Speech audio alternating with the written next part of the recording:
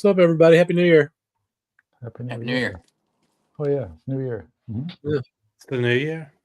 Yeah, Mhm. 2025. Everything is brand new. Everything changed. Yes, I feel so different.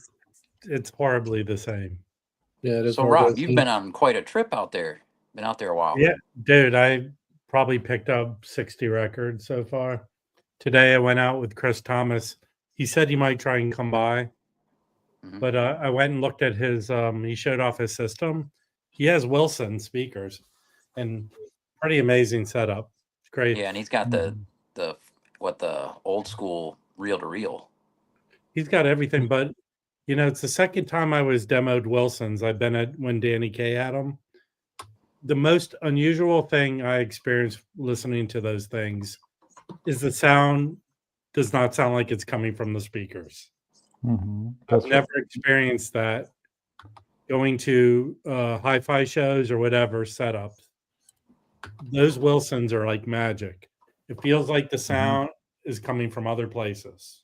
Yeah, that's what good speakers are supposed to. That's the goal. I know. Speakers. I have a shitty setup. But it was so Chris and I met up. He lives not near College Park. He lives in College Park near the University of Maryland. We met up and we went to that concept restaurant, Chick-fil-A Blue Menu. And I ordered the Chick-fil-A pizza and it was good. And then we went to probably 5 or 6 record stores. Oh, wow. And I'll tell you one store. The last store I went by myself because I dropped him off is a place that Chris and Notes and Tones would be in heaven. It is it's the most disastrous record store I've ever been to in my life, called CD Depot. Yeah, this place rocks, yeah. Yeah, so you've been there before, right? Yeah. Felipe? But the jazz CD section is the length of the whole store. So you're talking, the store is not tiny. And I'm not good on that. It's literally a quarter of I don't know. It's huge. Thanks. And it wasn't crappy CDs. I did find this good stuff in there. I picked up this Jeannie Lee Mal Waldron CD. That's fantastic. Yeah. How much was it? $9? Yeah, their prices are not. It's weird because they had price. The guy was even commenting. They have records that were priced years ago, and they haven't changed the price. So it really depends what you find. Yeah, that makes sense. But it's huge, thousands of CDs. So you'd walk out of there with a good stack. Less records, and then they have notes on the boxes. Don't open the boxes and touch the records. But so we met up when we first went to. We went to HR. Yeah, I've got records from them. And I see them a lot. And what I did see here. Human resources? That's weird. No. Home Rule. Home Rule. Yeah. Isn't this the story Kamala went to, right? Yeah, maybe so. So the guy who runs the store, I don't know if he owns it. Very nice guy. Really cool. And they have a lot of things going on. He has part on the local jazz station. They kind of co-produced this movie about a DC record label called Black Fire. Have you heard of that, Dave? Black Fire Records? Yeah, and Home Rule, they do shows, Yeah, lots of shows. And they had a lot of nice stuff. I mean, they had just put up that Terry Collier, the naked girl on it. But I mean, it's after the holidays. I'll give them that. But I did find a sealed copy of this Frank Lowe sextet. Yeah. On that Cadence Jazz Records label. Yeah. Great stuff. Yeah. And here's the lineup on there. Butch Morris. I know Wilbur Morris and Tim Pleasant. I'm not familiar with Damon Choice. You can still get those records directly from Cadence Jazz. Yeah, this one, I ordered a bunch from them, not this one. I think this is one of the ones that are not easy to find. Yeah. And then he hands Really? me. So I don't want to be told I don't buy new jazz acts. The dude just goes, "You want this?" So he handed me this record. It's a double LP that just came out from Isaiah Collier and the Chosen Few. Does anyone know this guy? Yeah, I it's, don't know that it's a record, good though. record. Yeah. So, and I streamed some of this. This is very good. Yeah. Yeah. You So can he get on Bandcamp. Yeah, I took his word for it and I bought it. So, and my mission while I was going to all these stores was to find some Andrew White records. Oh yeah. Because he's from here. So here's the guy educated me and said, I said, "Have you heard of Andrew White?" He goes, "Yeah, he was a character here for years." He was like, you know how you go to a city and the guys all hand their CDs to you? He kind of started that in the early 70s. He would press his records, sell them out of the trunk of his car. I know he taught here in DC and played. So there's a Just Custody is a record store. They have 2 locations. Yeah. I knew of one. We went there and I said, "I'm looking for Andrew White." He goes, "You know, we have another location and they have lots of stuff." And we went to the second location and I found 3 Andrew White records. Heck Oh, cool. yeah. Good work. So, I think this one might be the more common one people find. What's the third Andrew, one? Or is that his name? one? Yeah, they're all kind of numbered, I think. Well, I don't know if this is the third one because it says number 2 there. Oh, Number one. Number one. Number 1. So maybe that he's the third Andrew White in his family. Maybe so. Oh yeah, that could be. Yeah, because it says it right here, not maybe, because that's what he says. Yeah, there you go. So this is from 1971. He idolized Coltrane. In fact, on here, he covers Wayne Shorter, Bach, and cool. I haven't listened to it. So then I found this is a later record he did, Profile from 1984, where he's covered Bach, Handel, John Coltrane.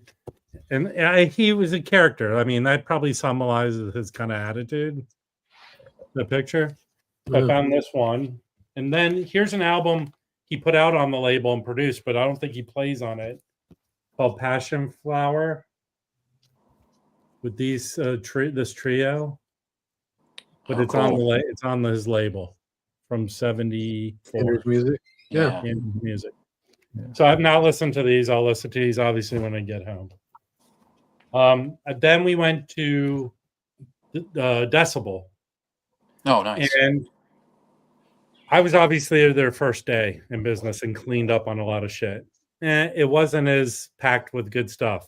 But what was really funny, and this is the first time I've ever seen a record store have a box like this called, sorry, it's here somewhere, I promise. Let me go all the way up. Hold on. So they had this box. I know. Thank you. I'm trying to find here. And this box called this. Unfortunates. So this was in the Unfortunate box. Oh yeah, I have an that. OG copy, the double LP. The records are in great condition. The cover is just very stained, and probably will cause me to have lung problems. It's not a great looking cover anyway. No, but the records are in beautiful shape. Yeah, that's a good pickup. Yeah. So on Strata East. In fact, he said that Black Fire Records was started by a guy who left Strata East. So this is excellent. What kind of shape is the record in?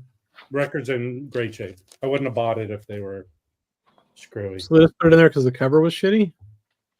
I guess my luck. Yeah. But, all right. And then I bought.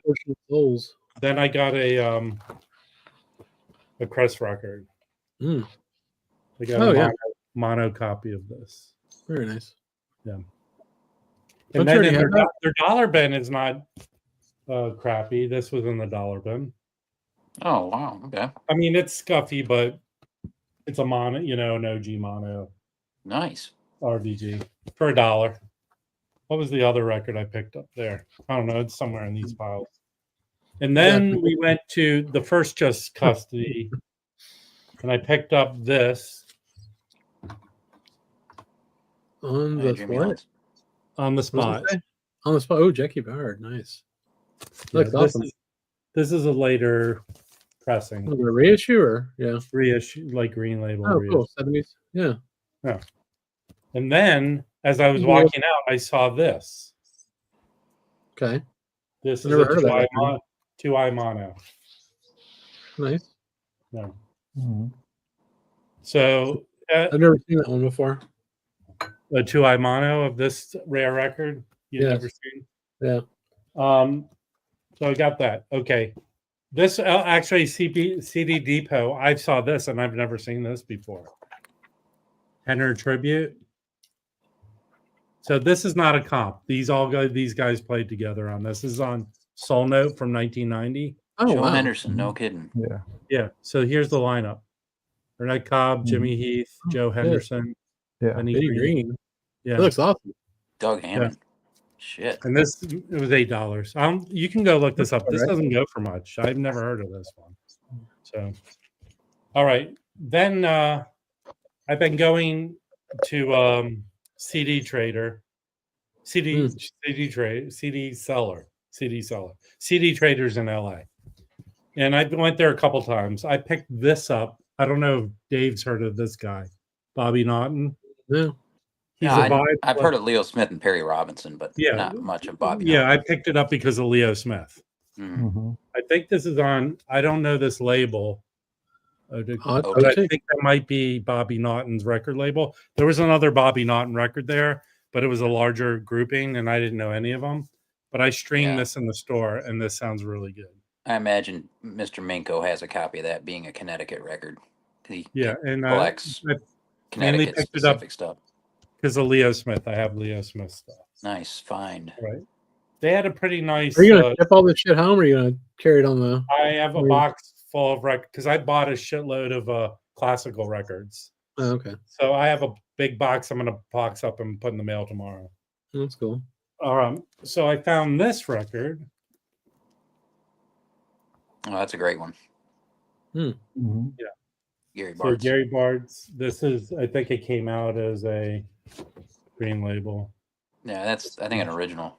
Yeah. And I streamed this. Very good. I don't have access to a record player. Yeah. And this, who's on here with him is Oh, nice. Andy Bay Okay. singing, Stanford James, Harold King, all these. Oh, it has a voice on it. You still bought it? Andy Bay might be performing soon at Decibel, is the deal. Yeah. He was singing. I listened to it, so I'm getting slowly into that. These are all DC area finds, Rob. Yeah, all of my DC trip. Enrico Rava, The Plot. Oh, sick. Mhm. Really nice. John Oh, Christensen's a badass. Yeah. This one looks killer. I can't wait to listen to this. Kenny Oh, yeah. Wheeler, round Oh, 6. this is good. Yeah, with Evan as soon Parks. as- Yeah. You have that one, Felipe? No, I do not. The local here has like a couple copies of this. I have like 3 or 4 Kenny Wheeler. Never went like, don't need another one. That's fair. Good British stuff. I picked this up there. I remember when this came out, people were picking it up. It's a rare British soul jazz record. Harry Beckett, Joy Unlimited. And this is a really nice reissue with a flip back cover. Oh, Oh, cool. wow. Yeah, they usually do that. Yeah. What's that on So- Antilles? It's on Cadillac Records. But I guess at Cadillac. Cadillac, it looks like Antilles, but it's Cadillac. Oh, yeah. Mm-hmm. That's what I was thinking. I saw that logo. But it came out in 75, and in 2022, they reissued this. Mm-hmm. All right. So my honey hole, which I did divulge to Oh. CJ, You I really did divulge to CJ Tunes because he lives here. He was jealous of all the cool stuff I showed last week. I went back there to have more time, and I found this OG Savoy. There's two Oh, jazz cool. composer workshop. There's a Mingus, then this one with these guys. That's Mike great. might want that one in his pile. But I these are very cheap, right, Rob? I found another pristine copy of this. Yes. I have another one. I'll probably sell my other one. Oh, that's a nice Yeah. shape. Yeah, this is in beautiful shape. And then I found a beautiful copy of this Van Gelder. Ugh. I know, but this is pretty pristine. So, I dig that record. It's been a while since I'd listened to it, though. and then I found this at another Really? store where I picked up a lot of classical. This is part of the new, you know, Charlie, who owns these, I guess, are reissuing these from the original analog tape. Do you Oh. know this one, Dave? Yeah, hold on. I'm grabbing something. Yeah, this is something. That's a wild record. I streamed it. Yeah, Dom picked that up in Bop Shop a year ago when we went digging in there in Rochester. He got an original of that. It was pretty This expensive. is the new one, but they had it for $9, so I just Oh, so that's steal. yeah. Well, the new one, these sell for like $30 or $40. Yeah, that's a great price. Yeah. I got this record. This right here, the Space Guitars record, which is Alan Bryant. And on the write up on the back, he had something to do with, he helped organize the Musica Electronica Viva group. So he's one of the ones this is very free jazz. Oh yeah. Hey, CJ, reach out to me when I get home. I'm gonna look at both copies and I'll let you know about the other one. All right, and then this I think was the fine, and maybe I'm gonna go grab a knife. This is sealed. Oh, cool. So people might know Coltrane. this. I think it was reissued as a Coltrane record called Africa, Dial Africa. Oh, yeah. Here. But this is the original one. Now I looked at Discogs and I looked at the pictures because this has, you know, the what do you call it? The back cover where they paste it on. So it's that's a tip-on jacket. So I'm assuming this is a 1970s reissue. The way I'll know if it isn't is if I open it and look that it has RVG in the dead wax. Well, let's do it. Go get a knife. All right, I'll go get a knife. Make me small, but here's the lineup on here. I think I have that. Don't we have that like the set? I don't know. What was it called? got that Dial Africa? Awful cover, the Dial Africa record. Yeah. Terrible cover. That's not great. All right, I'm gonna go get a knife and open this on the screen. All those 70s Savoy reissues look like that. Okay, give me a second. You in here now? Hold on, I'm gonna. Oh man.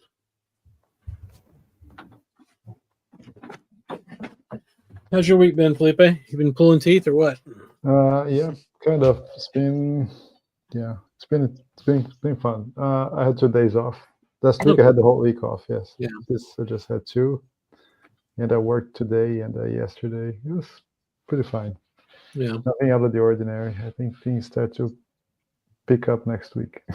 Yeah, I've been off since the 20 something, I don't know, whatever it was. Not long enough. The 20th, I guess, was my last day. I gotta go back on Monday, which is awful, honestly. But it's Oh, be all right. slam this week. Yeah. Nothing gets done at giant corporations the last 2 weeks there anyway, so I always take off. Yeah. You know. Yeah. All right, a nail file. That's all I got. Oh, a nail file. Is that Georgina? Yes. A nail file? This might not work well. Yeah, don't damage your record, man. Or do? Is it like in shrink wrap, Rob?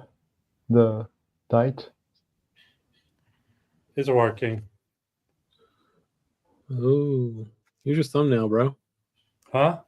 Use your thumb. You act like you never opened a record before. It's Where's Mazzy to yell at you? Okay, here we come out. Oh, It looks like it's the. I don't think an original would have a shrink. Yeah, that's fair. No, but no RVG in the dead wax. Mm-hmm.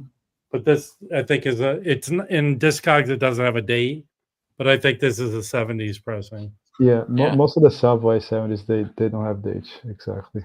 Yeah, Yeah. that's fair. But That's cool. it still goes for some dude. Yeah, It looks like for it has sure. some paper burn to it. Yeah. And That's you pretty have a flat. It's not you have a warm. humming guru, Rob?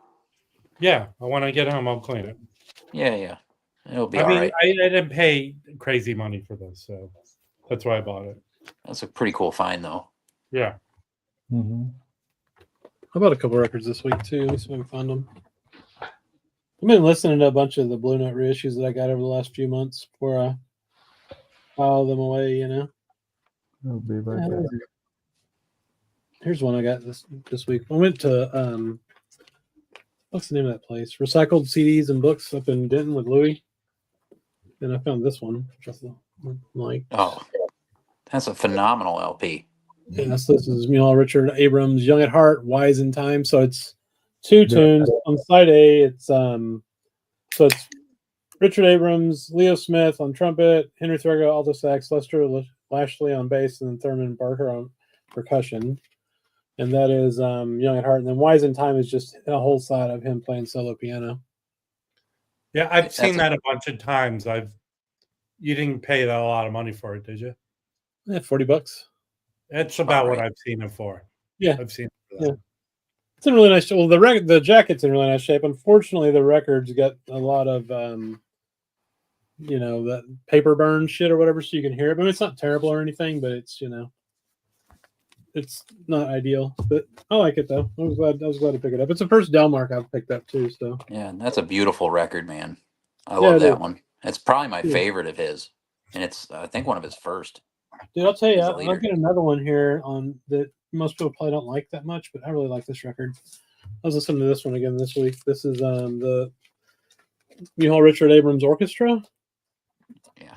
Called the Haringa Suite. This is on Black Saint. This has got a bunch of people on it. It's a big band. I won't go through all of them. You can see here. It's got a ton of people on it, right? Did you just find that one? No, I've had this for about a couple months. Oh, did you get that one in Austin? Either Austin or at the Grapevine Record Show here. 3 or 4 months ago.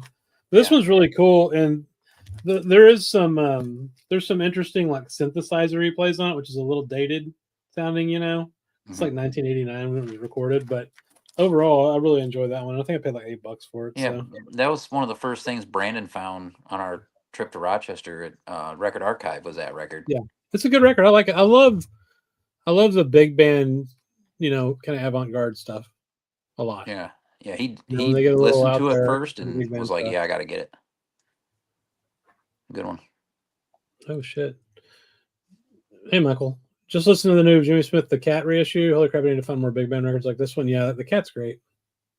But I hope everyone took advantage of that 50% off. It's still going, isn't it? Isn't it till the 6th? I guess, and ordered the root down. Get that root down. Yeah, get the root down. I'm gonna finalize my order tomorrow morning. Probably haven't ordered anything yet. My neighbor's gotten all my records. My box from uDiscover game. Oh, that's good. Yeah, I mean, for anybody that doesn't know, that's been living under a bridge, uDiscover's got a sale going on for 50% off. And the other site, the co-site, has it too. What is it? Sound of Vinyl? Sound of Vinyl, yeah. Yeah. So trying to clear out some inventory left over from last year, huh? Yeah. Well, I mean, the new shit's on there. This Tone Poets that come out tomorrow, or came out today, I guess, are on there now too, and you can order those. So I'm going to do that. Which are the ones that came out today? I don't know. Let me see.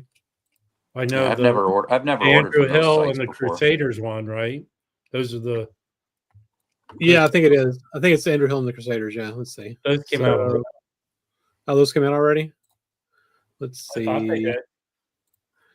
Well, they're newer. I don't know. Well, the site's done because it says ships on January 3rd. What were the Verve reissue ones that came out? That was it. The Root Down.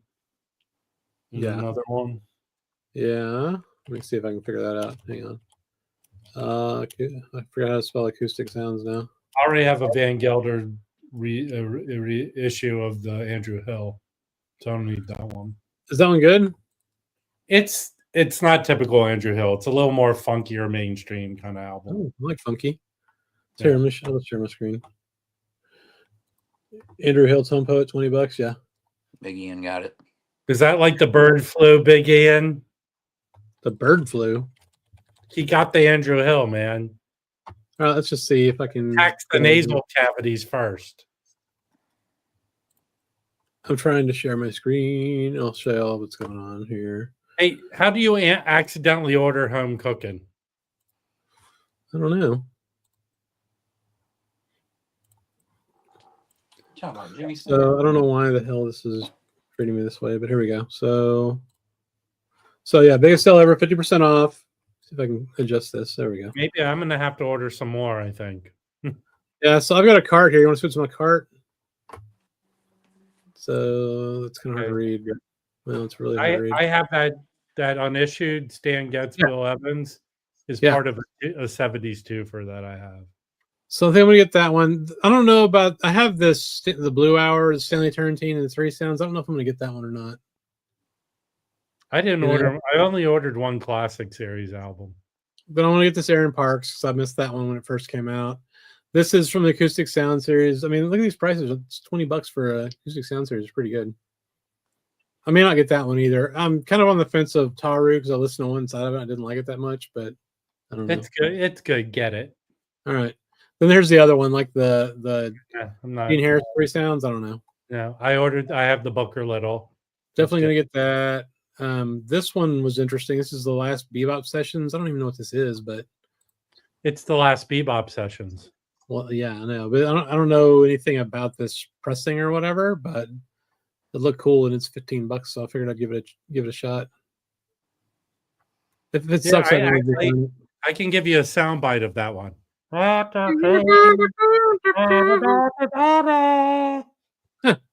Ben Webster meets Oscar Peterson is going to be awesome. Yeah, that's good. Definitely getting around. Wahoo! This is another Acoustic Sounds. You know, the Ben Webster. I saw that today. And then original one. Hank Mobley. You know, a couple Tone Poets. This is a classic series. Lonnie Smith. I want Root Down. That's all I have in there right now. I'm gonna take a few of those out. I don't know. But they're all half off, right? Half off, yeah. I ordered 8 of them. So Taru's great. Okay. Don't ridicule me, but I think most of what I ordered, all those transition ones. Yeah, they're great. Yeah. Rob, did you say something about this record, Home Cooking? That's what Poetry on Plastic accidentally ordered somehow. Oh, did he? Yeah. This is killer. I think he tripped over the couch and hit the mouse button. Yeah. This is an OG mono.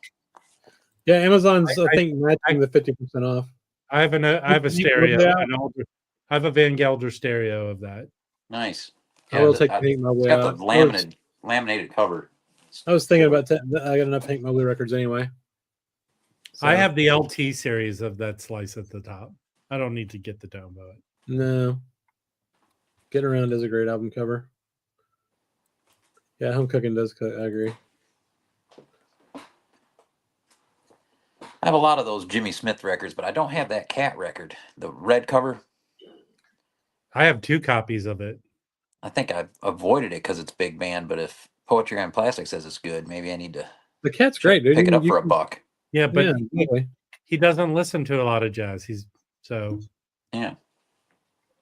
I trust his judgment. I like it. You can get it for cheap. So yeah, it's $1 bin at Repo. I had like 3 copies of it somehow and sold a couple of them.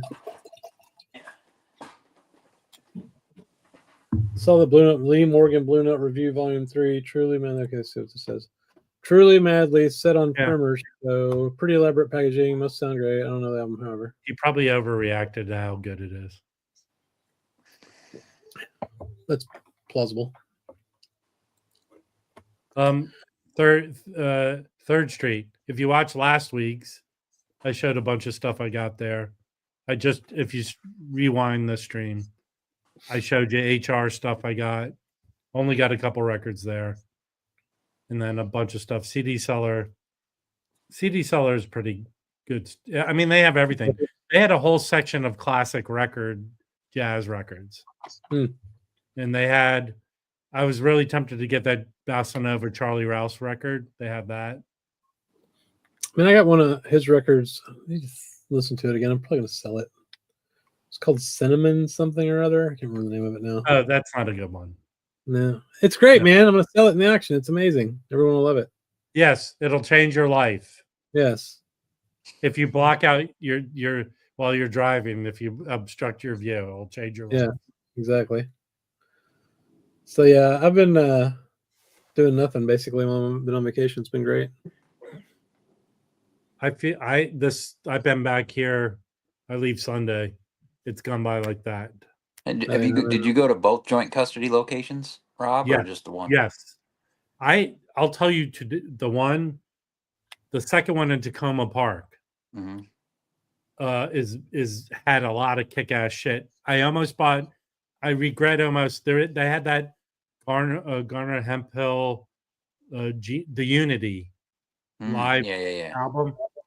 Yeah. But they had a lot of good stuff, but it had like paper burn on it, and I don't want to buy records that have noise on it. So Yeah.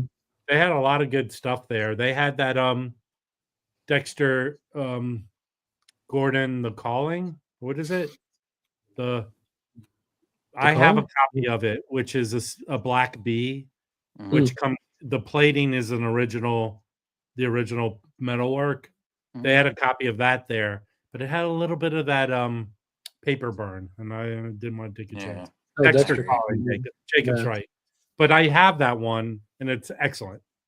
Yeah. Yeah. I've gotten a lot of good reggae records from joint custody through Discogs. The one in Tacoma Park is bigger and has a lot of stuff. I sent that record, that free jazz record. They were just talking about that Saturday. They had a mono of Cornbread, Lee Morgan, for like $100. That's it. So, $100. It was $100. I bought too much shit. Notes and Not a Tones bad doesn't like price. that recording. That Mobley. I think I'll pass with that recommendation. I don't know. I got a lot of Hank Mobley shit. I love Jacob mentioned Curtain Call. I love that one. Sounds good. But I mean, I don't know. How many Hank Mobley Blue Notes do I need? You know? I have only maybe 3 or 4, and that's all I need. I have a lot. I have too many records. Is it gonna be your new moniker? If I become more obnoxious than I am by twofold, threefold, yeah, and I open a record store, yes. In Portland. In Portland, yeah, that's fair. And I furnish it with IKEA products. I'm doing pretty good, Fluffy. You'll have a great customer in Brandon right off the bat. No, he hates that place. Why are you not proud of spending $400 Talking about bucks your on record store, Rob. It sounds like a great thing. 400 from Japan. Yeah, it's Getting fine. City Pop records. 2 original Three Blind Mice titles, bro. Oh no, Which ones? I'm wrong. Yeah. Honor the dono. Listen, you don't tell me what to do. I'll have the classical records I picked up a bunch. Look, Roberto's trying to hang out wrenches for $2. What happened to Jazz Bum Mike? I was hoping he was here. I have a record for him. He'll be here later, I think. I found there we go. You don't love Soul Station? Come on, bro. That's hurtful. There goes your wrench. What record do you have for Mike? I have a Glenn Gould. No. A mono, but it's an old one. Oh, I wonder if I still have Soul Station. Oh Lord. Soul Station's great. I'm trying to get my computer to cooperate with me here. I was gonna give Jacob a wrench, then he said he doesn't like Soul Station, so I don't know, man. I traded my copy of Soul Station. You did? Oh. Yeah, I got to replace it. Echo. Then order the classic for $13. Yeah, That's for it. sure. Oh, half off. Yeah. That might be a good idea. All right, Jacob's got a wrench. See how easy I am to buy off $2. Right. Not even No. $2, $1.99. Now, Jacob, time out someone else without a wrench, okay? Yes. This is an important question. Oh shit, that's funny. Oh yeah, I'm pretty sure he does. I've been cleaning my office over the last couple of days, trying to get shit organized a little bit better. Make File a some purge records pile. away. Yes, absolutely. This whole goddamn place is a purge pile. Everything's for sale. Yeah, Dom and Alex are doing a purge sale tomorrow. That's right, Jacob. You don't really have that much power, though. You can time out There's a people that few don't have jazz items in there.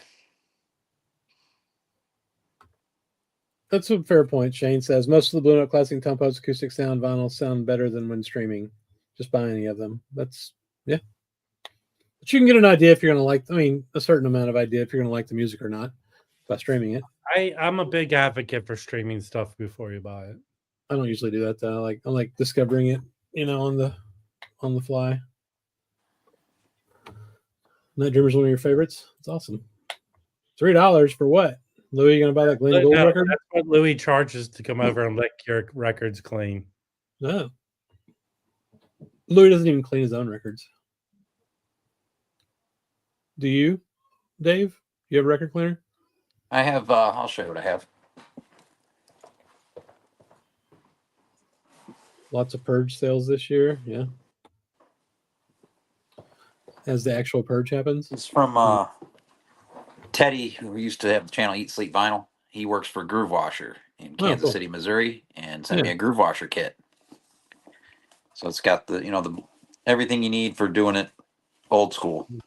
So it has the metal lathe, sandpaper. The fluid there to put in the. It has spit. Yeah, it's spit from the Romans. Baby put tears. Put it in there, and the canister of baby tears. It's got the mats, the little mats you put the record on, and then it's got a thing to block the label from getting sprayed, and then you spray it and wipe it with the wipers that they sent, and cool. old school. But Makes sense. I traded an Indian LP for this. It's expensive somehow. Yeah, it was a nice record, but that's why. Baby powder. What the hell are we talking about here? I think Roberto wants Louis to come over. And baby powder is bottom. Yes. Yeah. Yeah, I don't have a nice humming guru or anything like that, but that does the job. Hey, I just got my motor replacement from Humming Guru. I have to replace it. Yeah. Soul Station's your favorite jazz album ever? That's fair, dude. I love that record. Hey, Jazz Bum Mike, look what I found today. Or the other day. For your pile. Oh, okay. It's mono, but cool. Very nice. It's still in the plastic it came in. Nice. 6 high. Nice. Oh, that's a Masterworks, is that what it's called? Mm-hmm. The gray label? Yeah. I'm looking for his Goldberg variations. Hey, listen, beggars can't be choosers, you fool. For $4, you get what you get. Yeah. That's fair. Oh, that's what Dave keeps his weed in. Oh, check this out. I found this today. Yeah. I found this promo mainstream sampler. Another goddamn sampler. Okay. As your number one guy at the top there, Chris. Have you seen her? I would like to hear Charles McPherson's take on that. That's interesting. Well, I've never seen that record. Respect Yourself. This is kind of cool. Yeah. Actually, that looks like just a bunch of soul songs. Yeah. Family Affair. That's kind of awesome. Yeah. White label DJ copy. DJ promo copy, huh? Yeah. I wonder if that was only a DJ thing, like it was a comp just for DJs, maybe. Radio stations. Johnny Coles. Charles Kinnard, yeah. I don't know who Dave Hubbard is. Is that Freddie's brother? Charles McPherson looks like a bad. I think it is Freddie's brother. Oh. There's Dave and the JJs. They don't show their face. This is all we get. A blurry, empty room. I know. Hey, wait, make that big again. Okay. Now everyone take a screenshot of this and make that your fake background. Oh, that's a great idea. Yeah. Hold on, I'm doing it. Go back. All right, hang on. Okay. Let me fix this. All right. Damn it, you ruined it. Hey guys, Why?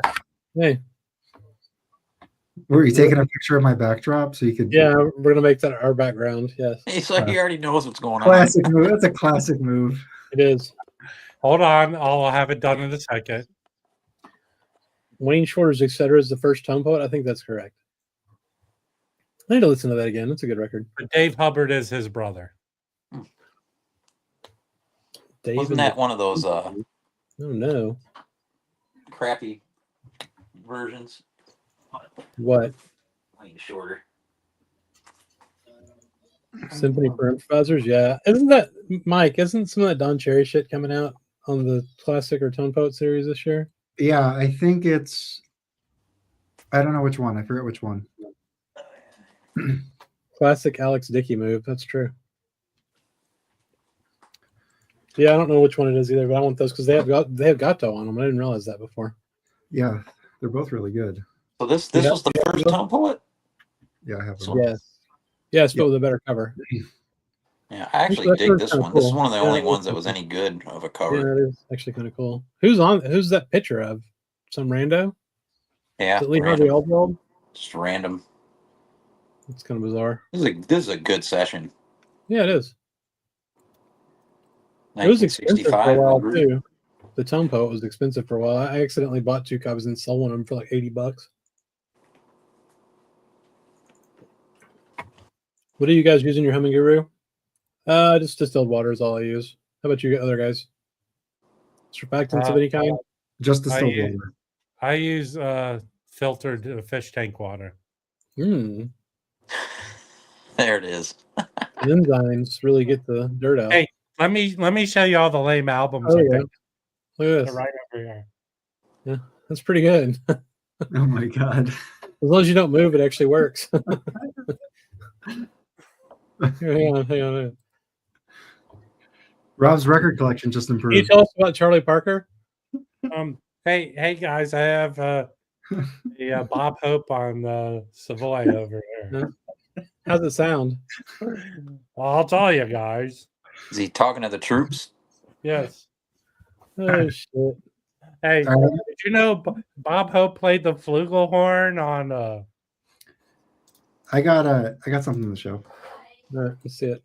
All right. First, let me share my screen real quick. So there's a channel here that Rob, I think you're the first person to mention it to me. But Mike Notes and Tone shared a recent video of his. This is that El Bicho Feo. Yeah, Yeah, Dave Wayne. everyone subscribe to this dude's channel. Yeah. That's So he amazing. just For the amount of work he does on his videos and telling you records you should pick up, he Yeah. needs more subscribers. So Agreed. I'll drop a link to this in the chat. If everyone should check this video out. Anyway, so he does this whole video on Enja. So it inspired me to kind of go back, and I have like 5 or 6 Enjas, and I pulled this out. So this is I made you buy that. really good. I listened to a bunch of them. This was of the ones I have. This is my favorite.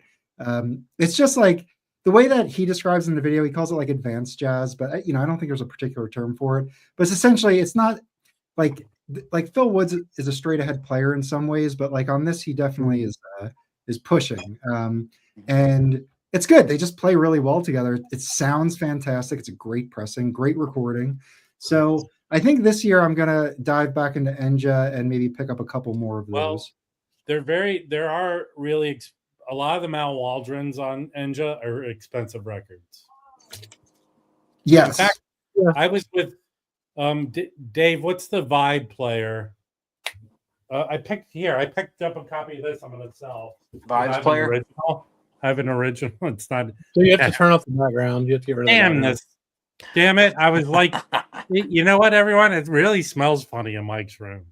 Yeah. It smells like a combination of Campbell's tomato soup and Funyuns. Okay, so I picked up a copy of this. This is a reissue with the orange milestone label. Yeah. But Carl Berger, who is a yeah. like an avant-garde vibe player. Yeah. Chris picked up an Enja record with him leading it. I did. Huh? I did. Chris Thomas. I Okay. I was gonna say I don't remember that. But this is all duets he does with all these guys. Anything Carl's good, man. Yeah. But that's an Enja record. There's some expensive ones. Yeah. Most of them are cheap though. He goes through a bunch of them, and I checked out a number of them that I'd like to get. So Thanks for highlighting Dave's channel. He's been around forever. He's Dave? a real good friend of Chris Cole. Some of the early VC guys. He's been doing the Cheap Heat videos for as long as I can remember. But here's the thing about that guy. He's not obnoxious. He has a good sense of himself. He realizes he's not solving the world's problems. He's an amazing musician too. He's a drummer, jazz I drummer. don't know that about him, but I just and somehow he plays music in the background of one of the albums he's profiling. Yeah. He plays in a lot of different groups. He's played with a lot of great musicians over the years. He's a hell of a drummer. Cool. Yeah, I like him. He'll like describe something. He'll be like, they're playing and they're killing, and he'll talk about another record. He's like, well, kind of. Mazzy Felipe went missing already. What's that? Oh yeah, where's Felipe? I don't know. Yeah, his record collection is pretty.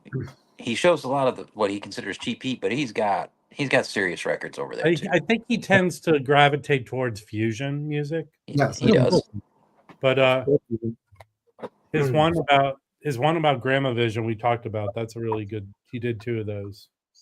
Yeah, I might dive into Gramavision a little bit. I feel like Gramavision, they really have a more orchestrated sound with a lot of the stuff that I've heard. The John Carter stuff on Gramavision is good.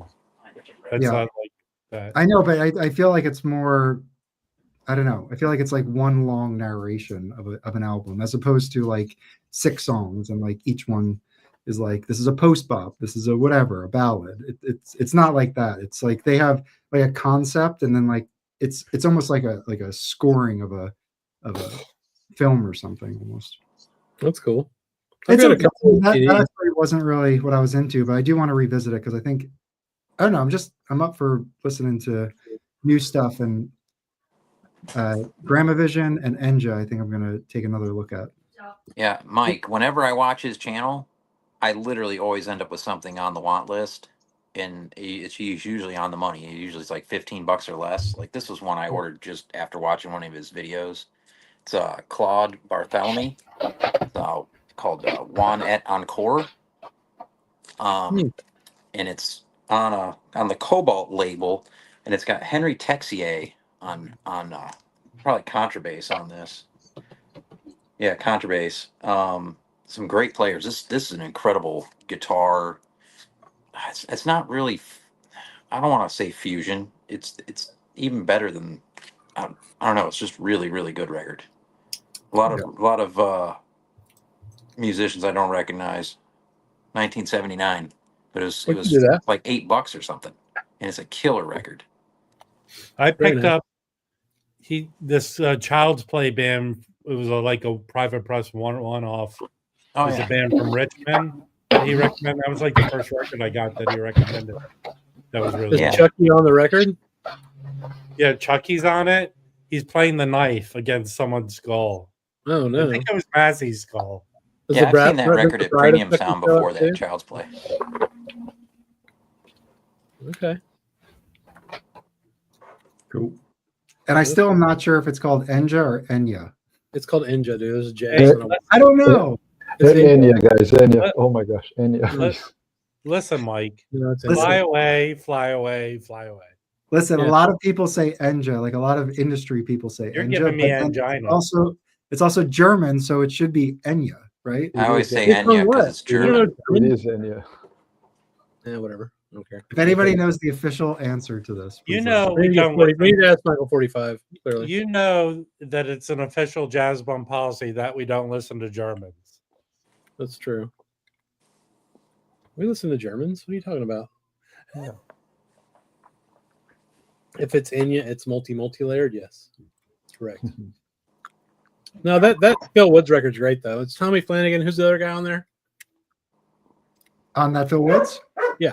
Yeah, I think so. It's Red Mitchell and Tommy Flanagan and Phil Woods. So it's like they're like classic. I mean, guys that came up like in the 50s. So I think the whole Enja label is digital too, right? I doubt it. And Red Mitchell sometimes plays piano. There's Enja from the early 70s. Yeah. That's not digital. How would it be digital if it's from the early 70s? Listen, they took a time machine back and they made the Okay, records. well, that's fair. Speaking of time machines, me and my 16-year-old watched the Terminator this week and Terminator 2, and she freaked out, dude. It blew her mind. Those movies are great. Well, she's scared of robots anyway, so it was Ooh. awesome. And she's scared of AI. Like, she doesn't like all this AI shit. So she's like, see, that's what's going to happen. I'm like, yeah. She's not wrong. She's not wrong, I know. She's smarter than her father. With the police officer chasing the that's kid, obvious. you know. Well, I'm Yeah. looking forward to when AI can make the thumbnails for the channel. Well, good luck. Because AI's art capabilities are shit. It's I'm fun waiting to for- do. Eventually it'll Good. happen. Eventually I'm it'll waiting happen. for AI to make me a ham sandwich. Hey, Mike, if you That's get into important. the Enja label, there's a lot of good Mel Waldron on that. Yeah, Just Yeah, right I off hear the that. bat. Yeah. but Yeah. they're all expensive. All his Not all of them. Yeah. There are like a Pop the couple- Devil's pretty expensive. There's also some where he's sideman or like he's co-leading things that they looked like they were more affordable. Yeah. I don't know about that. There's I there's looked at plenty it, of I have there's it in plenty of- my cart right now. there are many great Kenny Barron records on Enja. A lot. Yes. I'm going to say Enja now since Felipe is. He's probably right. I'm gonna Tommy keep saying Flanagan. Enja for everyone else. I got that What It Is Mal Waldron record for a decent price. Rob, remember? It's him, Clifford Jordan, Cecil McBee, Danny Richmond. It's pretty good. On It's on Enja? Enja. Yeah. Yeah, here. Is that the one you pulled out of my hands? No. What happened? That's a funny story, though. Hang on, let me show you what it is. This is a good record. So, how do I do this? Add to stage. This one. Oh, Yeah, that's great. yeah, I haven't found that one. I found a copy at the Austin Record Show, Mhm. and I went to go get some cash because the guy was only taking cash, and it was my first record show. I didn't realize that you had to have cash. And by the time I got back, it was gone. Oh, shit. And then the next day, I found another copy, so I bought it. Oh, yeah, you are the biggest fair in the States. I mean, the great stuff, except for a lot of some of the expensive stuff, you can find those records pretty cheap, man. Yeah. And they sound great. Also in the US, Enja. Inner City put out some Enja. So like this one on the We're back. saying Enja now, Mike. We're saying Enja. All right, It's fine. On the back, it's credited as Enja. Yeah. But anyway, this is a killer session too. Pepper Adams, See, I don't think I don't have that one yet. I really need that. Walter Norris, George Mraz, and Makaya. I don't know how to say this. Shoko or whatever. Shoko. Anyway, really killer. But this is on Inner City, so this is a US pressing. Oh, weird. I never found that one. The Enja version of it doesn't have like that font on the name. It's just straight text. Oh, okay. Cool. Here, and look. then this Woody Shaw. Woody Shaw is pretty expensive, but I think this one's still pretty affordable. Yeah, That's a this- great LP. This has Steve Turr on trombone and percussion, Mulgrew Miller piano, Stafford James on bass, and Tony Reedus drums. Roger Miller, sweet. This is a good one. Sounds really good. You got this one. This is also Inner City. This is Prince Lachey, Inside Story with Herbie Hancock, Cecil McBee, and who's that? Jimmy Lovelace. That one's That's a little more not expensive, cheap. isn't it? What's that? That's not cheap. Yeah, that one's a little bit more expensive. I have that. This is I've probably like never a $60 record now, right? Something like that. Maybe the Inner City. Let me see. Yeah. So You can get one. Well, yeah, $60. Yeah, pretty much. Mm. this is definitely Ouch. gone up in price. I did not pay that when I got this. No, me either. My then copy's a what- little beat up. Mike Notes and Tones recommended this one, which I want to revisit it because I didn't get a chance yesterday. But this is Tommy Flanagan, Giant Step, That's a good one. and has George Mraz and Al Foster on this one. Yeah. Yes. So yeah, They got a lot of Enja records. so I think those are all the ones I have. I've got 16. 15. That's crazy. There's Benny Wallace stuff on there. Mhm. I like There's the Joe Hal Henderson. Galper on Enja is pretty good. Yeah, Oh yeah. I Now don't hear have that this. one. Yeah. Barcelona, Joe Henderson's a pretty good one. I have that. Yeah. I love that Hal Galper record. It's good. Tony right? Williams is out of his mind on that record. Mhm. Oh, the Mal Waldron Moods isn't that expensive, and that's a really good record. Oh, yeah, but yeah. double album. Yeah, it's a double album. Is that solo piano though? No, No. dude, no. It's got Actually- Terramont Fujino on it. No, he'd play solo piano on one of the sides. Yeah, he has like a double solo piano record. Oh, you missed it, Mike. I opened this record. Oh, what pressing is it? It's a 70s pressing. What does it look like? I'm just curious. Sorry to double back here. Looks like a 70s pressing. Ah, Well, does it have X20 in the dead wax? oh, good question. Well, X20. Oddly if I specific. say yes, will Oh, men yeah. pop out of through the windows and murder me? No. Well, it probably means it's original metalwork. Well, it doesn't have RVG, which he mastered this. It should have T1000 on the dead wax. It'll be much Yes. better. It should have 7, 4, 3, 5, 6, 7. What the fuck It is that? says right here, get to the chopper. All right. It's 8675309. It doesn't Anything? have that. No. Okay. It's Vinny's phone number. So Get to the chopper. It's round. It's made of plastic. Let's go He's take dead tired. it. so would that be a reissue from when Bad Boy Because sold? Because it's a flip, it's a whatever Tip on. back cover. Tip on Dragon. I believe this is a 70s pressing. Does it say fantasy or anything on the bottom of it? Yeah, it says right here. This. What's the No, seriously. what's Jack. the catalog number in the top right of the back thing there? SST 13. What the hell is SST? Super It's a punk- stereo. No, it's a punk record label. I think that's a bootleg. I think you got a bootleg there. Ooh, that's a possibility. No, this No is way. This sells for like $50 on Discog. It's a Scorpio. What are Listen. these numbers, man? Jinya? Jenny. So Chris, have you got any more CDs? Let me think. No, but I cleaned up my desk because it was a pile of shit of CDs, and I put them on the. Oh, tell everybody what you're going to be doing soon with your CDs.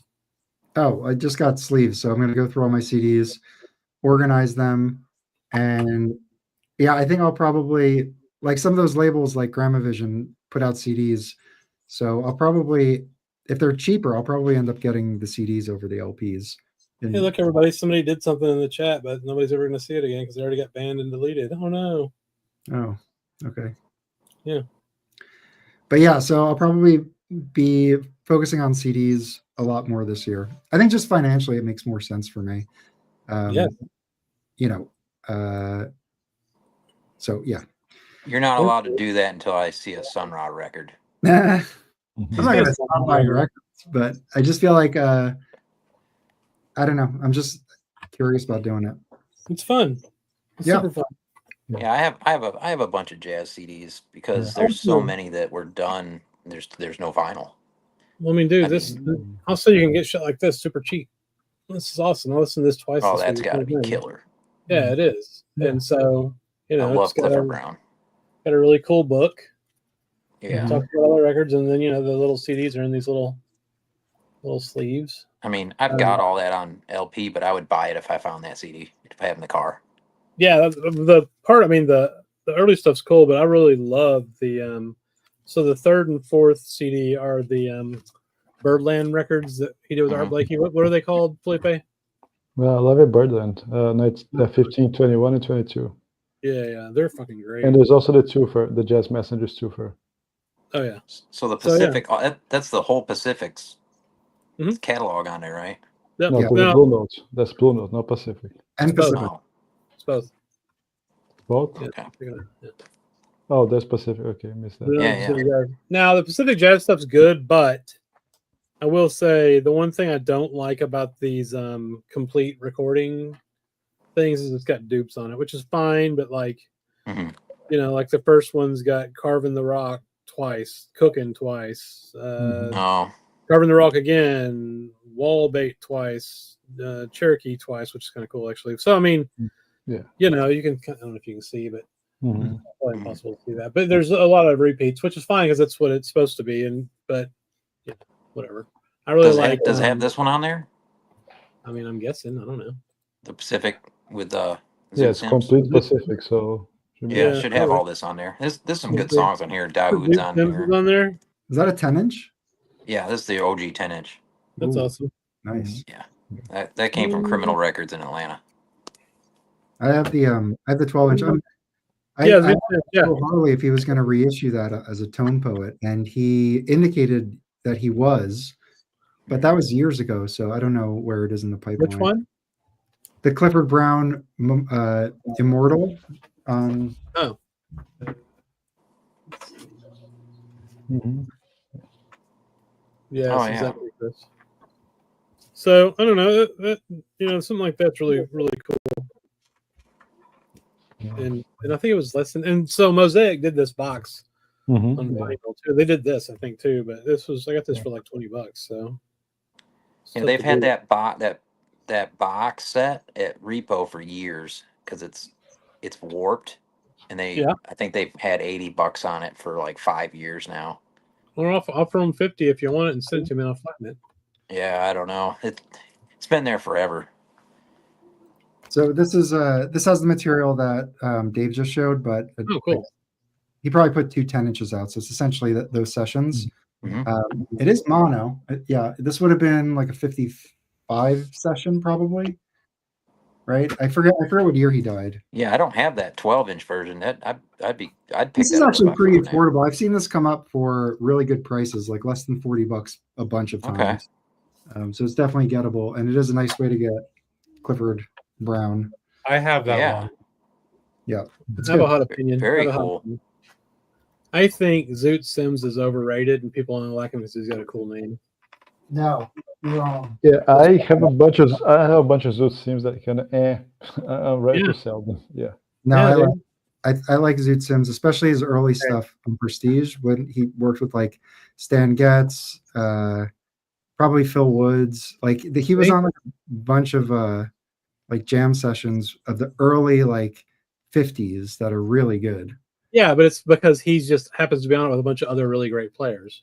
No, Hey, he's really good. Hey, Fluffy, I have a classic record Zoot Sims reissue. If you're interested, let me I've know. got some Zoot stuff. I need to listen to it again. I formed this opinion vaguely one night. Well, I'm not saying he's the greatest player ever, but I do like. I mean, I'm looking for some of his stuff right now. See, this is what it's really about. I just enjoy saying Zoot. Well, he was smart. I think he also there's like a loft story with him where he was part of like a early loft jazz scene in New York that I think is pretty cool to. But yeah, he's on some super early stuff. That for sure. I think he was one of those guys. And just to make things even, Big Ian also likes to pick his nose. So take that for what it's worth. Let me Mike, see. was he out of New York or out of LA? He likes to pick his nose no matter what state he's in. I mean, it seems like he's like a West Coast guy, but I think he is. I think he's. But yeah, he has Down Home Zoot Sims on Bethlehem. That's a really good one. Okay, I mean he was with Woody Herman back in the day. That's cool. He's on Felipe's Grail record, "You to Hip with Zoot Sims." Oh, that's true. Yeah, that's true. Yeah, why are you turning on Zoot, Felipe? Come on, man, Zoot baby, Zoot. That record's good in spite of Zoot. Big Ian, it's you who picks his nose. I don't know. I think Zoot might have picked his nose. Okay, here's the one I don't like. It's just called Zoot. The one on Riverside? Yeah. That one does suck. That one sucks, dude. Yeah. I've got it on a Japanese version of it. Maybe that's why. Maybe it just sounds boring. No, I don't think that's the case. Who's on it with him? Let's see. You got Jack Zoot Sims. Why am I echoing? Who's turned off their echo cancellation? Wilbur Ware. Ossie Johnson. Okay. Pianos, George Handy. and then Nick Travis on trumpet. I don't know, just boring, man. Nick Not a good record. Travis on trumpet. You know where I am. I don't trust people that have two first names. Anyway, I've developed a reverence for a lot of the early players. So, Well, good, big deal. anyway, so I think they're all cool. No, he's fine. I'm just kidding around mostly, but I don't like that one. Hey, Jasmine, Breakfast King is accusing Big Ian of farting. It's getting no. crazy, guys. Can't we have a good New Year, please?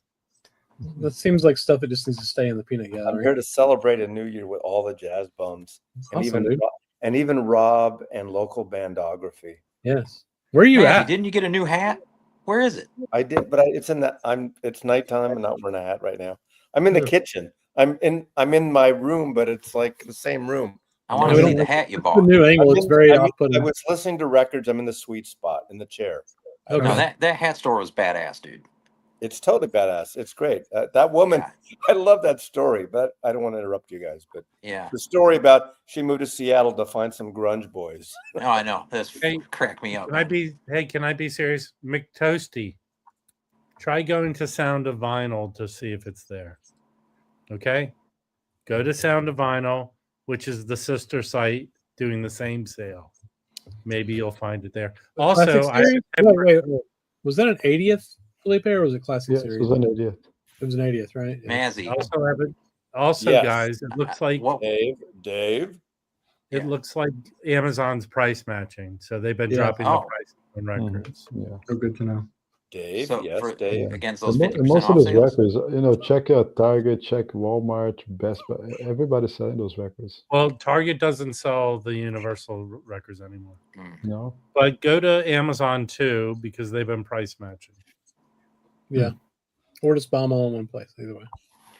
I got a question about Amazon, Rob. Okay. Huh? So one of the guys in the VC, he's always talking about how he finds like returned records on Amazon. You know, Yeah, scratch Hey, and his name's dent. Rob. I talked to. I'm that guy. Yeah. You're not that And- guy, Bob.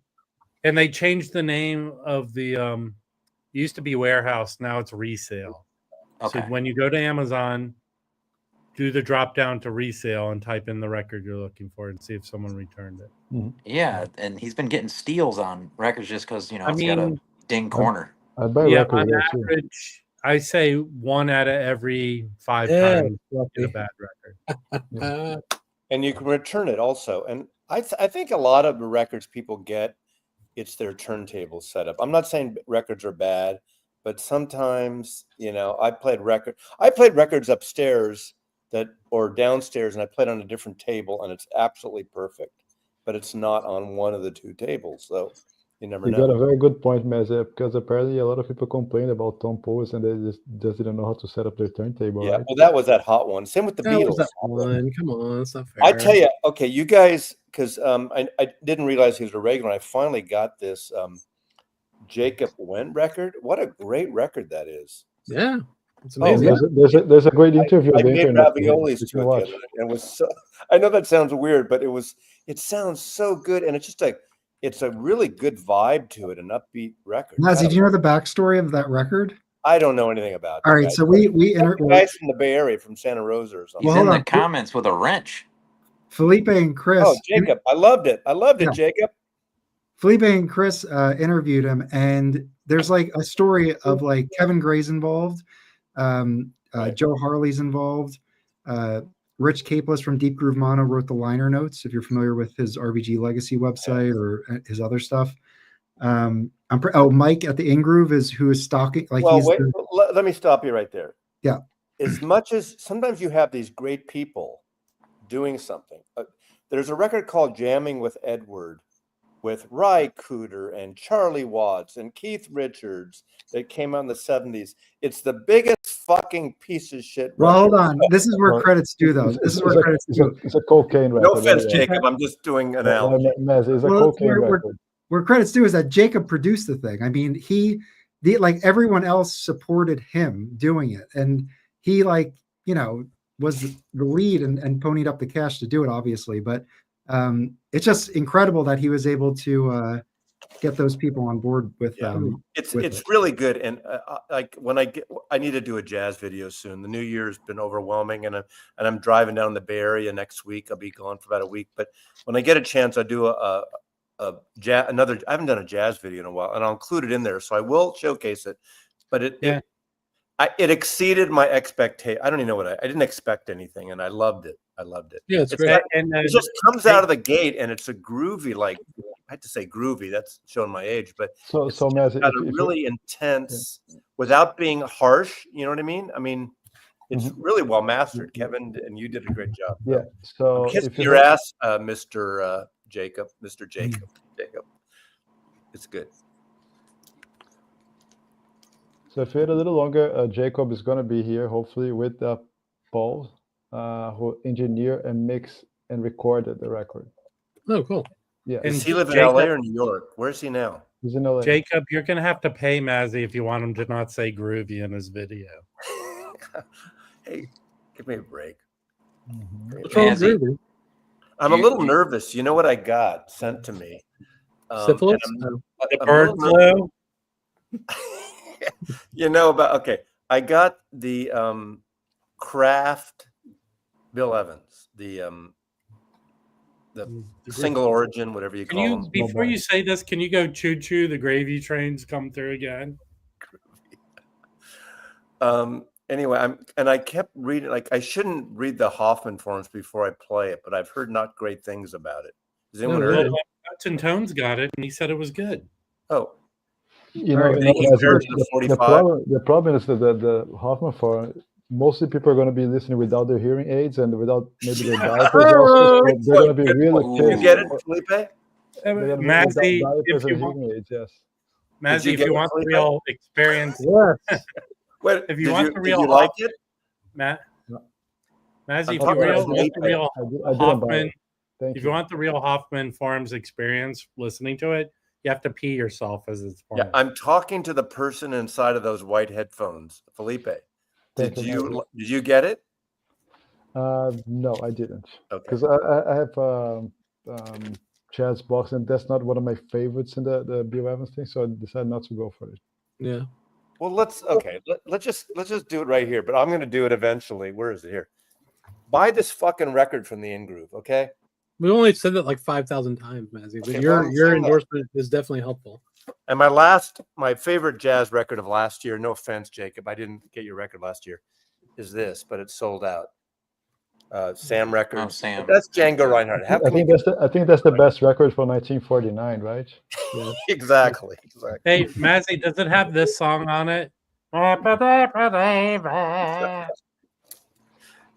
Anyway, but anyway, I haven't opened this yet. I'm kind of nervous, but I will open it.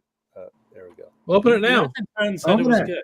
Well, I'll open. I mean, what? You can't hear it now. I can open it. I'm Yeah, gonna. it's I'm called an not- unboxing, Mazzy. Let's do an unboxing. Let's do it. unsealing. I don't do unboxings. So now No- this is no rapping. this is a paid promo that they paid It you. is. to do You know, this. it is. Nicole Okay, got it too. here's the deal. I've gotten some comps from Kraft. Not everything, but it's some. You know, it's a great is their Bluesville series. I absolutely love their Bluesville, and so Keep on sending him your Bluesville stuff, Kraft. I love that. I don't get all of them, but You can send them to me. You just fine. well, when you start getting, Are you trying to play a 5,000. tune on the side of that, Mazzy? do I Oh, have what? my channel's no mechanism for anything. Now is this your first small batch?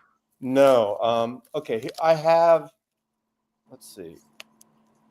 I don't remember which ones. I don't have the last one. I don't have the Isaac Hayes. Remind me which ones there are. I do have a couple. There's I think John Coltrane, Lush Life. There's Yusuf Lateef. I love Lush Life. There's Eastern Sounds by I Yusuf love Lateef. Eastern Sounds, but I got Eastern Sounds and it's sold out. So you know what I did out of the kindness of my heart? You sound It like was Michael sold out. Felipe. And I had the OJC and I liked it and it was fine. I actually sold it as for face value to Michael 45 because he missed the boat on it. That's when he was. That's unfortunate. That's And before you he know got what? on the OJ. It turned him That's- into a wonderful human being. That's before he got on the OJ train. So I sold that to Michael. But that's a sentimental record because it's the last record I ever gave my last friend Coleman, and last record he listened to. So You're talking about Michael 45 in Germany? yes, Yes. The one Is that there just another got the Michael can 45? record that's like 5 figures? Yeah, exactly. Yeah. The one I didn't like, there was one. What record? Oh, what's the Miles, one? With, Miles Davis. no, the there was a- monk. The monk. Oh, that was. Why didn't you like that? I Brilliant thought it was. Corners. I didn't like the sound of it. I thought it was too bright. Brilliant Corners. Yeah, I have another version. It was an OJC maybe.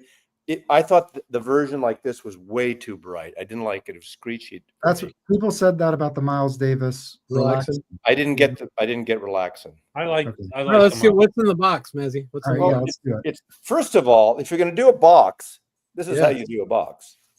And look at there's a rhythm. Oh, nice. Wow. You've had these before, haven't you guys? Had No, any I of these? don't have any of those. I have one. I don't buy $100 records. No. I know Big Ian puts a string and asks people To to be pull it. honest with you, there's no need for this. You just do it in an OJC, right? I agree. Right. I mean, I would say that. Okay, you got like a book or a pamphlet. four sheeter, which is all the details. You know, the obligatory tape box. Yeah, I don't think Jason showed a tape box on his record. I love this record. I have the big Bill Evans box that Rob has. I got it as a trade because Coffee Dave had the second pressing, not the third of it. You And I don't have loved to it. give us the history. You could just say you have. I don't like 45s usually, so I'm looking forward to listening to this. I do love this record. I love musically this record. So that's So it. you get a 4-sheeter in the record. Is it a nice? Oh, really? I mean, this is how their OJCs are. So it should just be like this, as far as I'm Well, concerned. it is a one. record. It is a It's a one it is a step. one step. It's a one step, so that's different. And I think they press it on better vinyl. Yeah. Can you see through Well, the I'm vinyl? just saying that's what you're paying for. No, you're absolutely right. You know what excited me is I got a call today because I had a few months ago I had to switch credit cards because I got my credit cards Scotty. hacked. I got hacked. So of course I get an email from Acoustic Sounds when you pre-order something like a year ago or whenever it was, and they're trying to do a sale. And they send you an email. Oh, we tried to charge your card and it wouldn't work. So I called them up and I said, well, what did I order? I only ordered one of the double 45, the 60 Atlantic 60s. You know, I didn't go any of the Genesis. I didn't go any of all that other crap. The only one I pre-ordered, and it's probably one that most people here don't give a shit about, but it's the debut Boz Scaggs record with Dwayne Allman on Atlantic Records. You would be correct. That is a great fucking record. If you ever heard that, Mm. you can buy records cheap. You can buy used copies cheap. But I love that record. Okay, that's pretty genius. Comment from Roberto. Loan me a dime on it. Mazzy ditched M45 for M33. Yeah, Bill Evans. Who's M33? I don't It's a know. joke. You know, it's not No, that deep. he's trying to be funny. Mhm. Didn't he good. pay you like a dono? I think So that's a gang in Charlotte. It would have been funnier if you attached $4.99 to it, Roberto. anyway, this is it. I'll listen to it tomorrow morning. Maybe this will be a good morning. Is that shrinked or no? Yeah, just shrink. I'll open it. I mean, That's I don't- weird. How much did that cost, Mazzy? It was I don't know, I free, got bro. it free. They It didn't It tell I you. costs think $0, Dave. He's on the gravy train. I mean, it's what is it? 100 or 125 bucks. All right. I have this one and I got it for like $8. Which So- one? Yeah, I but That's you not a don't one need- step, bro. I But don't that need anything $8 else. was hard. But Wh- Dave, that what- $8 was hard earned by you. Which Blood, version? sweat, and What tears. is that? An It's OJC? the first OJC. I cleaned out the OJCs at Mike, I Repo have year. That's like a good 6-7 price years because ago. for an OJC, that's probably a $40 record. Yeah, That's but the you copy probably I bought have. that years ago. I mean, Yeah, it's good. Seriously, I wasn't I don't going to need buy anything else. this. I don't need this concept. I don't need a concept of a $100 plus record, single record. I thank them for it, but I don't need that concept. Then when is your bad review Yeah. video going up, Mazzy? Okay, these guys are like Nicole too. That is a great can we- Boz Scaggs record. Recorded at Muscle Shoals, produced by Jan Wenner, who started Rolling Stone magazine. Because Boz Scaggs, it was his first solo album when he left the Steve Miller Band. It's a really great record. I mean, it's not that blue-eyed soul later stuff, the slick stuff he did with Toto, but it's an excellent record. Even if you find a used copy, find it. It's so great. Yeah. Can we see the spine of that record? God, it's like a normal spine. It looks just like an OJC. It looks like the Yeah. Bluesville records, you know. It's not Grandpa's yacht. Yeah, Yeah, it's. fair. Who I mean, mastered it? Who's in the dead wax? Let's find out. Now that's something That makes because the whole difference. I like their OJCs better. That's a good question. I'm guessing Kevin Gray. I don't think so, actually. Bernie Grudman. I need to go in the light. No. Bernard Kenny Grumman. G. Kenny G. Stan Yeah. Humphries. Well, Kevin, Coherent does the OJC. Oh, it's Bernie Grudman. Bernie Grudman. BG. Master Yoda. It's Bernie Grudman. I like Kevin Gray. I like Kevin Gray doing jazz better than Bernie personally. Bernie usually does them. Bernie's great, man. He's still great. good. I like Kevin better for jazz, That's fair. even though he's a rock kid. Or he's Kevin and I are the same age. Well, thank goodness Mazzy didn't do his typical. Back in my day, we didn't care who mastered the record. But we didn't. We did. Yeah, that's true. We didn't look at the dead wax. We didn't care a claim record. nickel. And cigarettes for a dime. Mazzy, did you Yes. get through all 3 LPs on that standstill yet? On the what? The standstill box that you got from B Corps. No. Adelante Bonaparte. No, right. I listened to the first disc so Yeah. far, and then I got wrapped up in the holidays and stuff. I almost forgot about it. Because It's it in my new came right- releases there. Yeah, because it came in right before everything started. Yeah, Yeah, let me find. Okay, why don't you tell them what it is? I know it's not it's jazz. beautiful box, isn't it? Yeah, well, it's not really a box. It's Hey Jacob, back in Mazzy's day, Well, records it's a didn't 3 have LP. holes runner. Single sleeve. okay. I'll give Dave credit where credit is due. 2019, Dave turned me on to a album that was my #1 favorite album of the year, and it's Enrico Monefusco. Is that his name? And Enrique Monefusco. Okay, who did this really heroic? He's a guy in Spain, sings in Spanish. He was in apparently a punk band before that, or some kind of a. Well, they're a band that's evolved over the years. Standstill. But that record, was not like anything else I had. Very heroic, it was very Spanish, but kind of rock and roll, but not really. Yeah. Yeah, it's very unique. Dave made me buy this. Why don't you tell him about it more than I know about it?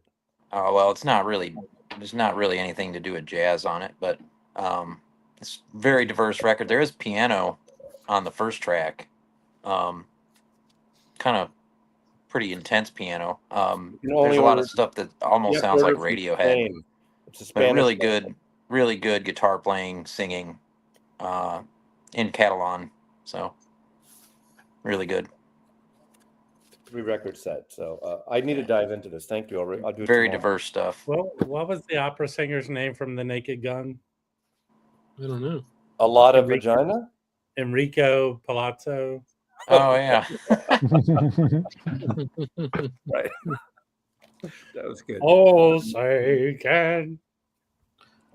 Jazz ones Mike. It's Jazz ones Mike, not Mac JB, bro. Every other record for the last 5 days I've been I listening think to. we'll do one. Usually people start asking for them and then they happen. So we'll probably do one sometime, maybe later this month. I do need to pick up Jacob's record. I don't have it yet. Yeah, you do. I dig the whole Blue Note aesthetic. Classical records this trip. Yeah, it'll be good to do something. But yeah, so keep an eye out for that. Yeah, we got 165 people watching. That's like close to the record, I think. Wow. Cool. I have some but old records I could show. 60 of them are in prison.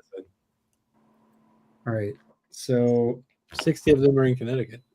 I've been really going hard on the 10-inch LP format.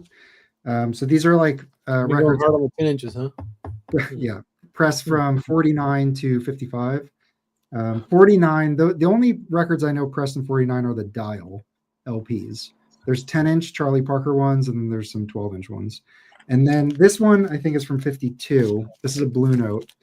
And I think the session is from like 50. But it's got, so it's Howard McGee. It's got Brew Moore on tenor, who's a great player. And I would like to have more of his stuff, but I don't think he recorded all that much.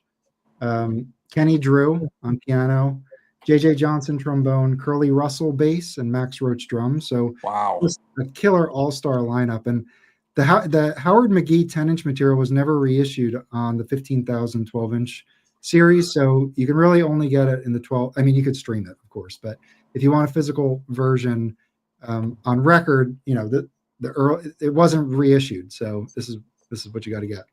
Yeah, just Japanese reissue, that's for sure. They reissued it.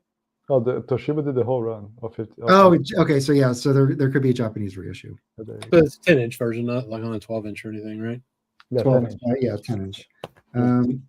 It's pre-Rudy, so I think this was probably like an Apex or WOR session, but it is Plastolite, but it's before the relationship with Rudy Van Gelder, before Rudy was even recording.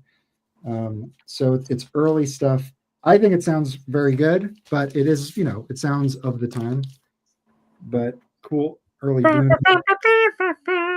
Oh, it's so good. All right, and then the next one's even earlier. It's 1951. This is like one of the first LPs pressed. This is New Jazz.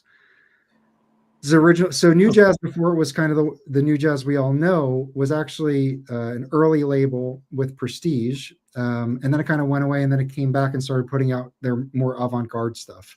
But this is a bebop session with Bud Powell, Sonny Stitt. It's a quartet with Max Roach and Curly Russell again. And I think this is like a 49 session, but if you just look at like the jacket itself, there's nothing on the back. It's just cardboard with this over it. And it has a pretty basic New Jazz label. I did weigh the record because it's really heavy. It's 160 grams for a 10-inch. And yeah, that's the original label. And I think this doesn't have an ear in it, but I'm almost certain it's Plastolite as well, because it has 7E, which is their like account number for Plastolite.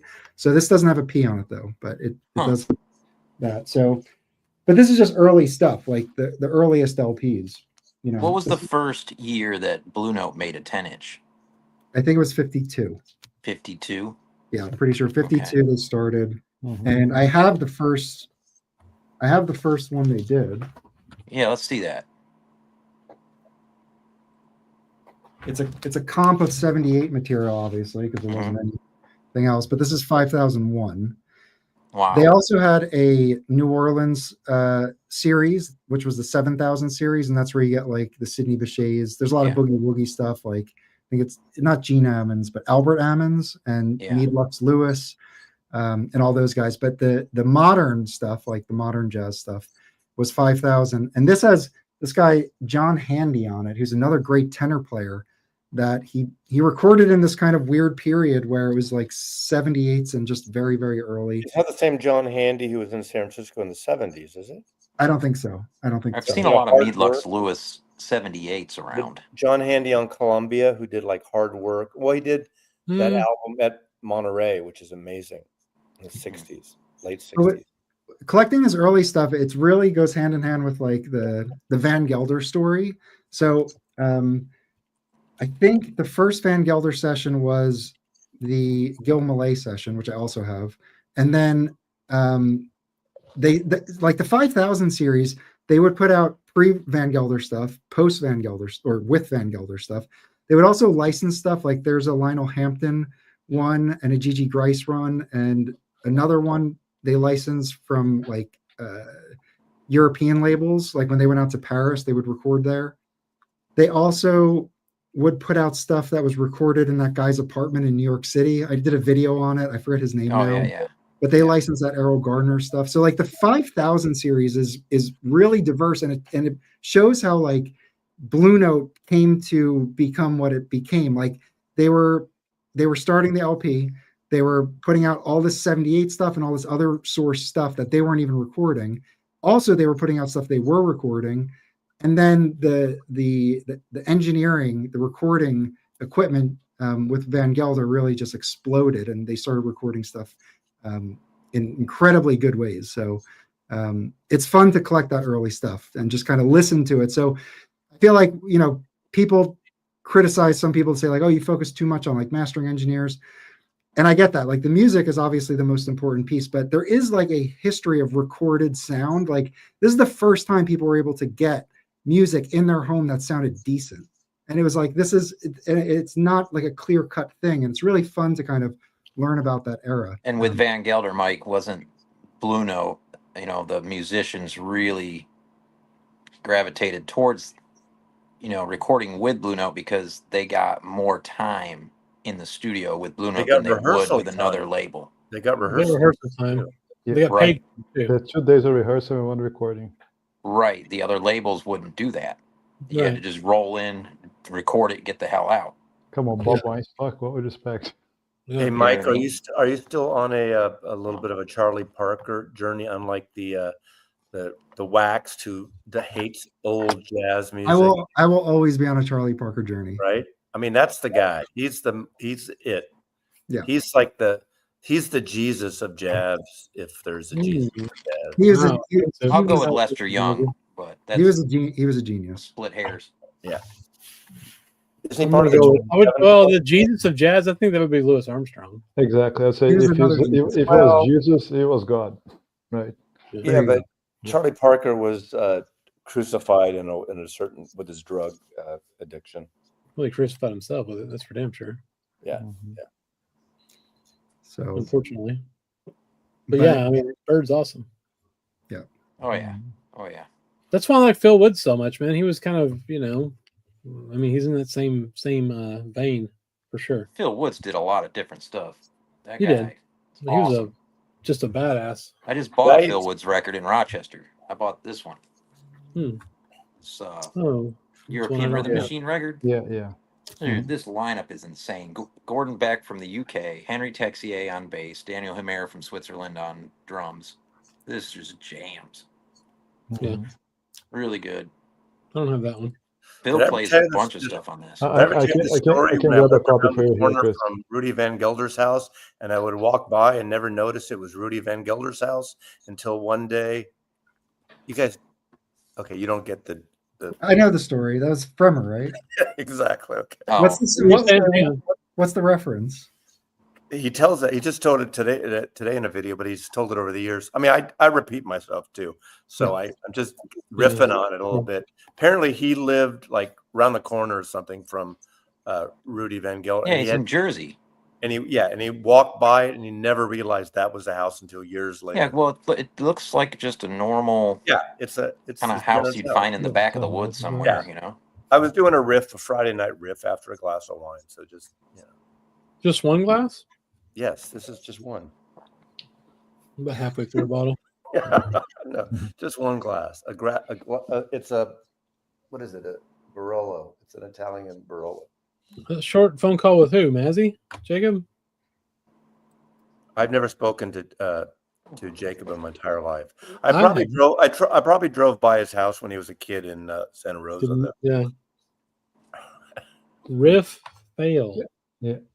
Chris, RVG. That's cool. That's cool. Yeah. What, Felipe? I have a photograph at RVG. Let me show you this.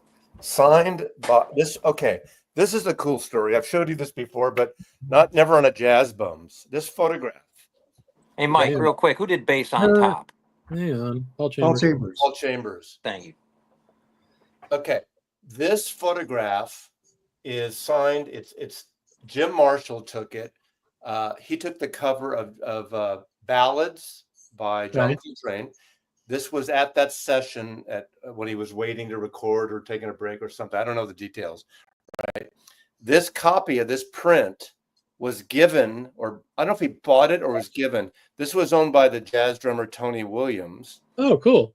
And this copy, I reframed it when I moved here. He gave it to Michelle Clement, my baby mama, who photographed all of the Tony Williams albums from a Blue Note from 85 to 90 until he died, actually. Yeah, the one you gave me, Mazzy. Pardon me? You gave me one of those records, this one. Yeah, I gave you a Native Heart.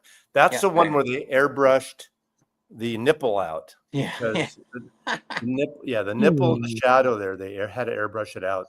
Isn't that a beautiful cover, though? Oh, yeah, I did, and it's a good record. Yeah, that's the period of time when he went back to school and steady composition. So those are more a little laid back in a way, but all those later Blue Note, he wrote all the material. Now, Mike, isn't Paul this Blue- record, this Paul Chambers record, that's the street that Rudy Van Gelders is on? That's him waiting to get into the studio. I don't know. That's probably the case though. Francis Wolff photographed all around the studio too. I believe this is like he's waiting to get into Rudy's right here on this photo. It's the story. Okay. Yeah. Sounds made up. Well, he's probably on his way there. Yeah. He probably is on his No, way. I mean that's the street in Jersey. Pretty sure was the Yeah. story. That's the I mean. sidewalk, babe. Check this out. I think I've shown this once We before. should match up the trees, and we could do like AI growth progression on the trees. An AI rendering. Do a Google map matchup. So this is Yeah. the cover of A Love Supreme, obviously, and you could see the railing at Van Gelder's Inglewood Cliffs Yeah. that match up. And I never realized that the picture was outside. I always thought that was like inside somewhere. Oh no, because there's a wider shot too. Yeah. Oh, there is. Yeah. So What's a anyway, better record, that or shit? I've gone blank. Never mind. Giant Balance. Steps. No. Well, Giant Steps is better than that, but They're different. I mean, they're so different. I don't know. I forgot. No, the Blue Note record. Come on, Blue Train. Blue Train. Blue Train or Well, Supreme. Love Supreme is unique, I think, more unique and it's spiritual. I think a little more traditional is Oh shit. Yeah. It's a good question. So, What do you prefer, Mike? A Love Supreme or Blue Train? I mean, I would go with Love Supreme just because I feel like it's a higher impact record for me personally. But Okay.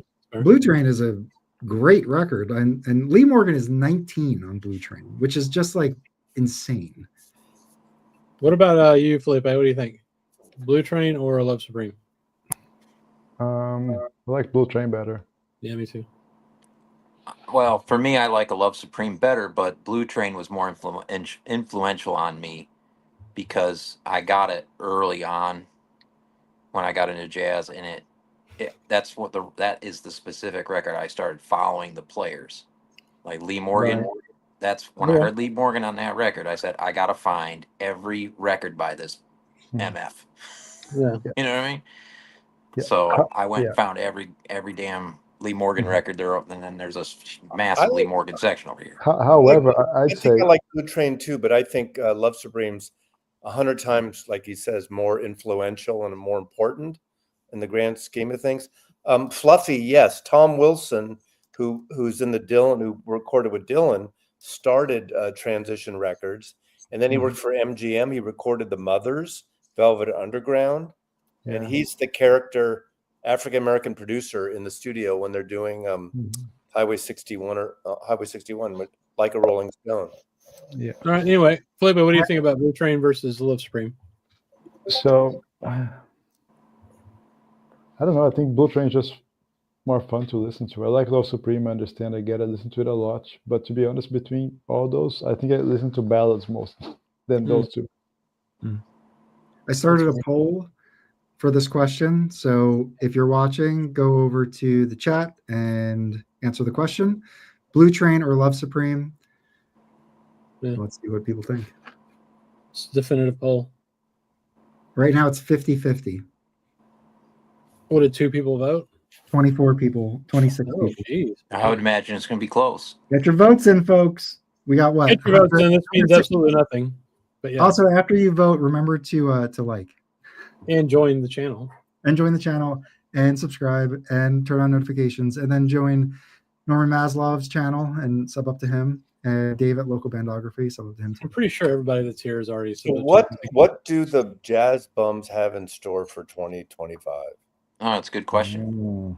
I don't know. More of the same. Felipe's always got something up his sleeve. That's true. Yeah, we're What is that working What is backstage. that great album, the protest album with the black guys at the counter in the Talking about Max Roach. yeah, Max Roach. Yeah. I think we need more records like that this year. I want more protest It songs. just got a reissue, Bazzy. No, New new. New records. I want Oh, Yeah. rock singers, punk singers, folk singers, jazz artists to really get back on. Like we insist. We just like, need Jello Biafra to get back out there. And well, I don't know about Jello. He's a little bit of a joker. Yeah, I don't know about Jello. Oh no.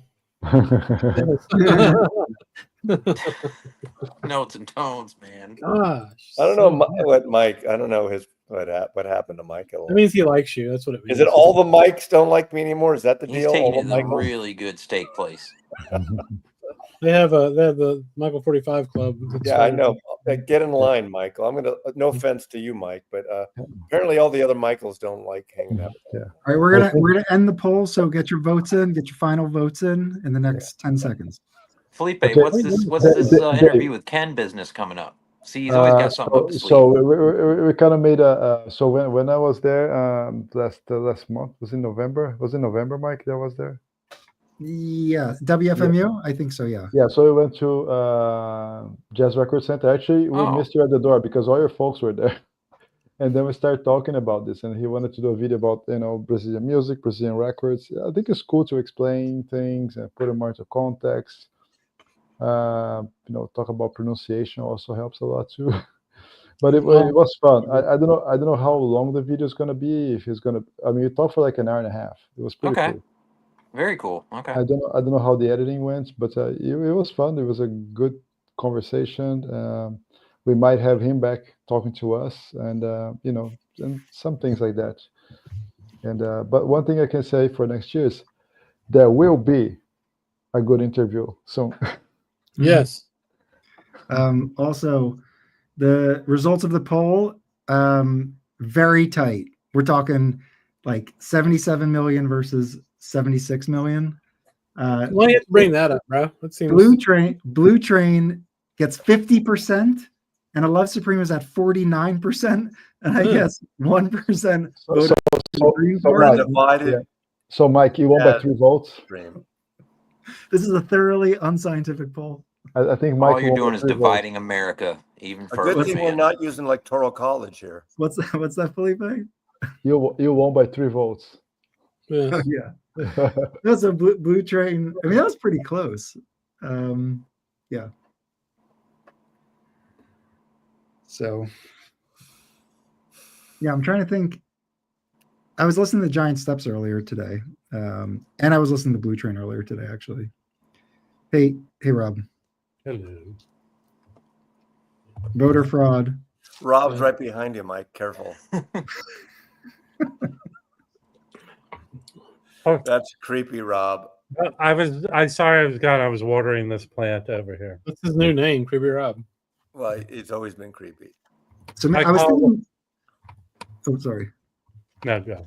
No, I was just gonna say I was thinking of doing a 10-inch LP video. But it's actually there was just a 10-inch LP video done by 10-minute record review, Alan over there. And so I don't want to just do the full format video like he did, which is pretty daunting. It covers 5-6 years of every genre, and he did a good job at kind of touching on all the key points. I think I want to focus on maybe the recording piece of it, just to add something to it. If you want, we can do a video where we just show our 10 inches too, because I have some. Yeah, there you go. I got those ones from eBay. Yeah. I need to clean them though. I don't have an adapter for my Hummingbird for the 10-inch records. I have to get. Where do you get the sleeves and shit for them, Mike? Do you have inners and outers and all that? I just ordered them on Amazon. Yeah, Amazon. I got those from Amazon. Dude, turn off that filter. We can't even see your face. Genius. Hold on. I've been hiding because Mike keeps farting. It smells like farts in here. That's fair. It's weird how you have a slightly different paint color in your version of the room. Yeah, I tried hard. Go ahead, Actually, I'm slowly becoming Jazz Bomb Mike, but I can't get that color green the same. So my question is, who is sitting on each other's lap? Who's sitting on whose lap? Yeah, that's funny. So, yeah. So, what do you guys think about Carl Perkins? No, I have no opinion whatsoever. The rockabilly artist. The Yeah. piano player. Oh, Boring. well, why didn't change his name? Because of the rockabilly artist. Well, What what year? years- What year What did years rock?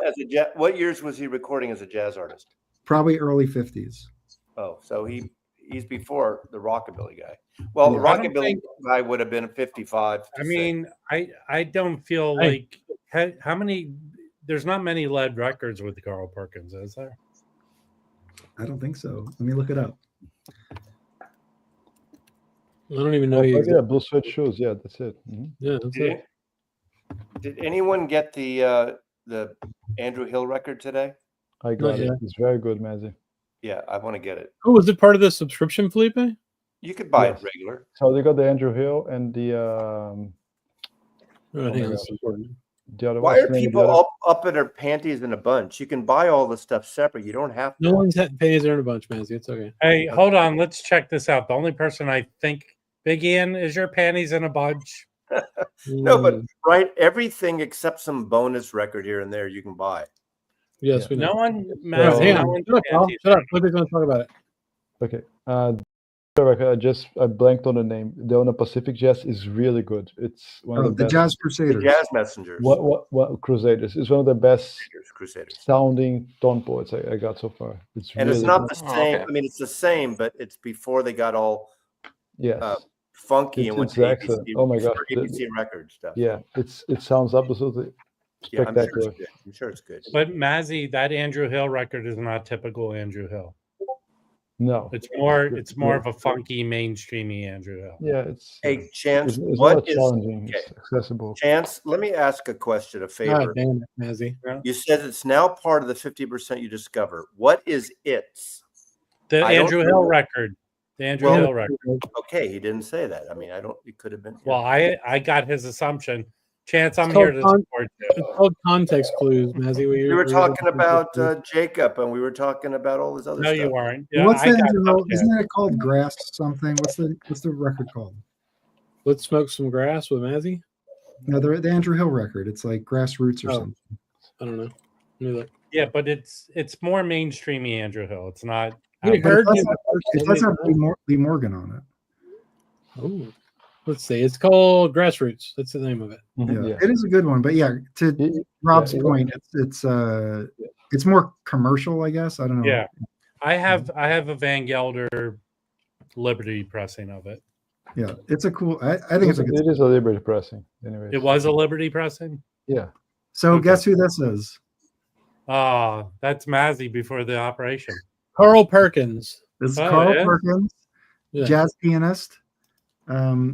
Just quickly, his discography. He He played has, for the some, Celtics. Honey, don't. he has some leader stuff, but look at this. This is a 78-49 session for Savoy. And then he has one duotone 56 session, but he's with Pepper Adams, Chet Baker, Clifford Brown, Max Roach. Curtis- Isn't that, wait, hang on. You're going too Yeah. fast. Isn't that Pepper Adams' Mode record, which everybody's seen, which has the coolest cover ever? Oh, that is cool. Okay. Yeah. Good to know. Buddy DeFranco, Frank Victor Feldman, Dizzy, Jazz Recital.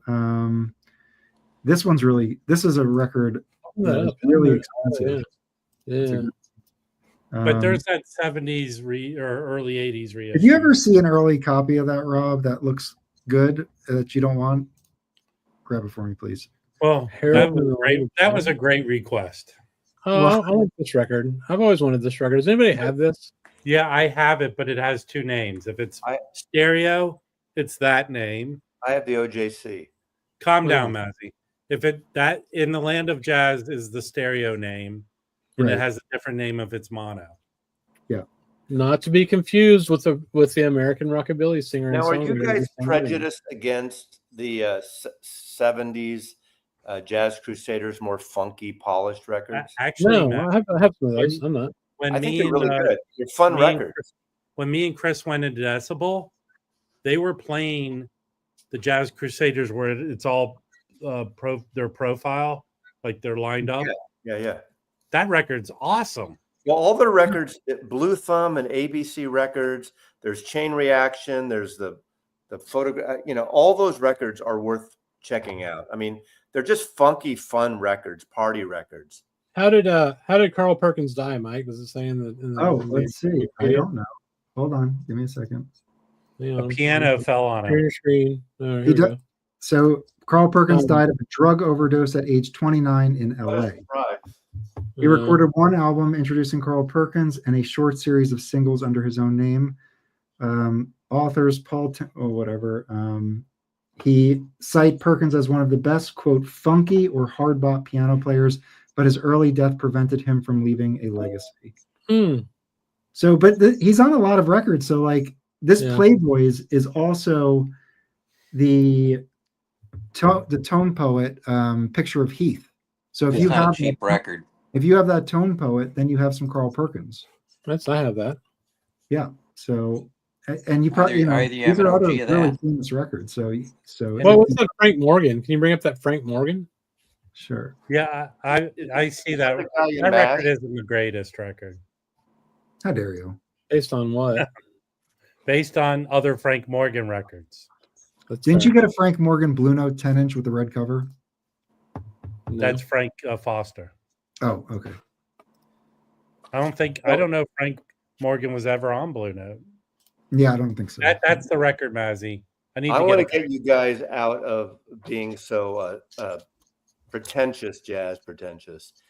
If you're not into jazz, I don't know why you're here, but if you want to even just dip your toe into something a little more funky, this is a great record. This is a great record. This is a very commercial, but still a good record. Yeah, I've almost bought that like 10 times. Yeah, I mean, it's cheap. It's cheap. Yeah. If you want to get a sampling, I used to sell this because I worked at ABC when this came out, I believe. Yeah. This is a good comp, but otherwise, these. Hey, Mazzy, I don't mean to be pretentious, but if I had a bell, I'd ring it right now and have my butler throw you out of here. I might order that tone poet because I don't have any of their stuff, and I feel like that tone poet is a good place to start. Well, there's you can get it for $20 right now too. Yeah. Is that for is that where? uDiscover. All that shit's half price right now. Wow. So, All right, ladies and gentlemen. So I don't pay attention to Rob. hang on. Check this out. So 1 second. Let me fix this up here. Like a party at Mike's. Yeah. Is there a drum kit? Is there a drum kit? I couldn't resist.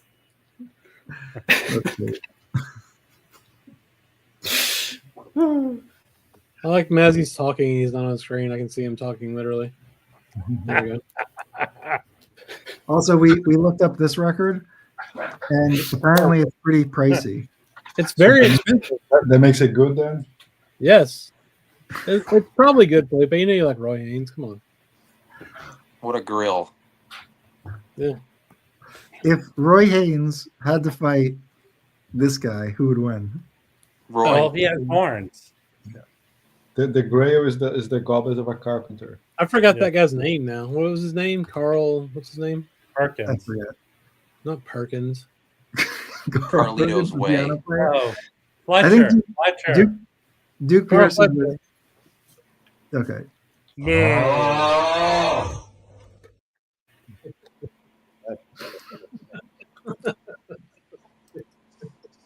I thought I'm surprised you're hanging out here, Mr. Wentz, because this has become He's low strong. class.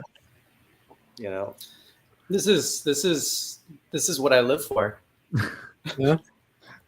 Talking about music, sharing records. Yeah. Growing plants that will overtake your What was room. that? Okay, on that main drag, you're from Santa Rosa, right? Yeah, Sebastopol, Santa Rosa. Okay, but there was that main street. I forgot what it's called in Santa Rosa.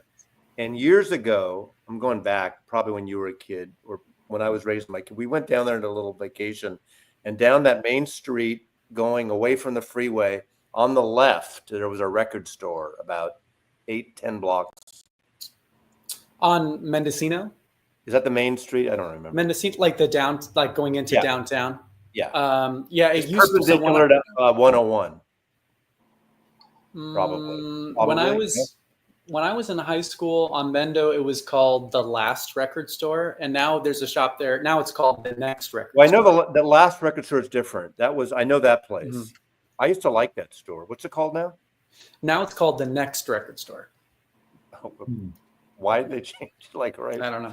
Okay. I don't know. There used to be a spot. I used to go to Clove Records, which was only open for like a year or two when I was in that area in high school. What year would that be about? I was in high school 2003 to 7. This probably would have been in the 90s, actually. So, no. And sometime before then in Sebastopol, I would go to Incredible Records in the downtown strip, because they were also kind of like a music memorabilia shop, and they had like a guitar signed by the Guess Who and Beatles stuff everywhere. But I don't know. I left Santa Rosa in 2007, and I've been down here ever since. Yeah.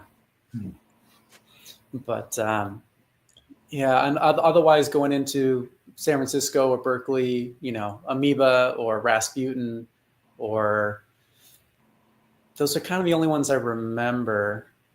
I'm sure there were more, but especially back then, it's like I didn't have a budget to go record shopping. I would go to the last record store. Had this thing that they would do where you could actually rent their used stuff, and so you could rent used CDs. And I don't think they understood that you could at that time you could just start ripping CDs. Yeah. So someone just gave me somehow I got a bunch of store credit there, and I would go in and just rent like 50 CDs and bring them back 3 days later.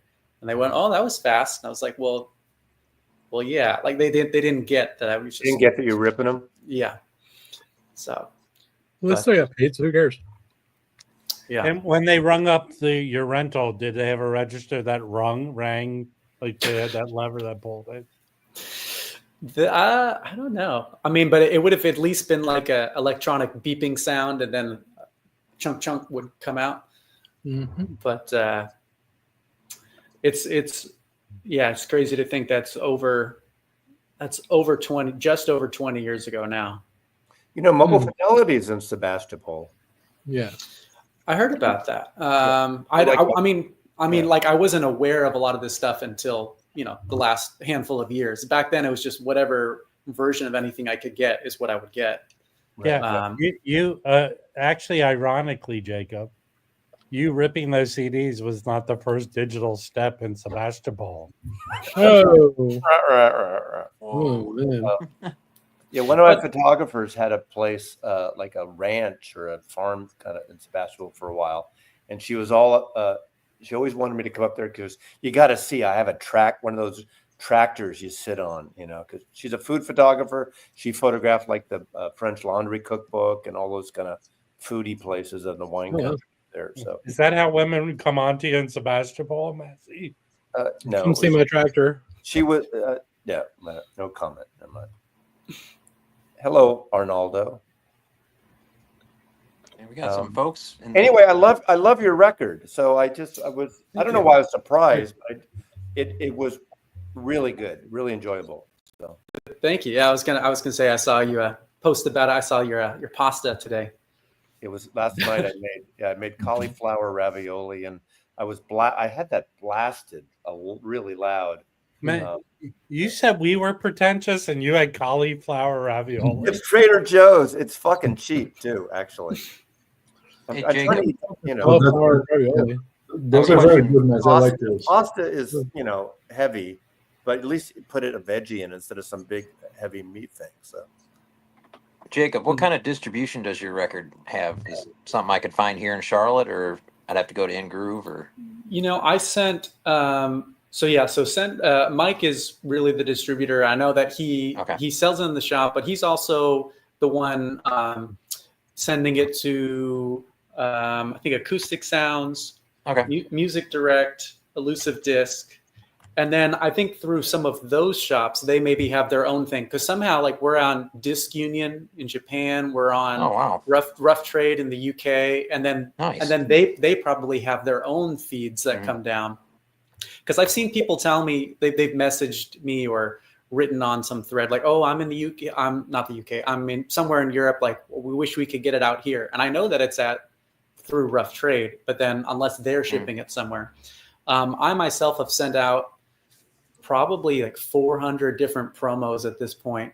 Wow. To specifically, I made these promo CDs that were just to send, just because it's easier, cheaper to send to record stores. Like here's just for you to hear the music. There's also a Bandcamp page. I could send you some high res photos of what the LP artwork looks like, because it's different. Yeah, Mike has it. And those are really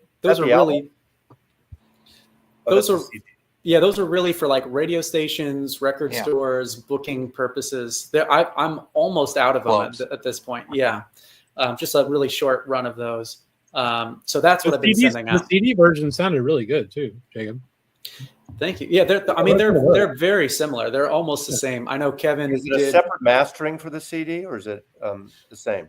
It's almost the same. I mean, Kevin did do some tweaking for the vinyl master, but Paul Taverner did the recording, the mixing, and the mastering, and so it was just like a very small tweak for Kevin to make a lacquer out of that.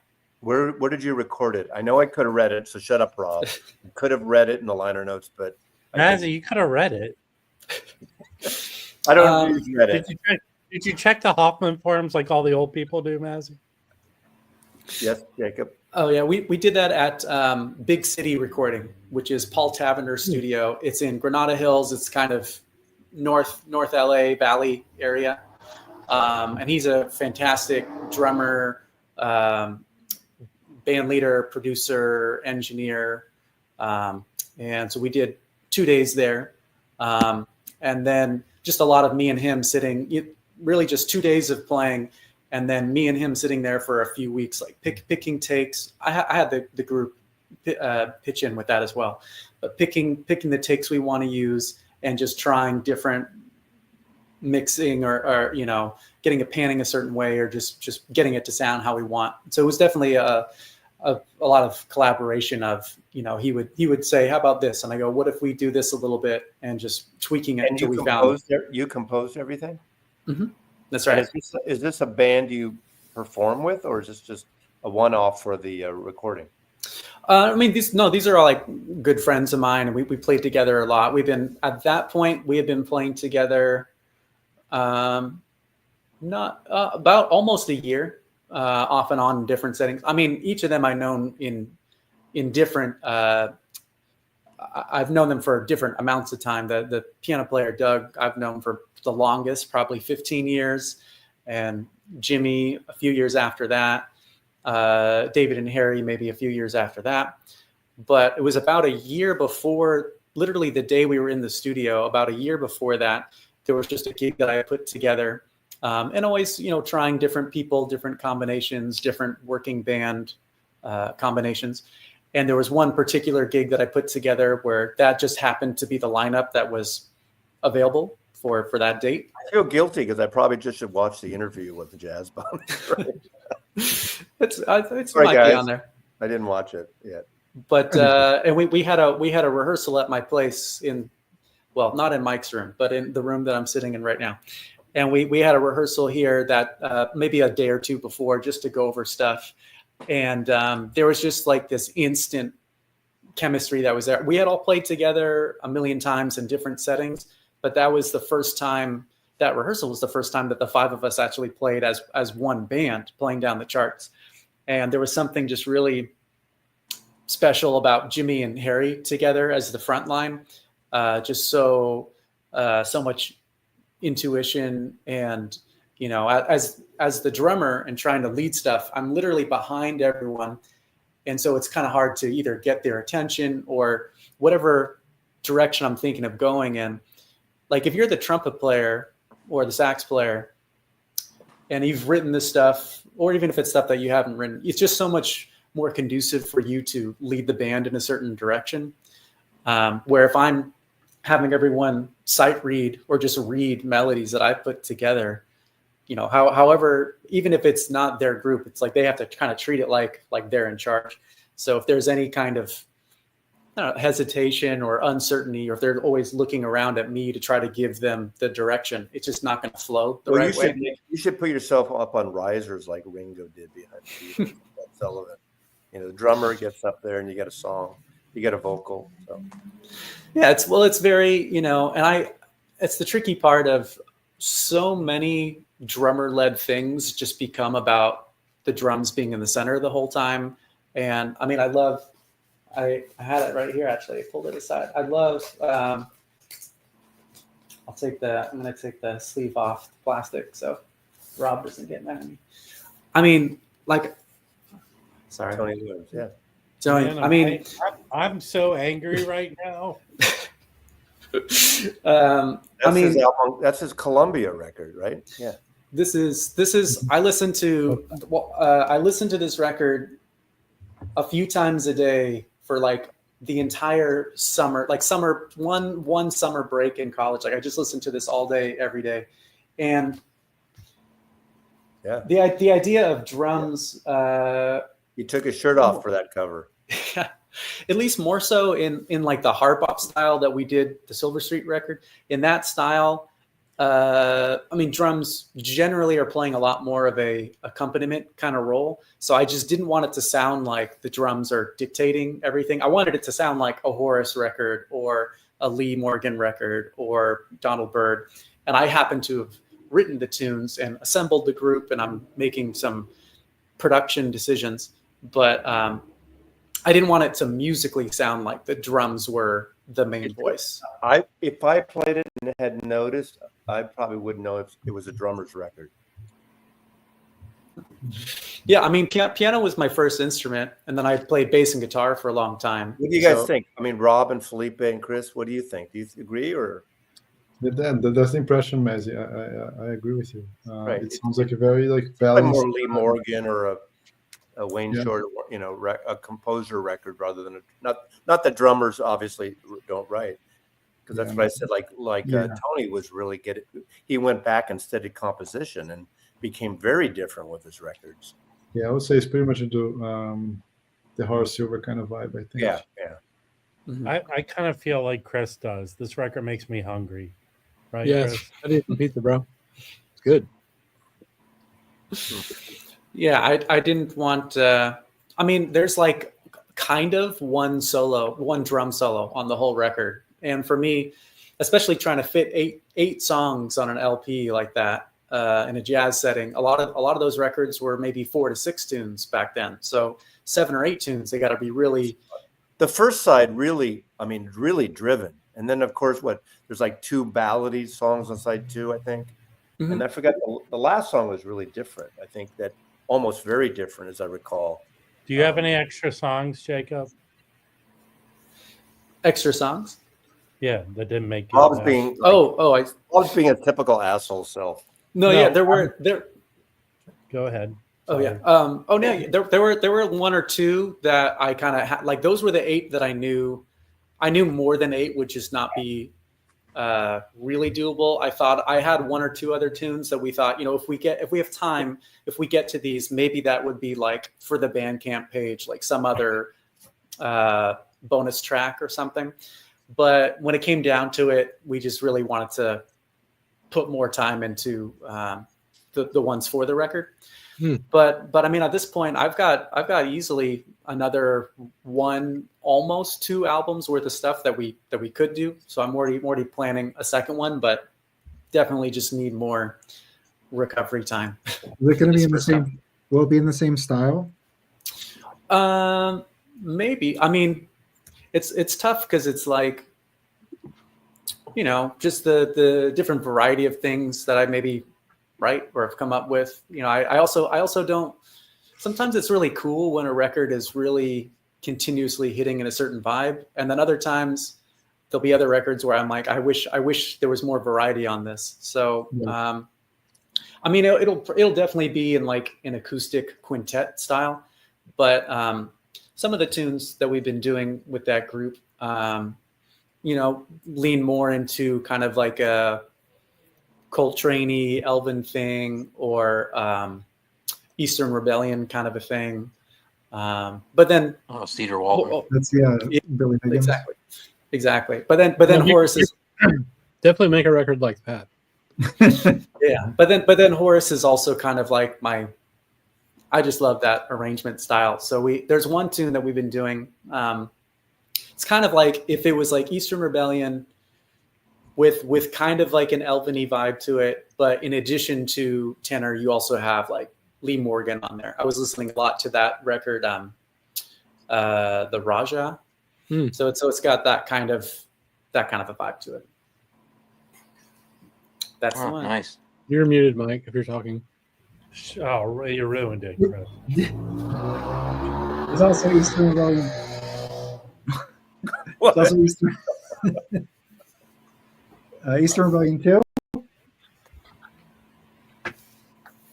Eastern Rebellion 3. I just think, did you just get the same cover and put big numbers on it? Yes, you did. And 4. I didn't know there When were was the 4 last of time you them. listened to those, Mike? It was 4. I haven't listened to these in like a year. Send them to me. That's when he went down the Eastern Rebellion rabbit hole. Yeah. I had to like import a few of these from like all around the world just to get them. But yeah, they did 4 of them. By the think end, there were only is 2. anybody in the original record on it? No, it's not. So the original lineup is Cedar Walton, George Coleman, Sam Jones, Billy Higgins. Yep. The second one is Cedar Walton, Bob Berg. So Bob Berg replaces George Coleman, Sam Jones, Billy Higgins. The third one it's like a sextet or septet. Cedar Walton, Curtis Fuller, Bob Berg, Sam Jones, Billy Higgins. So they added Curtis Fuller. And the last one is Cedar Walton, Curtis Fuller, Bob Berg, Alfredo Chocolate Amanteros. Are you reading the ingredients to a candy bar? David Williams, Billy Higgins. It says. All right. Okay, cool.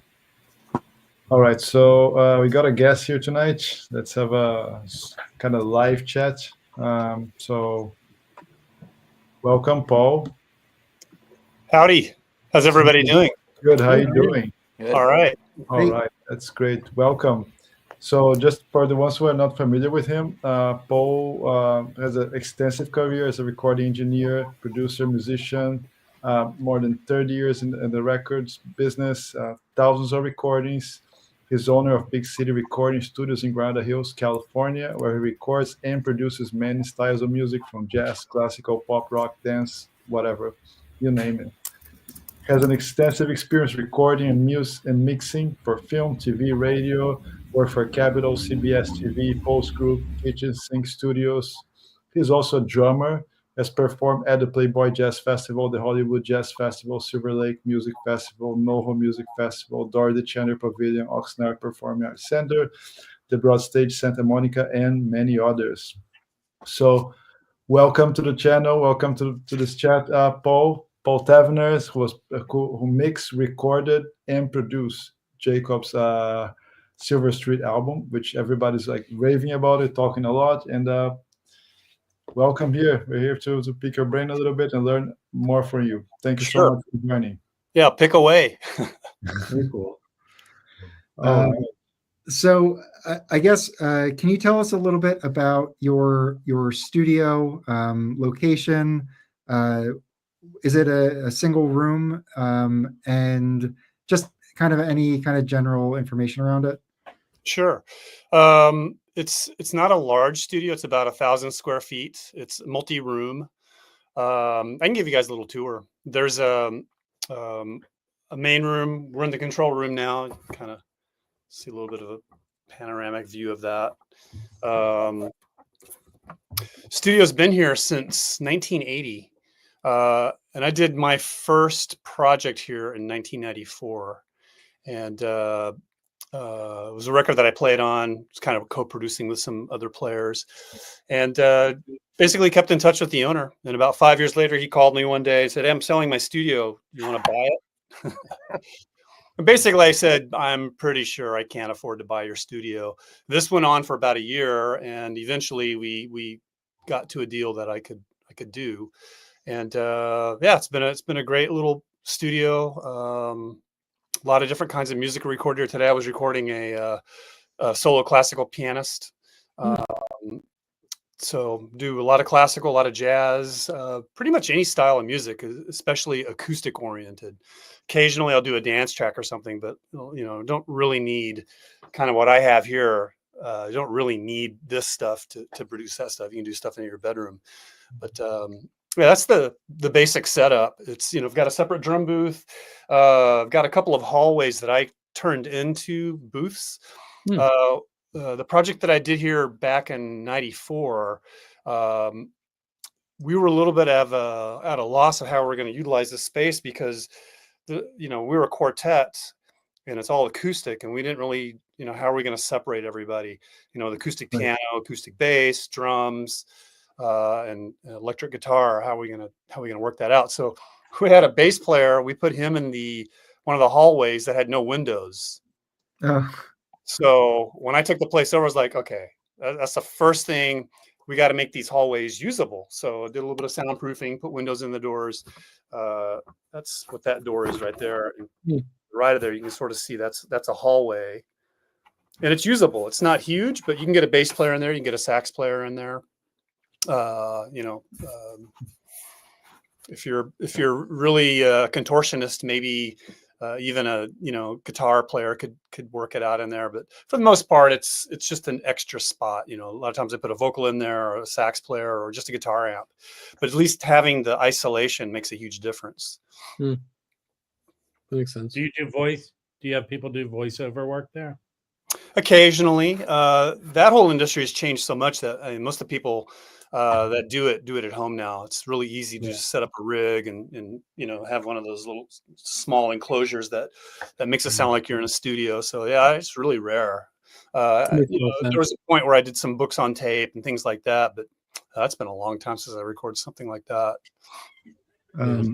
So I know you helped engineer Jacob's album. In terms of how you guys work together to mic up the instruments and get kind of the sound you wanted, was there a process, or did you kind of have a sense of where to start? And Jacob, did you bring your kit in, or is there a kit there? He brought a kit. I did, yeah. It was definitely a process. We worked together on it pretty extensively. We talked about it, months in advance about like how we might do it and what the ramifications are for recording everybody in the same room. So initially, I kind of tried to persuade Jacob away from doing that. I really wanted him to sell me on the idea because it's kind of if you go down that path, there's kind of no turning back. And every time we would talk about it, he kept assuring me, and his answers were such that I was like, I think he's going to pull this off. I've recorded other groups in the room like that, and almost always goes back to, can we fix this? Can we do that? I'm like, kind of can't. Like we crossed that that bridge, and we can't really go back now. But Jacob, I asked him some pretty hard questions, and he said, no, I think we can do it. And the guys I'm working with, they're all aware of this. I was a little skeptical. I have to be honest. And he knows that because I grilled him, on multiple occasions. But Jacob is he overturns every stone to find the answers he needs. So he didn't come into this unprepared in any way whatsoever. I mean, I was very impressed at how prepared the group was, just in as a unit. They were all very prepared. Nothing was a shock to them to set it up. So, but in a nutshell, the most important thing with recording that way is everybody has to follow what I call gig rules, which are, if you can't hear the other players, you're too loud. If you can't hear yourself, you're too soft.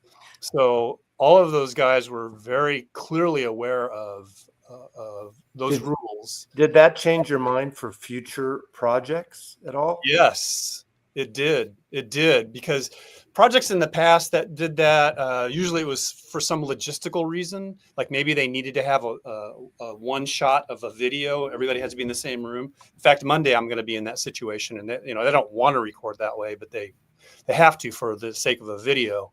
But the way we worked it out, and we did some experimentation. We spent the day before the recording just experimenting with the drums, which sizes to use, where to put them, and tuning. We spent a good solid day, wouldn't you say, Jacob?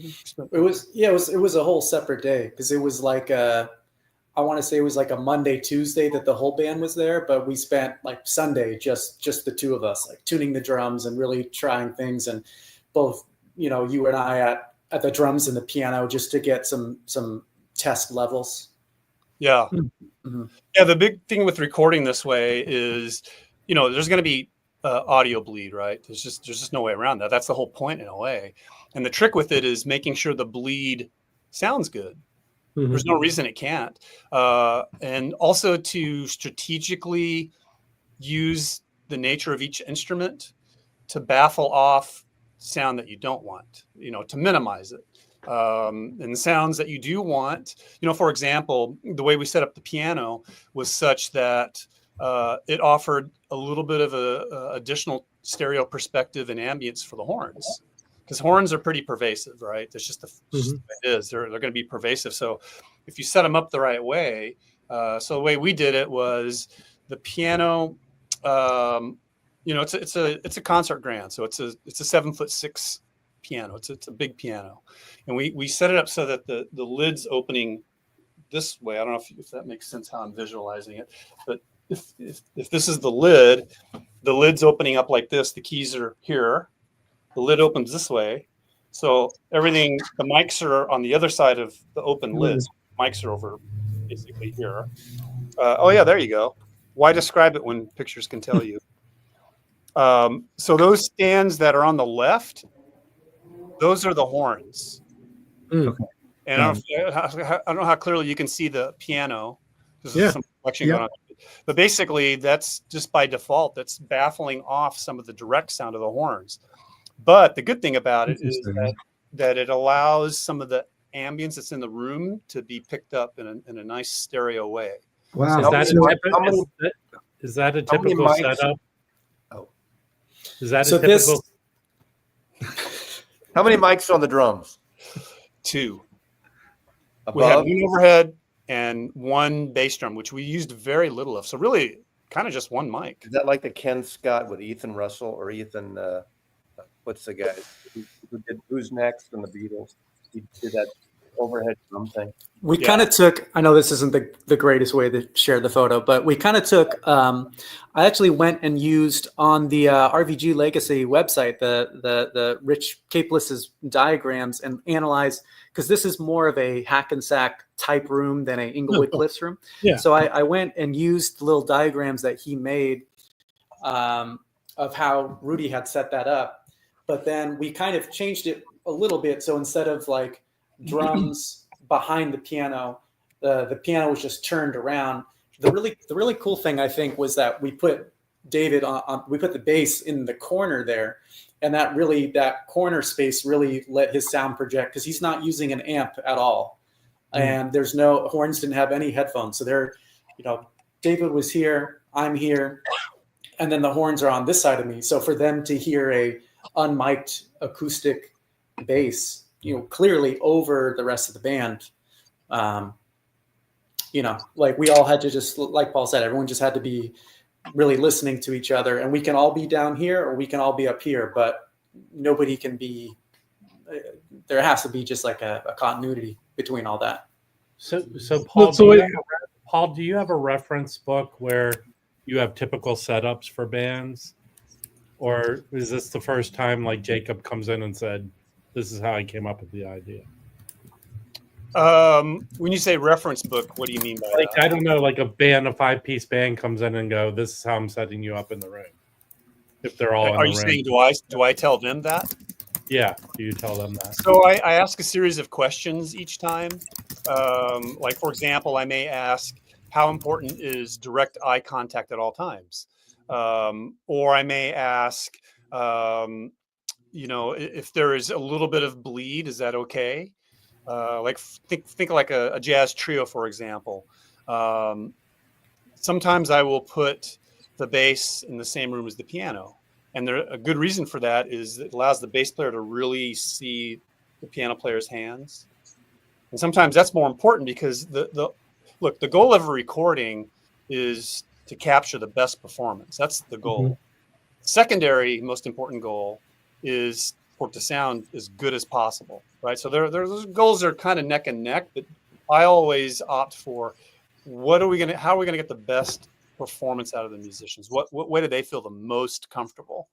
And sometimes even the musicians don't really have an answer for that. They think they do. So that's another thing that I grilled Jacob on, because part of the comfort is, what can you do after the recording? Like, some players, they get really nervous, like, oh, I can't fix this. Think like doing a direct to disc, like no pressure there, right? You got to record a whole side of a record, mistakes and all, hopefully very little mistakes, and people can stress out about that. So part of what's going to give the best performance is what each player, and hopefully collectively as a group, they average out what their answer is. So if overall they're like, yeah, we'll feel best and most comfortable knowing that we're in the same room together and really hearing each other, so that we're close. That's how we feel most comfortable. Others would say, well, I think that's what we want, but I'm actually worried about my solos, and I'd like the opportunity to be able to recut a solo. Like, okay, well, that's really important information to know. So there are ways around that. Like, for example, in Jacob's case, if somebody really hated their solo, well, let's just do another band take. Maybe maybe we'll be able to cut it in. It's a little more. It's a little more tricky to do that. The opposite of that is everybody's isolated using a click track, right? That's the least organic way, but gives you the most options. So, these guys wanted the most organic possible recording. Their answers to me showed me that they were prepared for what the outcome of that was going to be. You're going to hear the record. Is this recorded to tape or digitally? Digitally. So yeah, I've never been a tape fan, despite my age. I just could not wait to get away from analog. But anyway, go ahead. Jacob, when you came up with the diagram, is that how you rehearsed before you went into the studio? No, the rehearsals were just the physical setup of the rehearsals were just based on the space that we were in.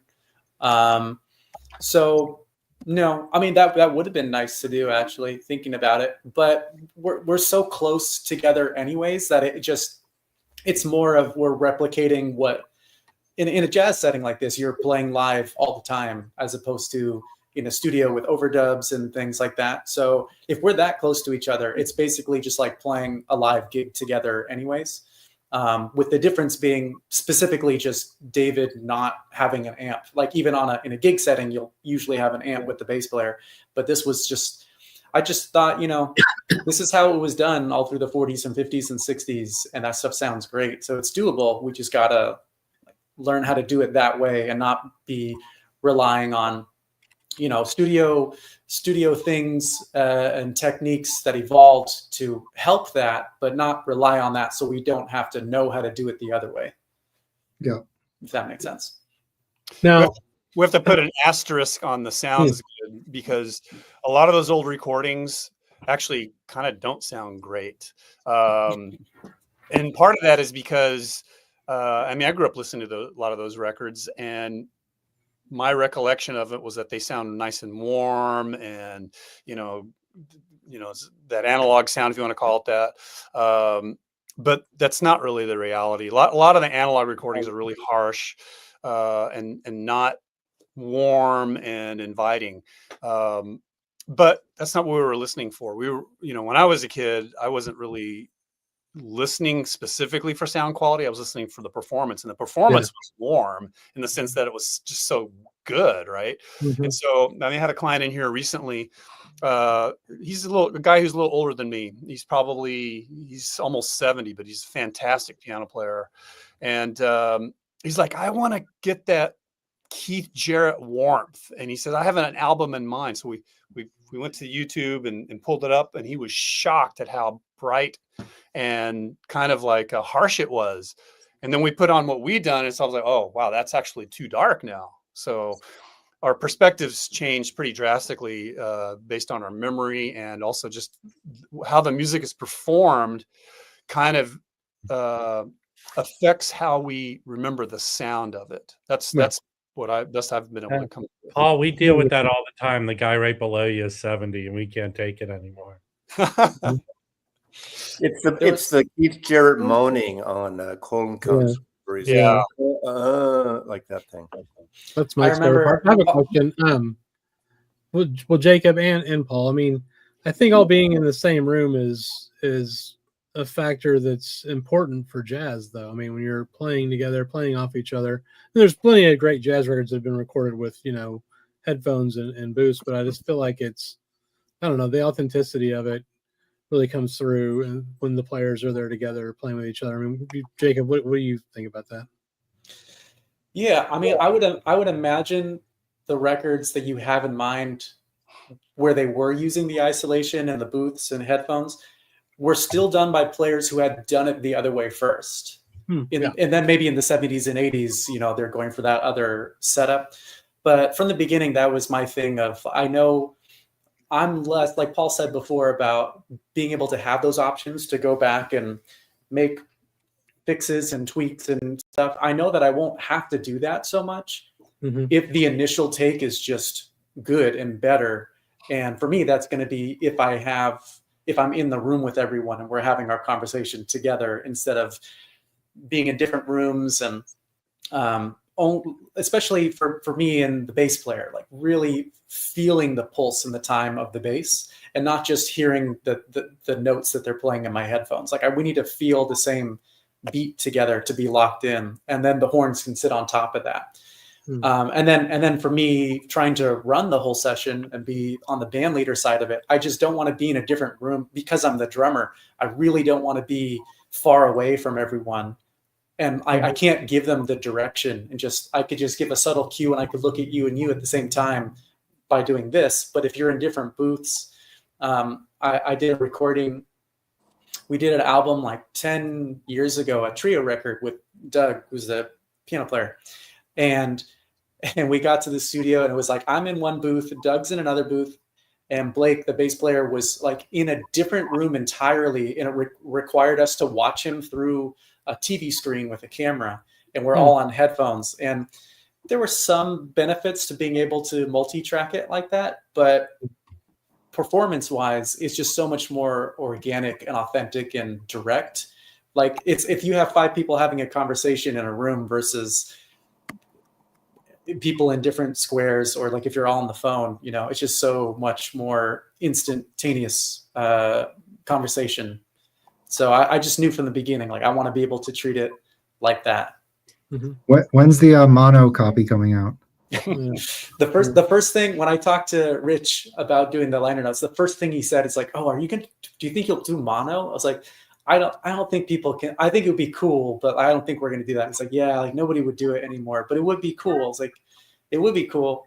It's like, so just take the digital file and just collapse it, and but it's not a wide stereo. It's funny.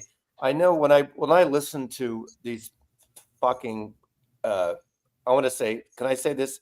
These fucking cunts on YouTube. They say that in Britain. It's okay. They get so upset about this wide left, like with what's her name, Nina Simone out the first album, wide stereo left and right. I friggin' like that wide stereo because when I go into a club, you'd hear you hear the piano on the left, the drums here. You'd hear it wide. So that thing that only the purists that want mono, I think, is not my thing. But this isn't a wide stereo record. It's not wide. We experimented with it being wider. We went back and forth on it, just experimenting, just to see what overall sounds best. I mean, really, all of it can work.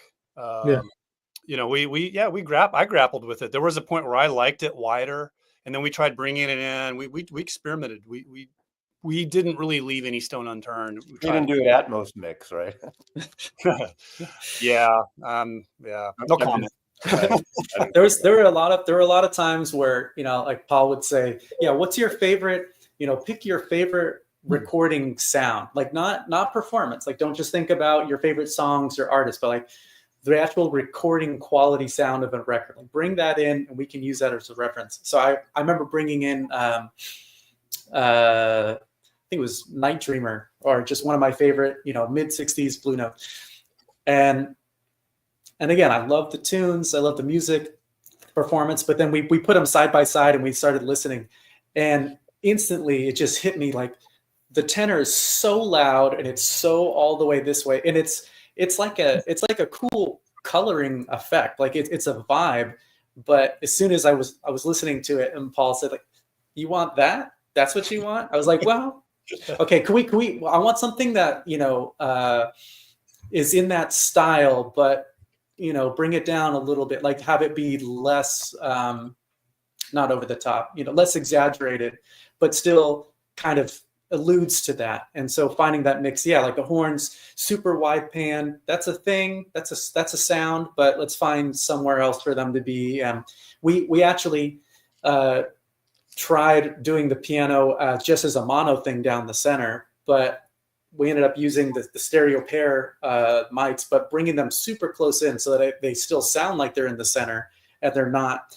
Especially in a jazz setting, I don't like hearing the drums do this. Like rock and pop is different. But for this type of style that we were going for, I kind of want the drums to be here, this person to be here. So having the piano down the center was something I liked. But when it was just the one mono ribbon mic that we tried, now I thought, okay, well now it has that blue note thing, but it also sounds like the piano is a little weak, kind of like it sounded on all those recordings. I'd like it to be a little more present. That's right. Yeah, the trick there is to just take the mic and wrap it in a towel and throw it inside the piano. It's a really warm record. I get a little like the rest of these people on YouTube, where I would have sworn it's an analog recording. I had no idea. There's no brightness. There's overly bright, I should say. Yeah. I mean, when you get horns, you get a trumpet and a sax. Sometimes you feel that, and That's it's right. not like that. So I was. As I said, you heard it. I mean, you heard it through a YouTube iPhone on that Instagram thing. It sounded brilliant. It was really good. So I kissed your ass, but I was surprised. I mean, in a way, it is analog. I mean, it's stored. It was stored digitally, but I mean, I used a lot of my old mics and went through, 2 mic preamps and some Neve stuff. It was just stored digitally, but it was, you're sounding like the MoFi mooks up in basketball now. I say that. I mean, I think that the quality of digital recording has gotten to the point now where it's not really right. It doesn't really, Yeah. maybe the analog tape adds something to the sound of its own, which is different. But I don't know.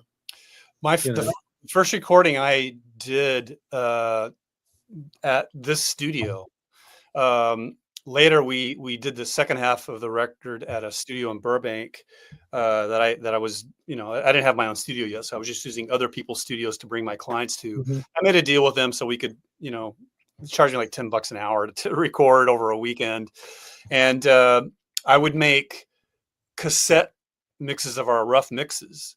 We were recording on blackface ADATs, so first generation ADATs are not that warm sounding. It was a little scratchy is how I call it. Anyway, I'd put the cassette in the car and I listened. I was like, that actually sounds simultaneously better and worse. The better is like it sounds smoother. It's worse because it's got a lot of tape hiss and things like, cassette problems. But the sound, I was like, the sound there's something better about the sound. That's what the analog did for it. It was just, converters in those days were just really, they were brick walling certain, the sample rates were brick wall, how they call it, right? So you're missing stuff. It's not a smooth elimination of frequencies. It's just cut off. A lot of truncation going on. The next generation of ADATs, the 20-bit ones, they had the silver face and they had the gold face, were massive improvements, but still no comparison to the converters of today. Even the cheap converters today sound pretty great. Well, I mean, there's some labels that did jazz recordings like Telarc, and they did them all on CDs, and they started with 20-bit, and then they did DSD stuff, and those recordings just sound absolutely fantastic. They do. They sound better than almost anything you hear from the 50s and 60s. Just, they just sound great. Yeah. Hey, Paul, has this been good advertising for you, Jacob's album? Have people come to you? I haven't had people come to me wanting to record a record just like Jacob's yet. No, but you because they like Jacob's record, they wanted to come and record at your studio. Jacob's sent me a few people, but I think you sent me some of those people before we even finished your record. I'm sure there will be. I'm sure people will hear it and want to record at the studio. That's you know. I don't. I think you should give your studio you should give your studio a new nickname like Hackensack. I thought about that.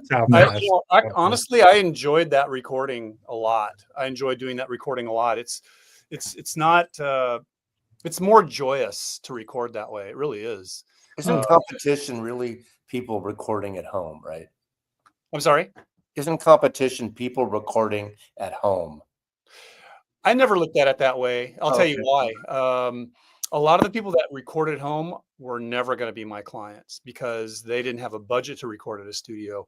Now, suddenly, many of those people are my clients. Why?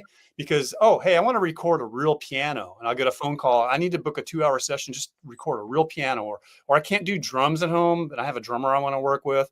Can I just have them lay down like 3 tracks? I was never going to get those clients. So that's opened up a whole new world that I wasn't getting before. So that's cool. Yeah.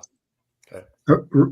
About your studio, is the goal to have it to be as neutral as possible so that whoever comes in, you can adapt to what they're looking for? Or does your studio have like a characteristic sound that people like, that they come to, that they're seeking and they come to you for? I think it's more the former. I think the room is pretty neutral. I'll give you a little tour. I'll show you what I mean. Because like the main room, for example, let's see how much you can see here. So this is the main room. There's the piano. So you'll see like on this wall, go back here so you can see it better. That wall, it's wood. So you have reflections of wood, but on the opposite wall, that's fabric that's covering fiberglass insulation, basically. And then I've got this floor, this parquet floor, which adds a little bit of liveness. So the room is not dead. Okay. This room is definitely not dead, but it's not live either. It is kind of neutral. People enjoy playing in here a lot. There's not any weird reflections. And that's not because of anything I did. That's just the way it was designed. The guys who built it did a really good job for that part.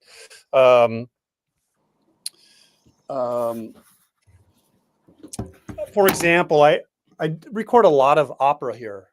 Cool. It's kind of an interesting niche. You'd think, opera is easy to record. And just disclosure, I nearly married an opera singer. So she actually schooled me. I mixed her record. This is many years ago. I mixed her record. And when she got the record, I didn't record her record. I only mixed Maria it. Callas told me about you. Anyway, she got the record, the mixes, and she goes, they sound fantastic, but where's my high note? I'm like, what do you mean your high note? She goes, on that record, somewhere on there, she knows where it is. Somewhere on that record is my one highest note, meaning volume wise. She goes, where is it? It's gone now. I have a bunch of equal high notes. Why? I did a little bit of compression. And it made, I kind of, brought all the dynamics down just a little bit. It's classical music. I wasn't going to compress the hell out of it, but I wanted to control it a little bit more. And she goes, no. I'm going to send you some recordings. I want you to listen to them and, then maybe remix a track and send it to me. And I talked to a lot of people, a lot of my friends who were classical musicians. I had them listen to it. Some singers that I knew had them listen to it. I was like, yeah, they're some of the newer opera singers, and I'm drawing blank on the one that I'm thinking of. Ruby Dibble? No, she was popular in the late 90s and early 2000s, and I'm drawing a blank on her name. It'll come to me after this podcast, but she was mixing it more like a pop record, and it sounds great. She goes, I don't want that. I want it to sound like really legit opera. And so she really schooled me. And then I started working with a lot of opera singers, just kind of a coincidence. And I got a lot of business that way, because really your job as an engineer recording opera or any classical music is to capture it. Pure capturing. And you just like any compression generally is going to be frowned upon, because they work really hard at having their one spot somewhere in that recording that is the peak of the whole thing. And if you wipe that out, you remove some of the excitement. That makes sense. So Yeah, it's a big part of the performance. it is. Yeah. Yeah. Teddy from the vinyl community, his daughter's a world-class opera singer. She's been winning national awards lately. So you can Cool. check out her channel. It's Ruby That's Dibble cool. on YouTube. Okay. She's absolutely fantastic. Is there a big market in the LA area for opera singers, or do they come through? There's a bigger market in LA than probably other cities. I have some very close friends. I'm in a band actually with two opera singers, and it's a jazz group. But like the lead singer, she's a very accomplished opera singer, but she can sing almost anything. The bass player, who she was married to, is also an opera singer. He sings in the LA Master Chorale. He's done performances with the LA Philharmonic as a tenor. I guess they would do a lot of scores probably too, right? Yeah, there's a lot of film work for opera singers. The singer in my band, she's the main singer for Final Fantasy. Oh, cool. Wow. So they do a lot of, they've been touring the musical score for the game in Europe. They don't really do it in the US. So she's a little bit famous there. Nobody knows who she is here at all. The nerds know. Believe me, the nerds know. Absolutely. Yeah, she's probably at Comic-Con and has a table set That's up. exactly right. That's Yeah. exactly Very right. cool. So yeah, I think there's kind of a market there. There's an organization called Opera Works, which I think they may have moved. It's a really great program. They were housed at CSUN for years. It was like a training ground, like for advanced opera singers that are already out of school and professionals, and just like additional training. So I'd say there's a pretty good market here. One more question around Jacob's recording session. You mentioned that you were using some of the older mics that you have. Was there any like A/Bing of mics to figure out what worked best with what instrument, and what was the process like? So, Jacob, you brought in, were those your mics, Jacob? I had a few like warm audio mics that I brought in that we wanted to just try to, I had got them somewhat recently and just wanted to see like how great they sounded compared to some of the stuff that Paul had. So on the back of the album, in the pictures, specifically, if you see the ones of Jimmy and Harry, that's why you'll notice like there are two mics in front of them, because we were simultaneously tracking both so that we could listen to, whether it was the 414 that was on there or the warm audio.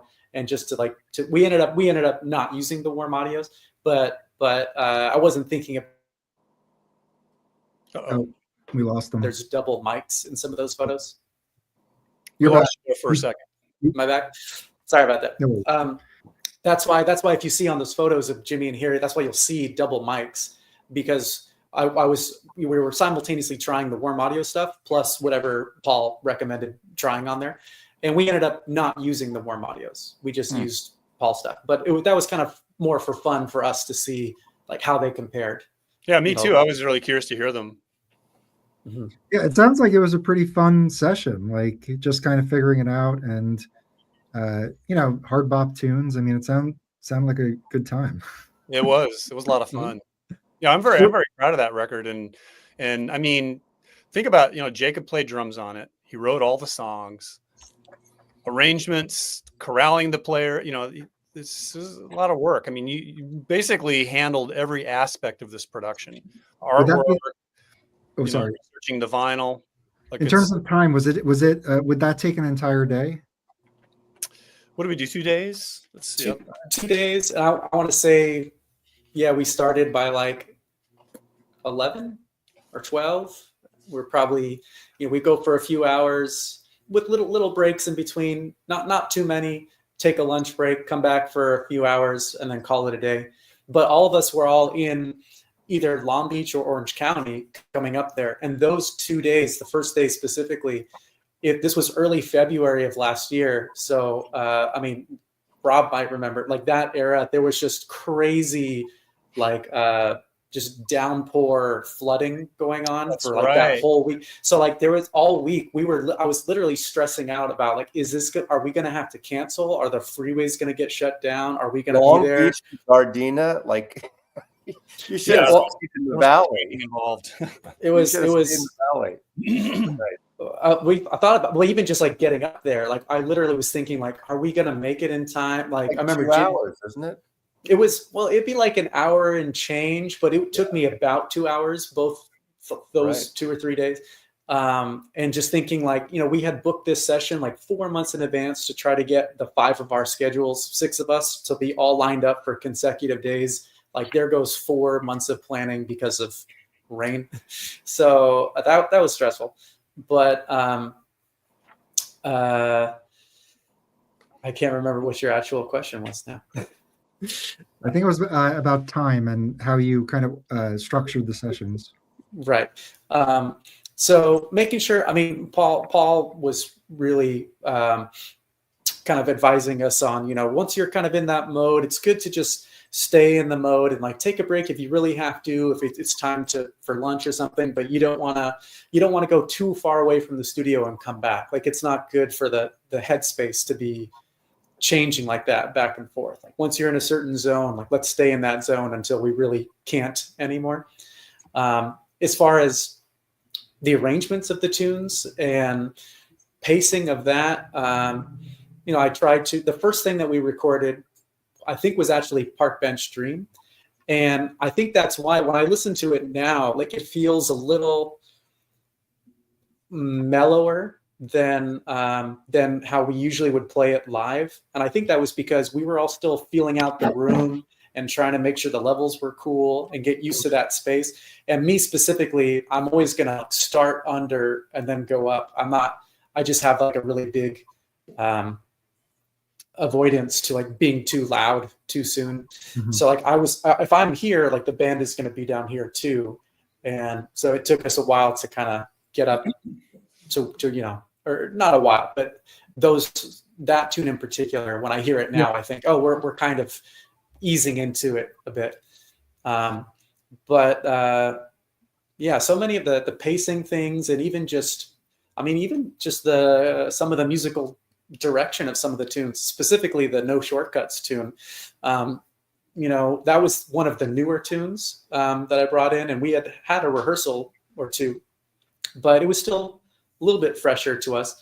So as far as like how do we get through this tune, I mean, Paul was coming in like every take with advice of, you know, I think maybe you guys were going for this, maybe we could try this, maybe this. I mean, he was doing a lot of the production with us as well, and really kind of guiding, you know, this section sounds like it wants to go here, maybe have this come up, maybe take your time with this one. And you know, so it was definitely a joint effort, and not being with those players, but also not being in that space or with Paul, it would have been a completely different record. So that was a big part of the sound. Hey, Paul, do people come to you and do you usually engineer the sessions, or do you produce most of them too? Or does it vary? It varies. There's a bit of a conflict of interest for me to be the engineer and a producer if somebody's paying me by the hour, right? Because I could say, let's take our time on this. Let's do a lot more vocal set, you know. Right. A lot of clients do not bring a producer, and then they start relying on me, and that's fine. I love it actually, but sometimes I have to make clear, if you want to do that, if you want me to act as producer, remember you were paying me by the hour. So you know, like in the rock realm, I mean, Steve Albini was famous for that. He didn't like to be called a producer. He was really the engineer, but he acted.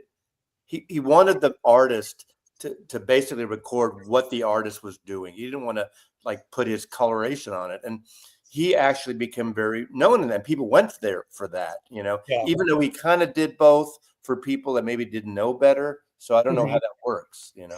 So I guess the way I approach producing is I don't really particularly want to put my stamp on something like that. That is definitely a style of producer, right? Like somebody who's had a bunch of hits. Yeah, you decide, okay, I'm going to trust this person because they've got a track record of hits. And they have a sound usually. They have a sound. A lot of times they have a sound. I think of it as I am there to make sure the artist who's told me what they want stays on track with what they want. Like we have conversations before this all happens. What is it that what is your vision? Because most artists have a vision. They may not have a technical vision, but they have some kind of vision of how they want the listener to feel, or what they as an artist, what they want to express. They have some kind of vision, right? Some kind of concept. So then I have conversations that lead me to understanding what's going to have to be done technically to achieve that vision. And also knowing that there's certain pitfalls in the studio, right? Like it's hard to play with headphones. It's hard. You know, I have like top singers come in, somebody like Tierney Sutton. I've recorded her many times over the years, and she's known for having like spot on pitch. Like you go see her live, she's got, she's probably got the best pitch of any singer I've ever heard live, but in the studio it's a different ball game with headphones on. It's really hard to monitor your pitch, and I have to do some pitch correction with her from time to time. Don't be telling people I just said that, but we just told the entire internet. I mean, that's good. But the point is that singing with headphones on is really difficult. It's really unnatural. There's also a little bit of a Doppler effect in play. If the headphone moves at all, it's changing the pitch. People don't think about that, but that's actually true. Oh yeah. So that's one reason why taking one side off can give you more information.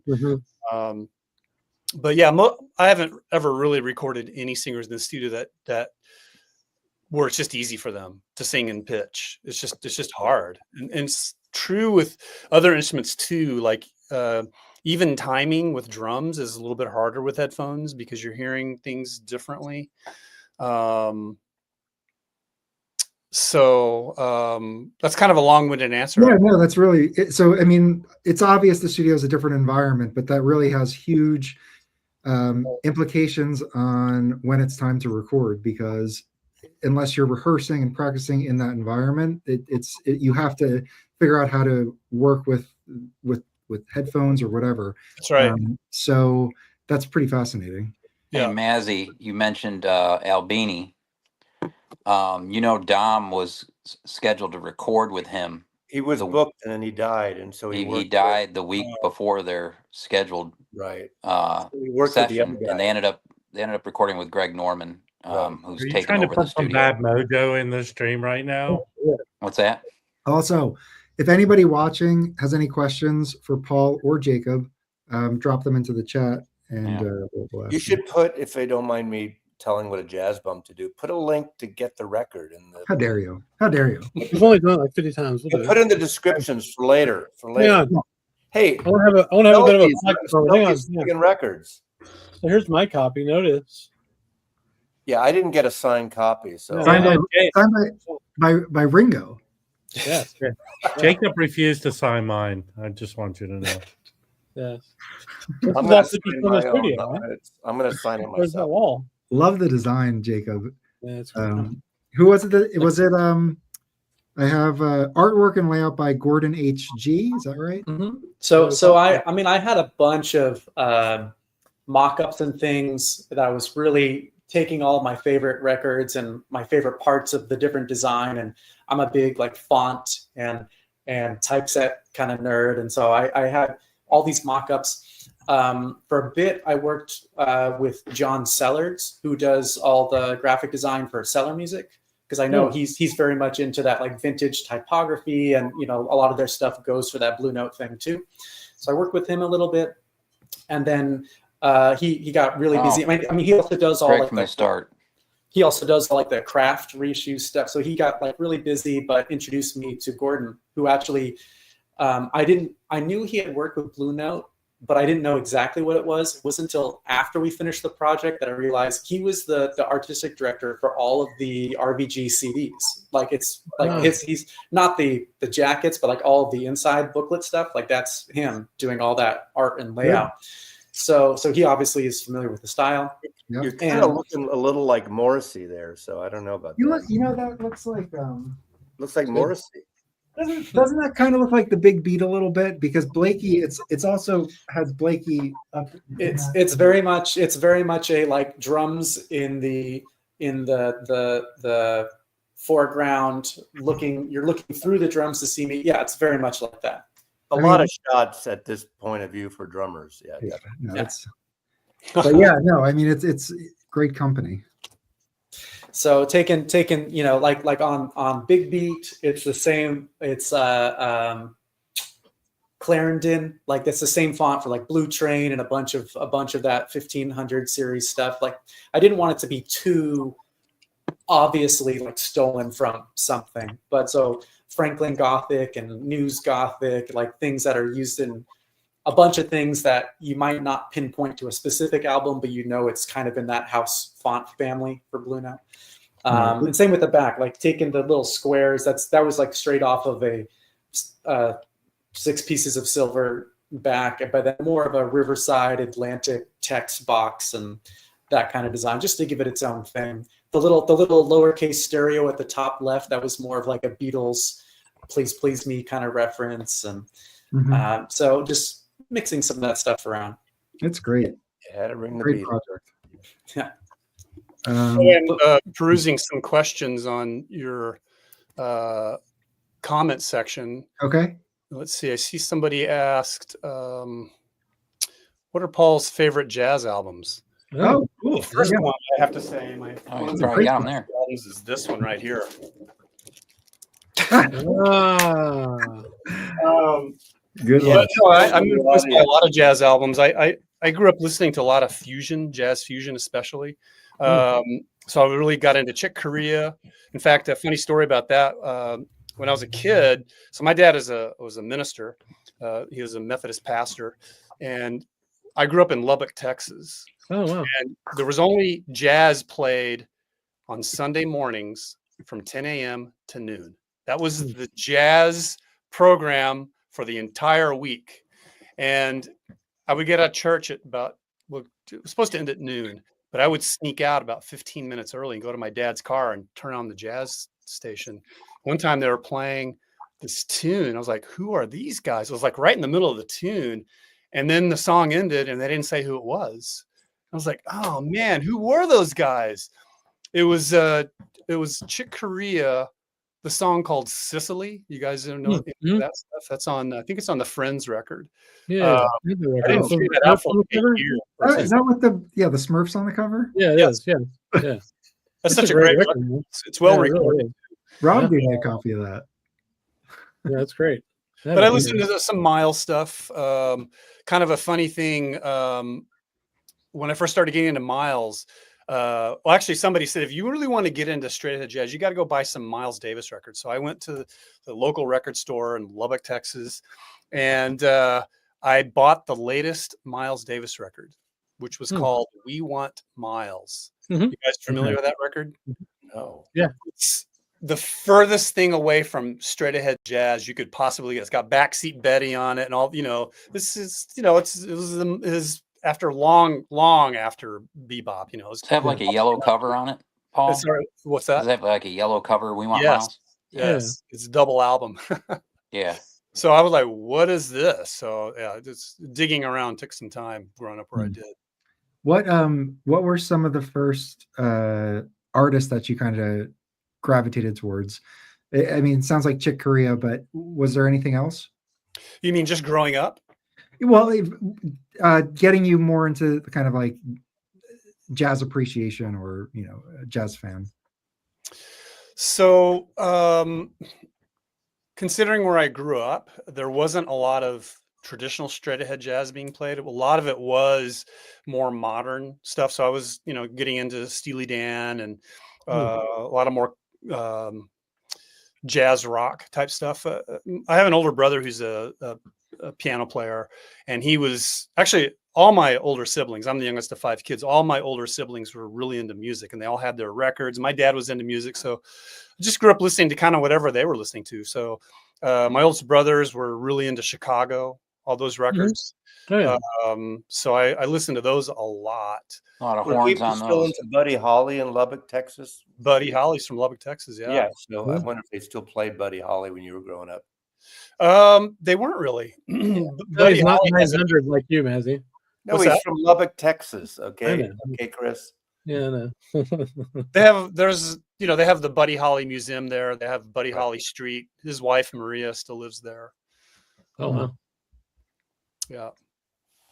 So you're I mean, how much Mazzy, better? is Dom California- corrected me, by the way. They were gonna book with Norman Yeah. the whole time. But they was Yeah. hoping to meet Albini was the deal.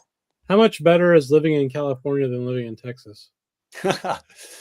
Well, it depends on what you want to look at. You know, the one thing about growing up and this may not be so much a geography thing as it is just a technology thing, but growing up trying to listen to these records that I would get my hands on, like not being able to figure out what are these musicians, especially the drummers, what are they doing? I couldn't figure it out. Right. So you put the record on 16 and try to listen to the, the details. But, if I had lived in LA in those days, I would have been able to see all my idols play at some nightclub. There was none of that in Lubbock, Texas, So the good thing about that is the mystery and the passion for figuring out the mystery was really great. Whereas, I talk to kids that have grown up here, and sometimes I think, it's just all there. So like, there's no mystery to it. So you like the passion to discover how to do it isn't as strong in a way. So that's one advantage of living in a more isolated place. Also, the people were super friendly there. It's just small town kind of living. But LA, this huge, advantage to living in a big city. You just have so many things at your fingertips. If you want to study with somebody, the best teachers are there. The weather is fairly similar in Lubbock versus Los Angeles. So yeah, there's just a lot of different ways to look at it. Yeah, makes sense. So, so what do you think of the live stream format here? Great. Yeah, how long have you been doing this? A couple of years at least. Maybe this will be our third, I guess. Third, fourth year. You guys do it. And yeah, it's fun, and it's great to be able to get people on to do these kind of like informal interviews. It's really fun.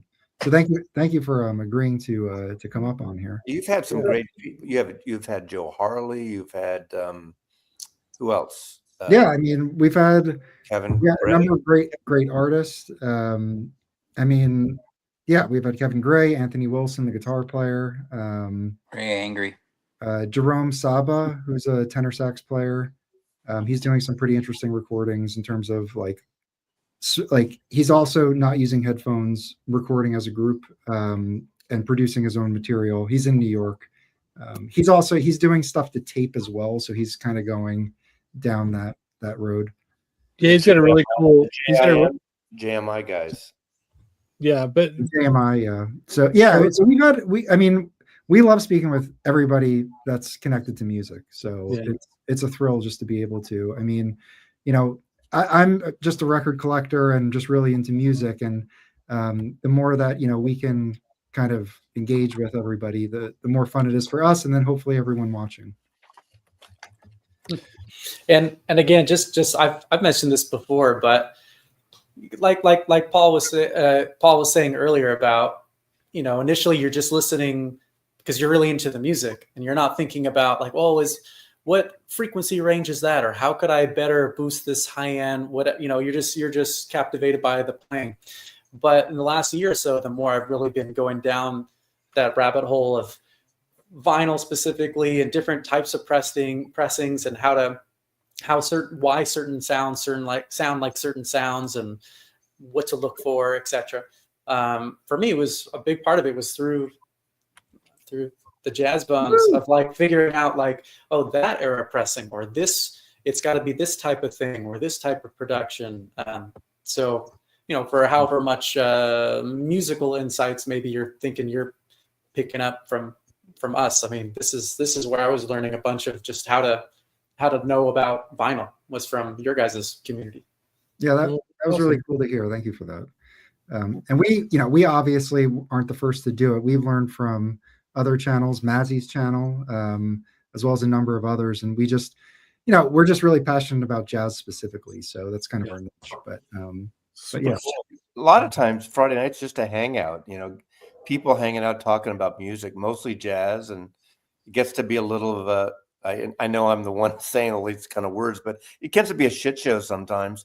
But it's a fun hangout on a Friday night, like hanging out at the cafe or the bar, talking music with buddies. And a lot of people who watch these things aren't near people, like-minded people who know music. They have no record stores near them. Around the world, people are watching these guys. I'm just a guest. I'm not here all the time, but the three of them, the core there, it's just a fun watching the journey. Yeah. Sure. Thanks, Mazzy. Here's a question. Yeah, thanks, Mazzy. Here's a question. So, recording Lynn Stanley, did you get a chance to actually work with Al Schmidt? Yes and no. I've known Al Schmidt for many, many years because I used to work at Capitol Records. And when I worked at Capitol Records, I was a runner. That was my first real studio gig in LA when I first moved here. And Capitol, just by the way, it's a union shop. It's IBEW, so it's like electrical workers union. But my job was not a union position. The setup / runner position was not. But my job was, it should have been kind of a union job because I'm the one setting up all the microphones. I did the entire setup for every session. So it's a fairly complicated job. But then I'm also getting coffee for people and, that kind of stuff. So Al was in Capitol all the time. So I got to know him pretty well when I was in my early 20s. On the Lynn Stanley stuff, sometimes I would go to the studio after we would record some stuff. Then I would go, Lynn would say, hey, you want to come by and just, hang out? And so, sometimes I'd go and Al was there and kind of watch him. What years were you at Capitol? I was there from 87 and 88. So like almost a full year. So like halfway through 87. Was Hale Milgram the head then, or was that after before? No, Charles Camelli and Barbara Hine. I don't know if you knew who they were. No. There's some funny stories there, but I'll maybe before I know a bunch of I knew people in the art department, so upstairs and that's right. You probably know the story then. I know some of, not with those people, but I knew a lot of it. Okay. Yeah.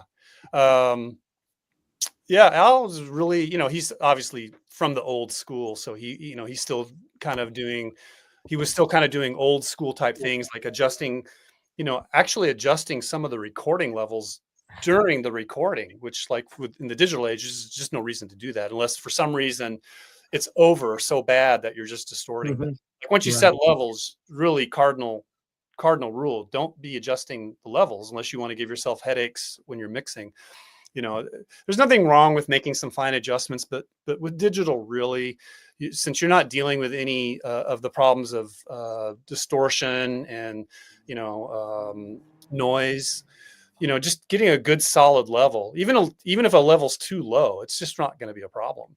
So there's really just no reason to be adjusting levels. So that was his old school training coming into play,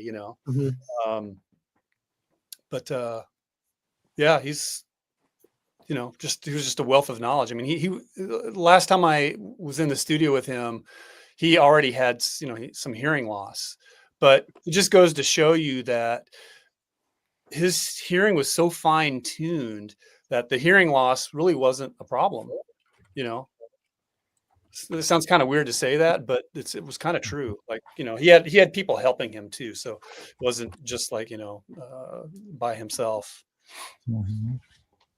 That's cool.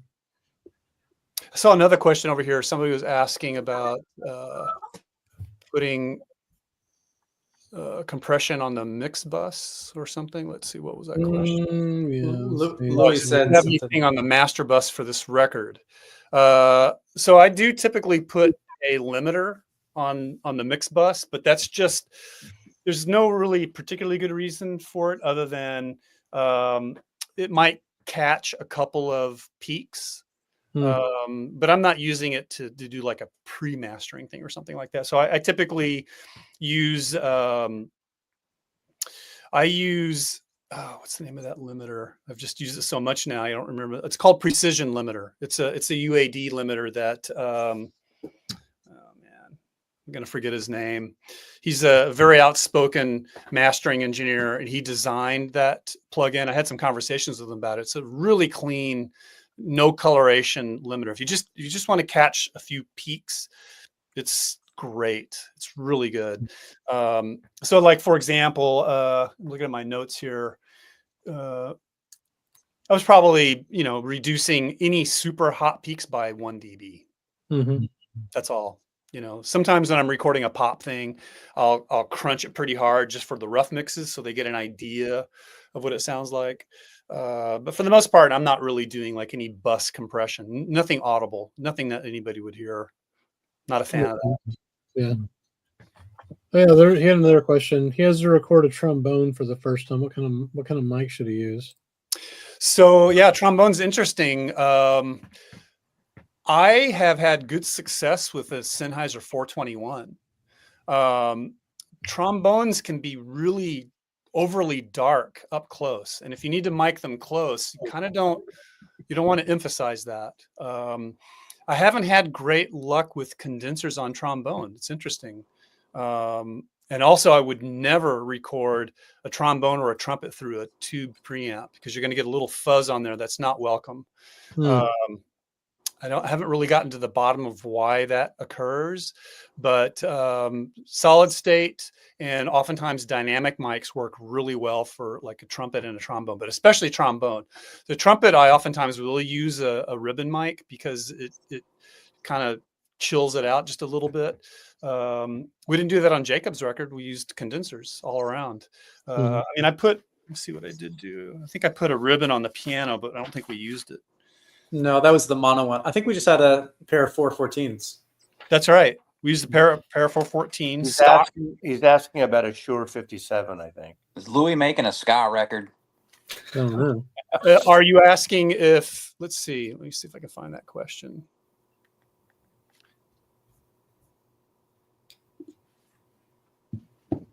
We lost Mazzy. He's asking if he can use a 57 to record the trombone, I guess.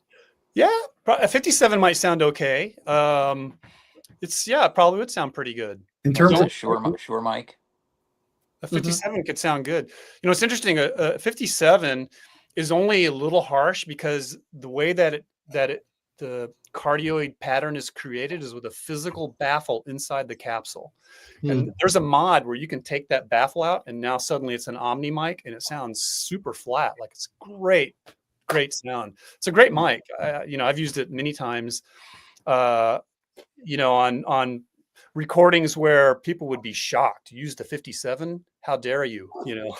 Isn't that a thing? Like Van Halen 1, every mic on the drum set is just a 57. I don't know. Really? I've heard that. I don't know. Someone would have to verify that, but. Is there anything that comes to mind in terms of mic placement, or is that just kind of experimenting with what works best for a trombone? I mean, anytime you work with an instrument like that, giving it some space, like the more space you give it, the more natural it's going to sound, right? I mean, typically I'd probably put, like if I was using a 421, I'd probably put it 6 inches to a foot away and just see how that goes. It kind of depends on the player too. But yeah, that's probably what I would start with. Any other trombone related questions before we move on? Have you ever used electric voice speaker as electric voice speaker? I love trombone, so as a microphone, like John Lennon wanted to sound like the mic. Never mind. I got it. I'm going to listen, but nice meeting you all. I think it was a pair of 414s on the piano. I think it was a 414 on the tenor, and I want to say like a octava. Well, I have my notes. I'll pull it up here. So I'll tell you. I'll read my notes. I can show you the notes too. I take notes like this for every session. I should have scanned that every session. Yeah, you take a picture of it if you want. Yeah. Could I scan that? That'll be for like maybe the second pressing or the reissue. There'll be a whole booklet with that. Yeah, I just my training in school, the teacher said you have to take notes for everything. So as a result, I have file cabinets of every session I've ever done. I have extensive notes. And like the pitches of all the drum sets of like, we spend a whole day like tuning the drum set and go, okay, that's where we like it. Okay. It's about like an A, that's about a C. So that we didn't do this, but maybe someone needs to come back and retrack something. It needs to sound just like it sounded on the previous session. Yeah. I have all of Jacob's tunings on, 16-inch kick we chose to use, not the 18. So yeah, I have a pitch for the top and bottom of each drum. Obviously the bass drum, it's kind of hard to find that real pitch. Right. And then what the pitch actually results in. So like, for example, I've typically tuned my drums, the bottom head, maybe a minor third above the top head. That gives a real nice tone. That's not the tone. That's not the note you get. So like, for example, on Jacob's, his 12-inch tom, the top head is a C and the bottom head is an E flat above. Okay. That results in a note of an F. Okay. I'm not sure what the math is there, but that's the reality of it. So we went through that with all the drums. If we wanted to get the exact or pretty close to the exact sound on another record, we could do it. I also have like a extensive library of drummers that I've recorded, and I've jotted down their tunings. Almost every drummer I've ever recorded, I tend to jot down their tunings just so I have it. I have a huge file folder of it. It's been really educational. Yeah, that's great. Very interesting. It's kind of like your own kind of trade secrets too, like how you kind of get to places. I know that Rudy Van Gelder was famously not willing to share things. Oh, 100%. Yeah. I mean, I've never been like that. I the way I've always looked at it is like my quote trade secrets aren't really what's making the recording. It's Right. It's like the implementation of them. So like I've never had a problem explaining in detail to people like what I'm doing and why I'm doing it. But then the real thing is like, how are you handling the session? Like how are the players?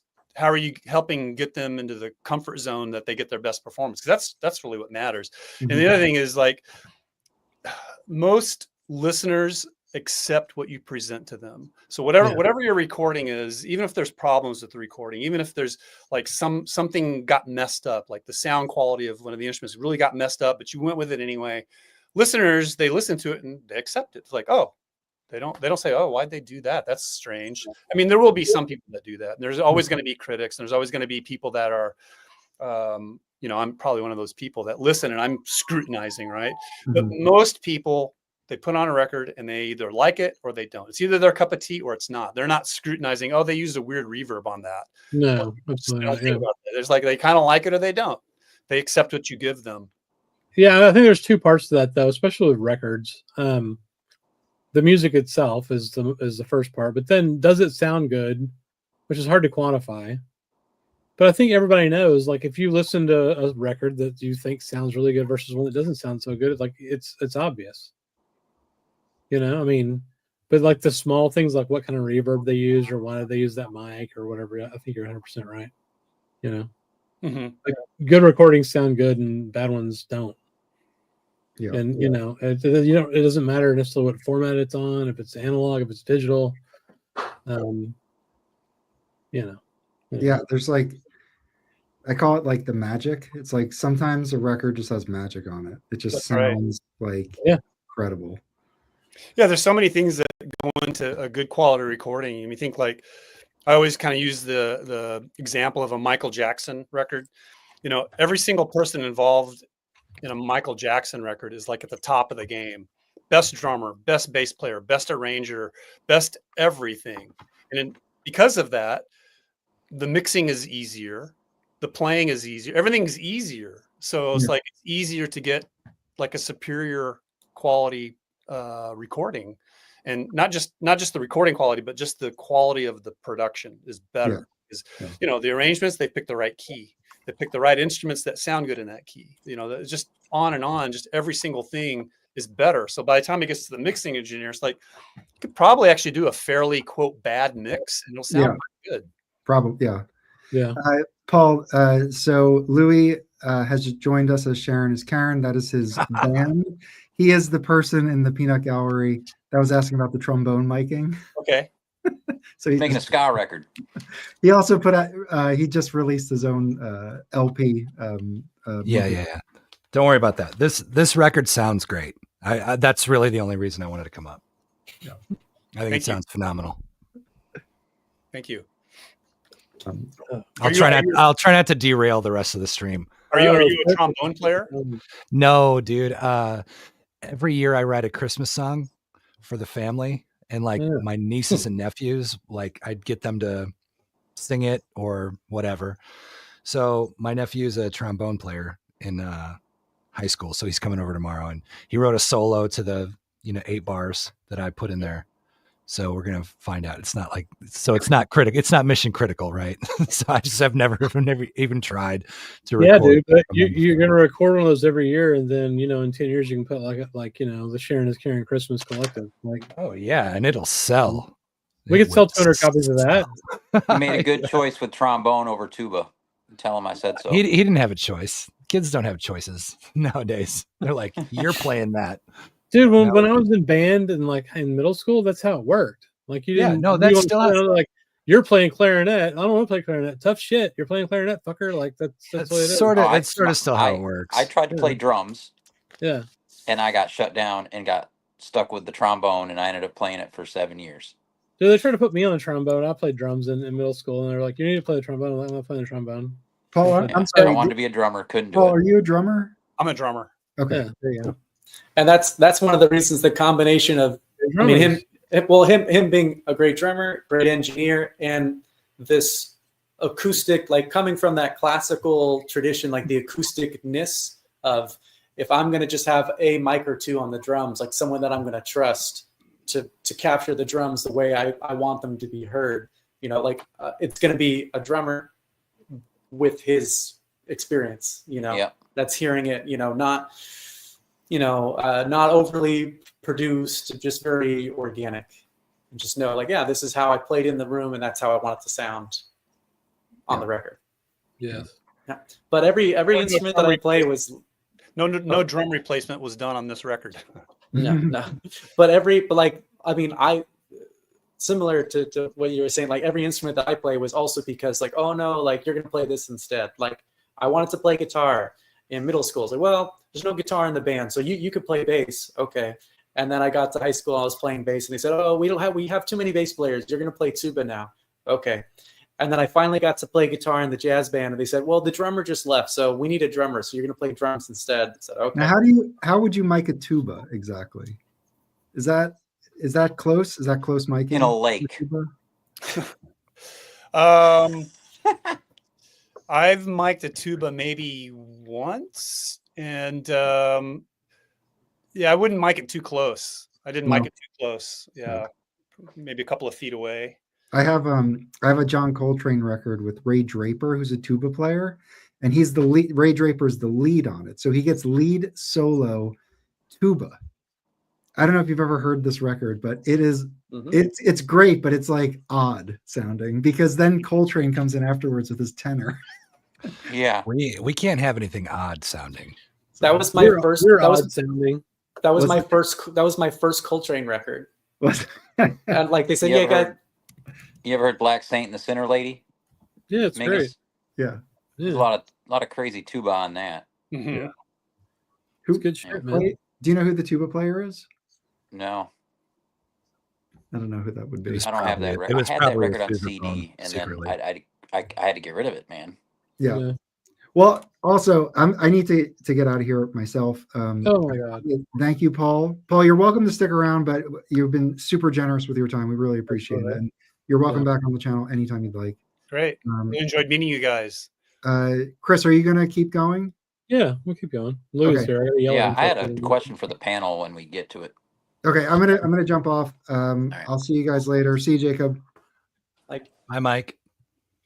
I don't know if Felipe is still with us or not. No, I'm here. I'm listening. Oh, Oh, it's like a So Paul, I actually have a question for you. Another 10 minutes or so, if you guys have any other questions. Yeah, I have a question for you. Maybe not sure if you guys have touched this. How did you guys work with Kevin? The three of you worked together. It didn't work with Kevin at all. How did that part of the process work? That was kind of just a very separate thing. Like once we the finished, it was digital. So once we had the finished thing, well, Paul gave me actually like individual tracks, but also we what's the word for it? Like prepared it to be just two different WAV files that could be side A and side B. And that's what I sent over to Kevin. And that was like a separate, I had been chatting with him over the few months leading up to that. And that was super quick. Like I just Dropbox or however got him the files, and then he just prepped it and kind of did his own thing on that end. So kind of separate things. I have, let's see if I have it here. I have this picture from our first album release show that we did, where we all got together. And I think that's where I think some of us were all meeting each other there or like I had met people, but we hadn't all met together yet. But it was kind of a little dream team project. That's goodness. Very cool. Yeah. So yeah, a lot of coordination and moving parts, and okay, this can't happen until you have this, but then we can't do this until you do this. And then even though the files were done, I had sent it to Kevin and he's ready and the lacquers are done, and now the lacquers are waiting up at RTI, but they won't do anything until the jackets are there and the labels are there, and that's all there. But now we're waiting for the hype sticker. So it's just trying to stay on top of all those things while, the actual musical performance was 2 days, and then 6, 7, There's a lot of moving parts after that. Yeah. Just doing like warehouse facilitating management type work for half a year plus. Yeah. I got a question, Paul. This is just because I see your big soffits there. Like if you had to draw a pie graph representing how often those soffits are on versus your NS10s, what would that look like?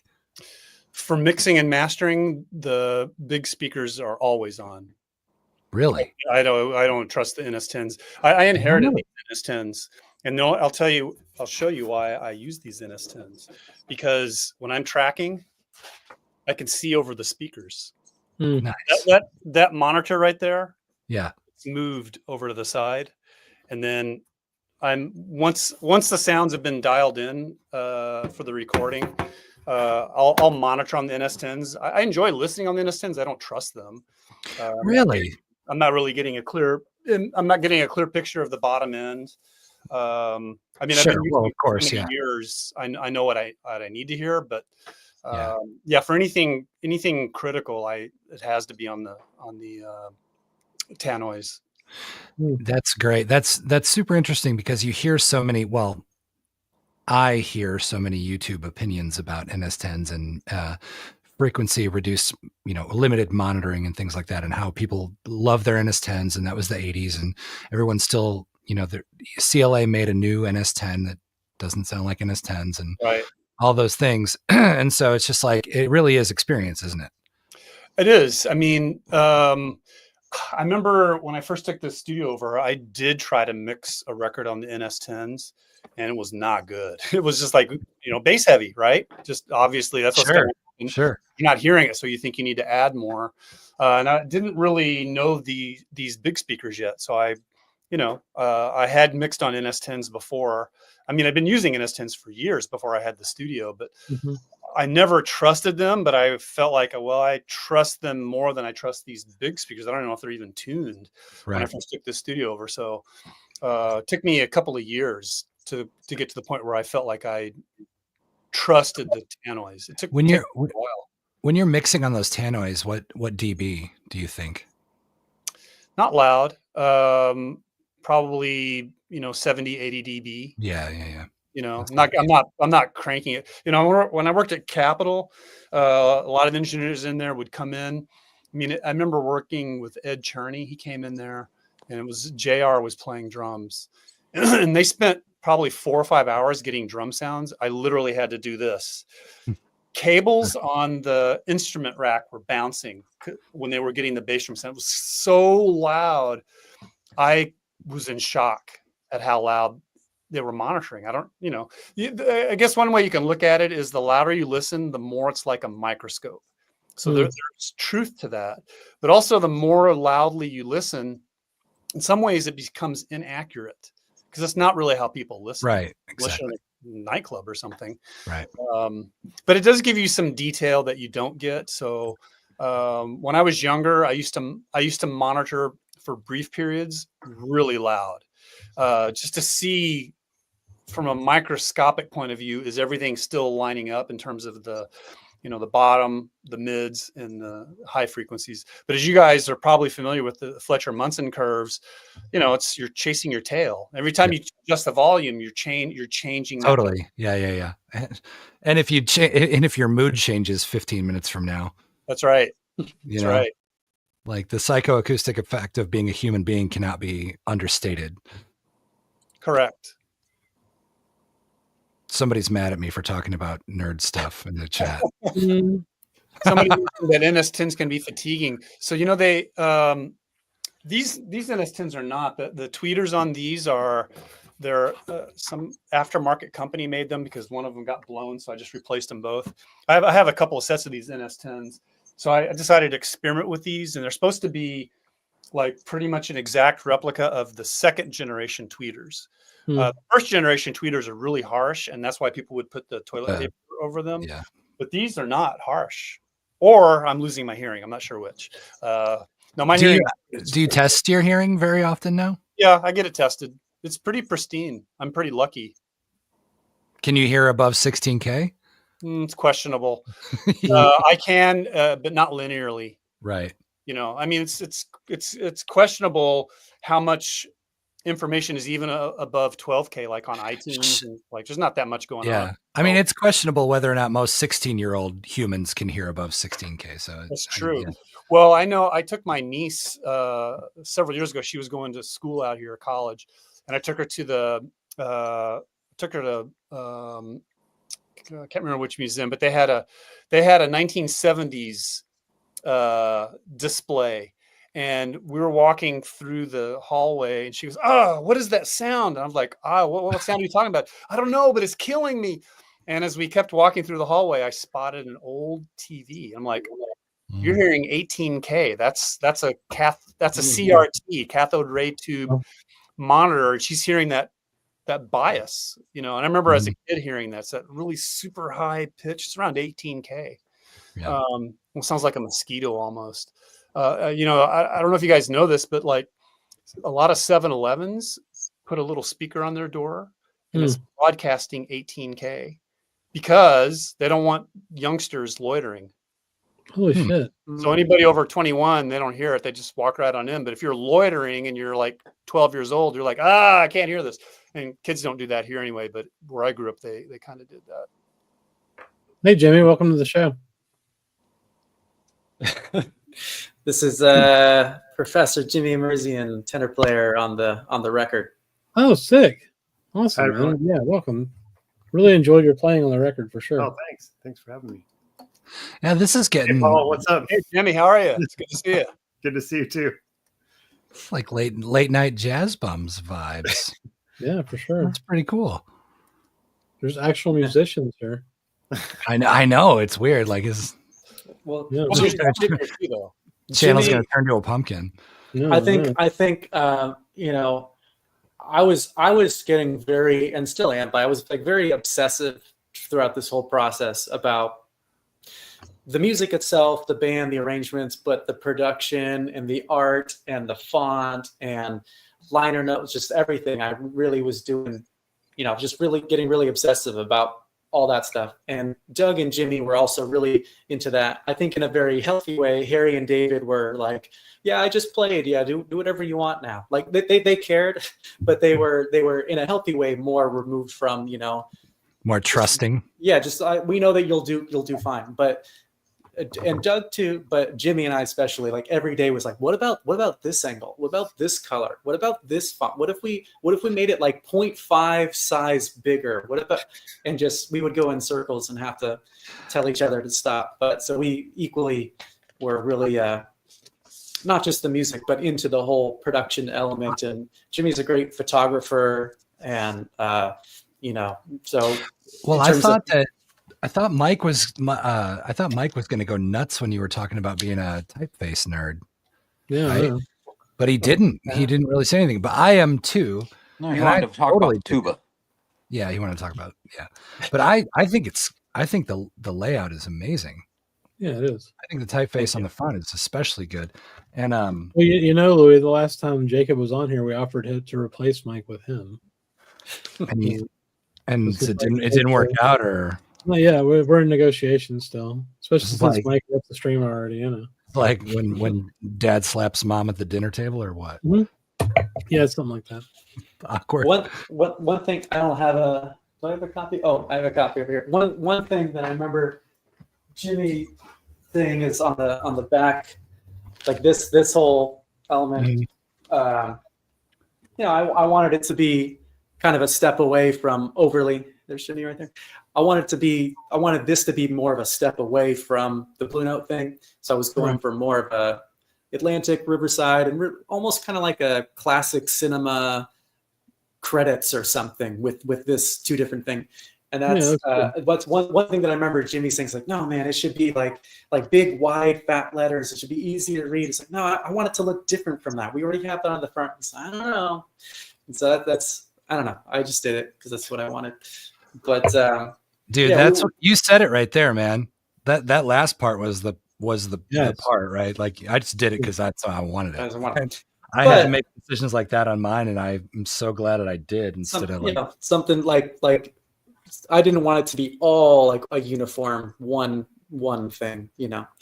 But both Jimmy and Doug especially just every day it was just nonstop texts and sending each other images on Google Drive, or like, what about this? What about this? It's like, no, should I open this next button? Should it be two buttons opened?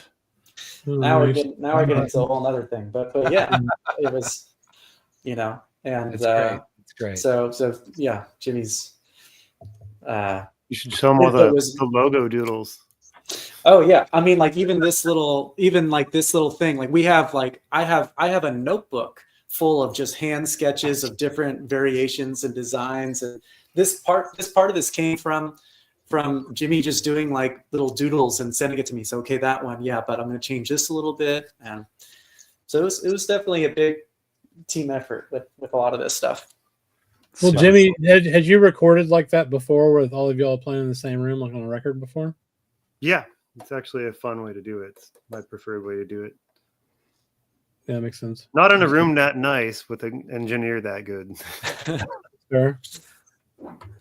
Paul was very, very fun to work with. His, I don't know.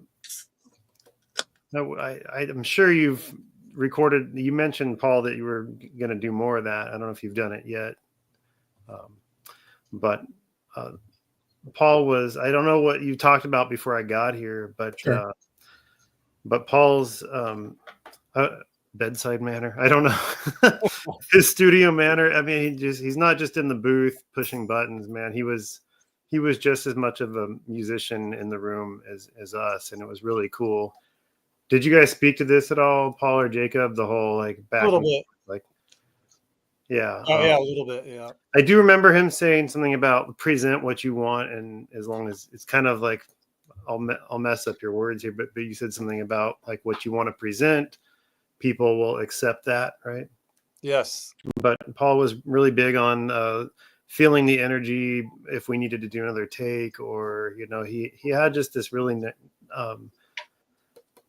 nice balanced perspective as a listener, but also as a musician who got what we were going for. And it was kind of fun too, because for us, and I don't know how you felt about this, Jacob, but when you're in a room, a lot of times lately there's people like recording live, or I know like Snarky Puppy and people like that, they'll do these things where they invite people in to hear.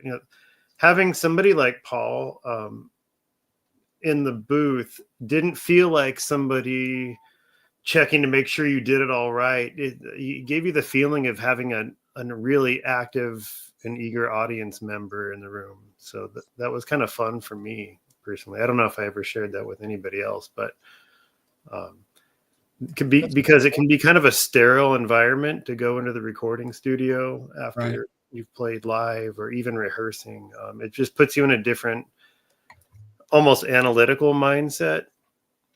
And yeah, you guys were so prepared when you came in.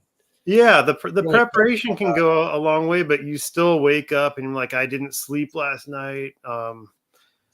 Recently we were giving a clinic and we were talking about, somebody asked like, how do you get in that mindset? And that day was like, there was traffic. It was like torrential downpours. We weren't sure if we were even going to be able to get to the studio. The roads were flooded. You get there and suddenly you got to put all that aside. And I just, kudos to Paul for really helping keep us centered. Yeah, but isn't that also like really the preparation that you guys do and the practice and the discipline? Like, you live your life, you're like, I'm a jazz drummer and that's what I want to do for my life.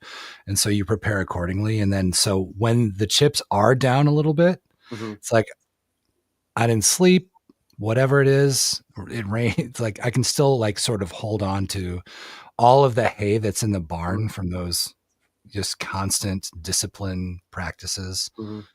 And that's what like being prepared, like, cause I know Paul is like, these guys are prepared. Like that goes so far because not everybody is.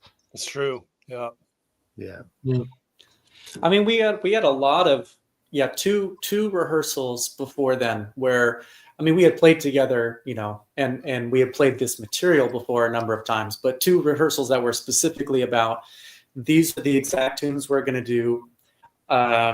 Knowing that I wanted to do it as a vinyl project going in really shaped how the session was going to go. Because I've had a lot of people ask me about, oh yeah, I want to do something like where you guys went. What was the studio and how do you prep for that? And they go, yeah, I've got like 15 songs. I go, well, you're not going to do an LP unless you're doing like 1-minute songs. And just knowing the time constraints. And so we really had to workshop at those rehearsals, the roadmap of each tune and format the tunes. But even with all that prep, you come in and I remember Jimmy calling me like, oh man, I almost just got like the highway patrol like almost shut down the freeway in front of me, and I had to kind of go around them really quick to make sure that I wasn't going to get stuck. And I'm sitting there just all morning like stressing, like, is the band going to get here? Is this going to happen? Like, are people going to be? Did I just waste 4 months of planning?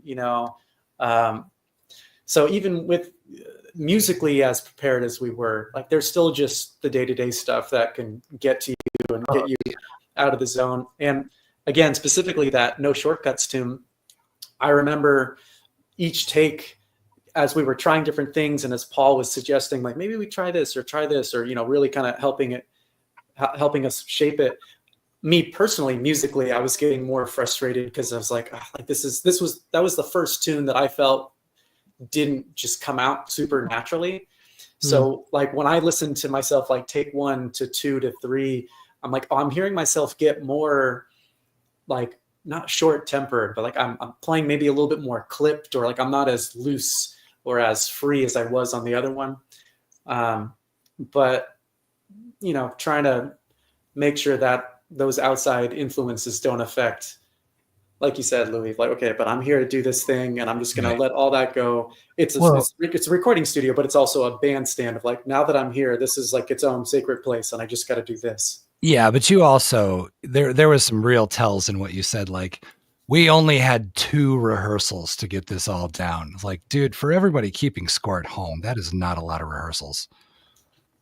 Like, you know what I mean? Like, that's what, because I can sort of see both worlds, you know, as a trained musician and sort of like a punk rocker. Like, the people that I come in contact with in both worlds don't speak the same language. You know what I mean? So you're like, well, we only had these 2 rehearsals to get everything. And that was a real, like, that was an abundance of time. And that isn't an abundance of time. That's what professionals see as an abundance of time.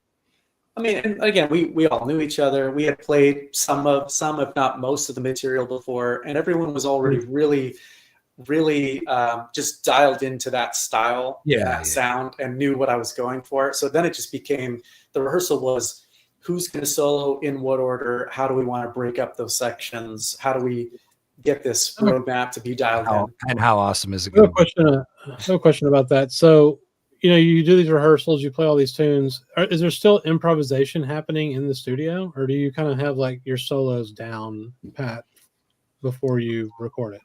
Can I field that real quick, Jacob? Yeah, absolutely. Yeah, funny. I'm glad you asked that, because I was just thinking about the rehearsal nature, like the nature of rehearsing this kind of music.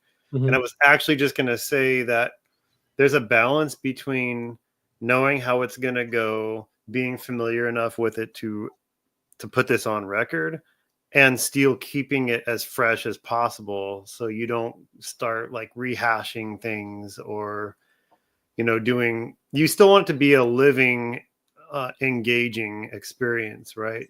Right. And that's what we did. So a lot of the times we didn't really even rehearse solos, you know, we're just trying to, you know, when you're doing rehearsals, it's like, all right, can we do this? I got somewhere to be, you know, you're not blocking the whole day out.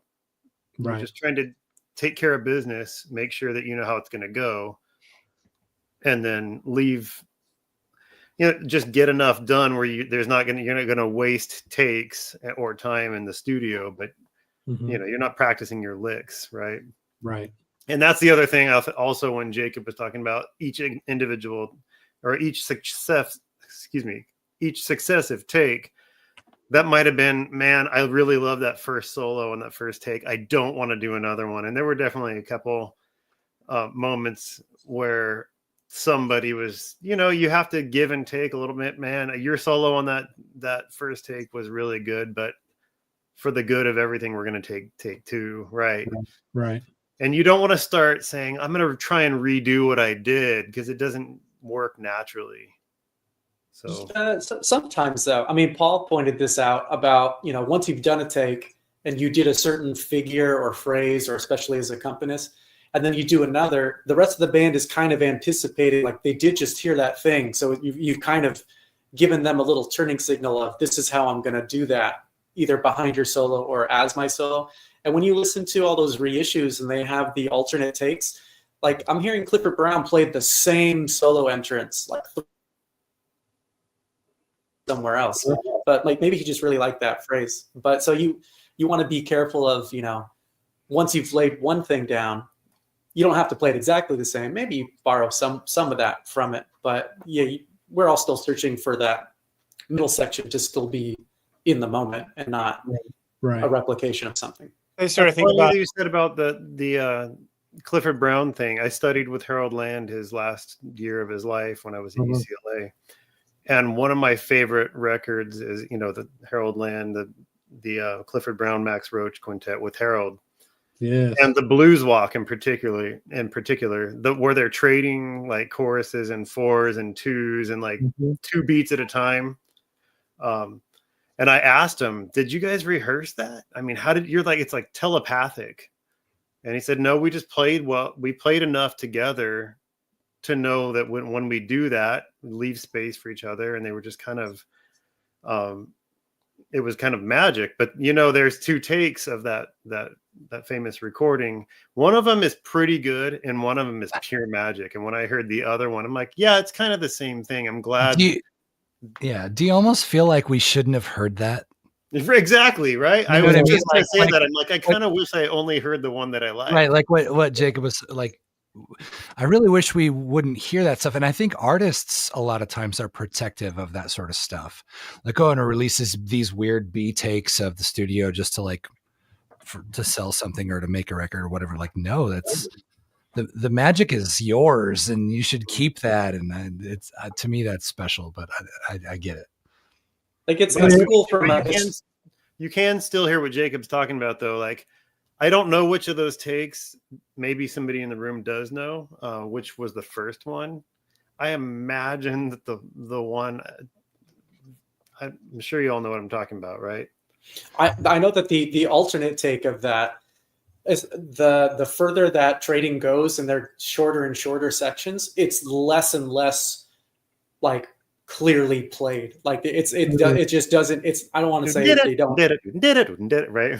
Yeah, on the album version, it's great. On the alternate take, it's not as clean, and it gets progressively it's like less clean. The fact that any of us has heard that is ruined it a little bit.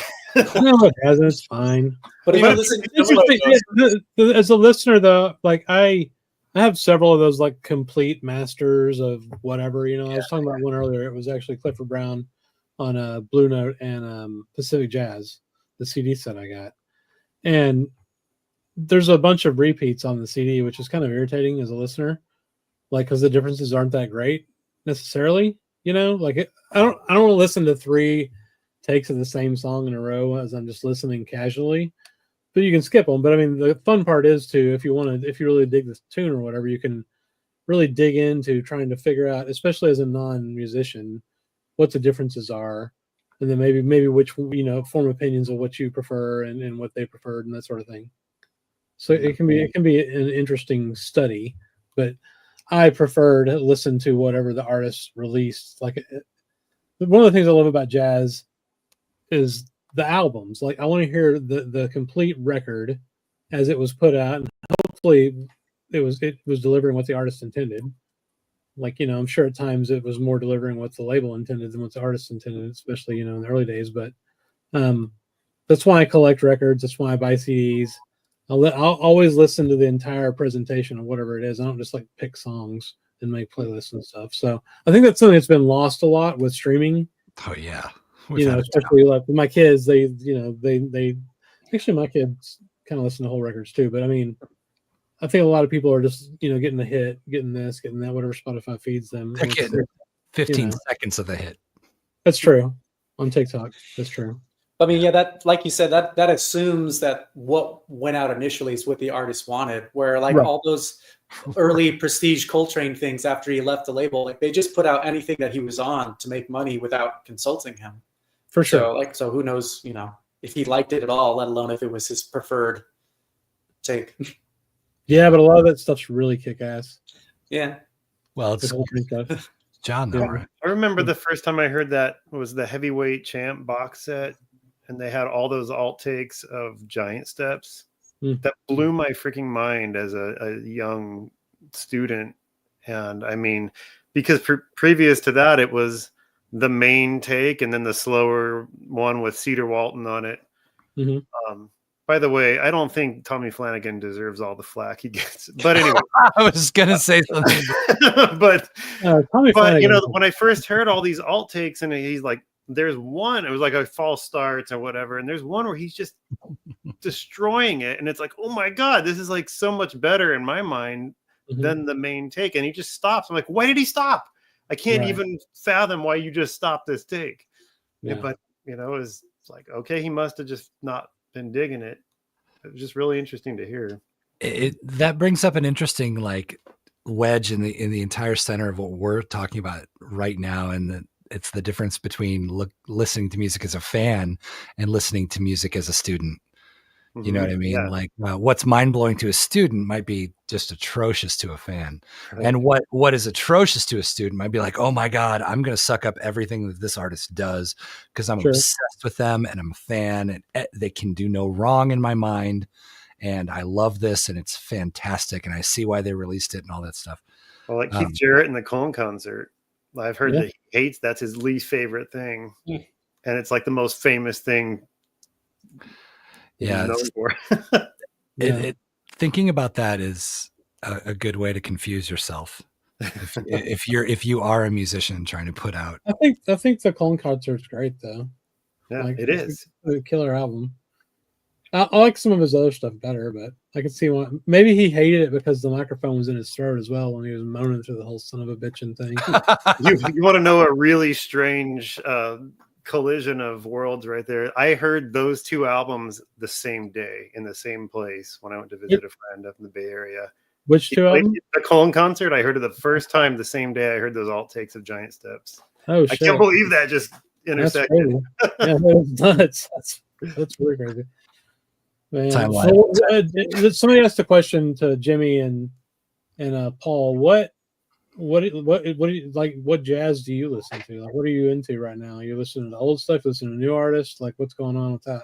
That you're listening to jazz. And obviously, I spend a lot of time listening just to sessions I'm recording. So I'm listening all day to stuff that I'm working on, and then when the sessions are over, oftentimes I'll pop it in the car just to see how it's translating. I don't know. Maybe Jimmy should answer. I don't have any answer right at the moment. I have to think about it, I guess. Or if I can ask you a quick question, follow up to that, Paul, is do you feel like you're doing all these sessions, you're listening so much and so closely all the time, and then maybe you take in your car, like, is it still enjoyable to listen to stuff outside of that, or do you just need a break and like just not want to listen to anything?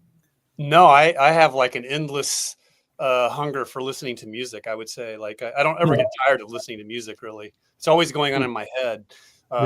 Even if I'm not listening to it, I'm hearing a tune in my head. I guess people send me links all the time, so I'm always checking out stuff. So that's what I'm listening to, and I can't remember a lot of the people that I'm listening to, but I'll listen to a track of somebody and then another track of somebody. I'm just kind of rifling through things. There was a NAMM recording, and I cannot remember who the piano player or the drummer was now, but I was really impressed by this drummer. And it's Jacob, you probably know who she is. God, I have to think about it. I can't remember if you and I watched one of those videos together, but I was really impressed by her playing. Just can't remember. Got too many artists floating in my head to pick it out. But I'm not like stuck on. I don't go through. Generally, I don't go through phases where I pull out an album and I'm just listening to that one album all the time. I used to do that all the time, but I don't really do that so much anymore. Because now I'm just kind of perusing. Yeah. Because we spent however many weeks mixing and mastering, and like by the end of it, I was like, I never want to listen to this again. Like it took me like only until like a month ago. Like I heard it for the first time, some track like a month ago. I was like, oh, okay, that's all right. But after just all day, every day for like 2 months, just listen. I was like, my God. At some point, I got over I'm listening to myself, and I wasn't listening critically. Yeah. That song all day for 2 months, and I don't want to hear it anymore. But yeah, I never want to. What do you listen to? I don't want to hear records ever again either. Shut up, Chris. By the way, my records have lyrics. I have a thing for you guys to think about for a second. Okay. This may be something you've already thought about and realized. And then I'm going to have to go. But, vinyl has gotten very popular, and a lot of younger people, not just younger people, but specifically younger people have told me that, well, they like it because it sounds better. So there's some complicated thoughts about why that is. Vinyl does not sound better. Like, you guys will probably agree or disagree, but in my opinion, vinyl sounds terrible, right? You got surface noise and clicks and pops and all kinds of problems.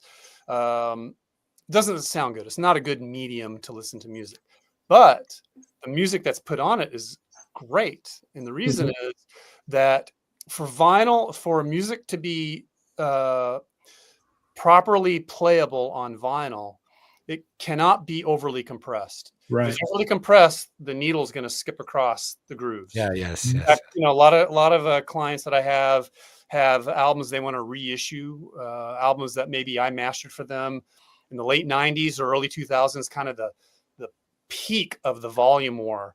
And they have to sign waivers. They have to sign waivers that if their customers complain that the needle skips, that they can't hold the manufacturer responsible. So you have to come up with a bunch of techniques to add back dynamics. There's a bunch of ways you can do that. And also you have to watch the low end. You know, you can't put too much low end because that takes up real estate on the album. So the vinyl, it does sound better in the sense that the music that's put on it is mastered in a very organic way. You should avoid limiting. You don't want to limit. You want to avoid that as much as possible. Light compression and more dynamics. So that's why it sounds so good. Correct. I think you're 100% correct. And I think also that when they don't do that, you can tell and it sounds like shit. Right. Like if it's just like a super smash, mix, it sounds like crap. I've got a couple of Rush reissues from like 2014. The 2014 they redid their whole catalog, and they sound like crap. They're terrible because they're just like a super compressed like MP3 sounding mix like you would get on. What I'd say to that is you can fuck up anything. Well, you know what I mean? Like you can put zero effort into a lot of things. The other reason I think it sounds good too is that if you have a turntable, I mean, unless you're listening to like a Crosley with a built-in speaker, but if you have a turntable, you probably actually have a set of speakers with the turntable, right? And you're listening to an actual stereo thing versus like listening to your phone like this, or even with like AirPods, which can sound pretty decent. But I think that they get that experience of actually listening to music on a set of speakers instead of just their AirPods or on their phone or in their car or whatever, and it sounds completely different to them.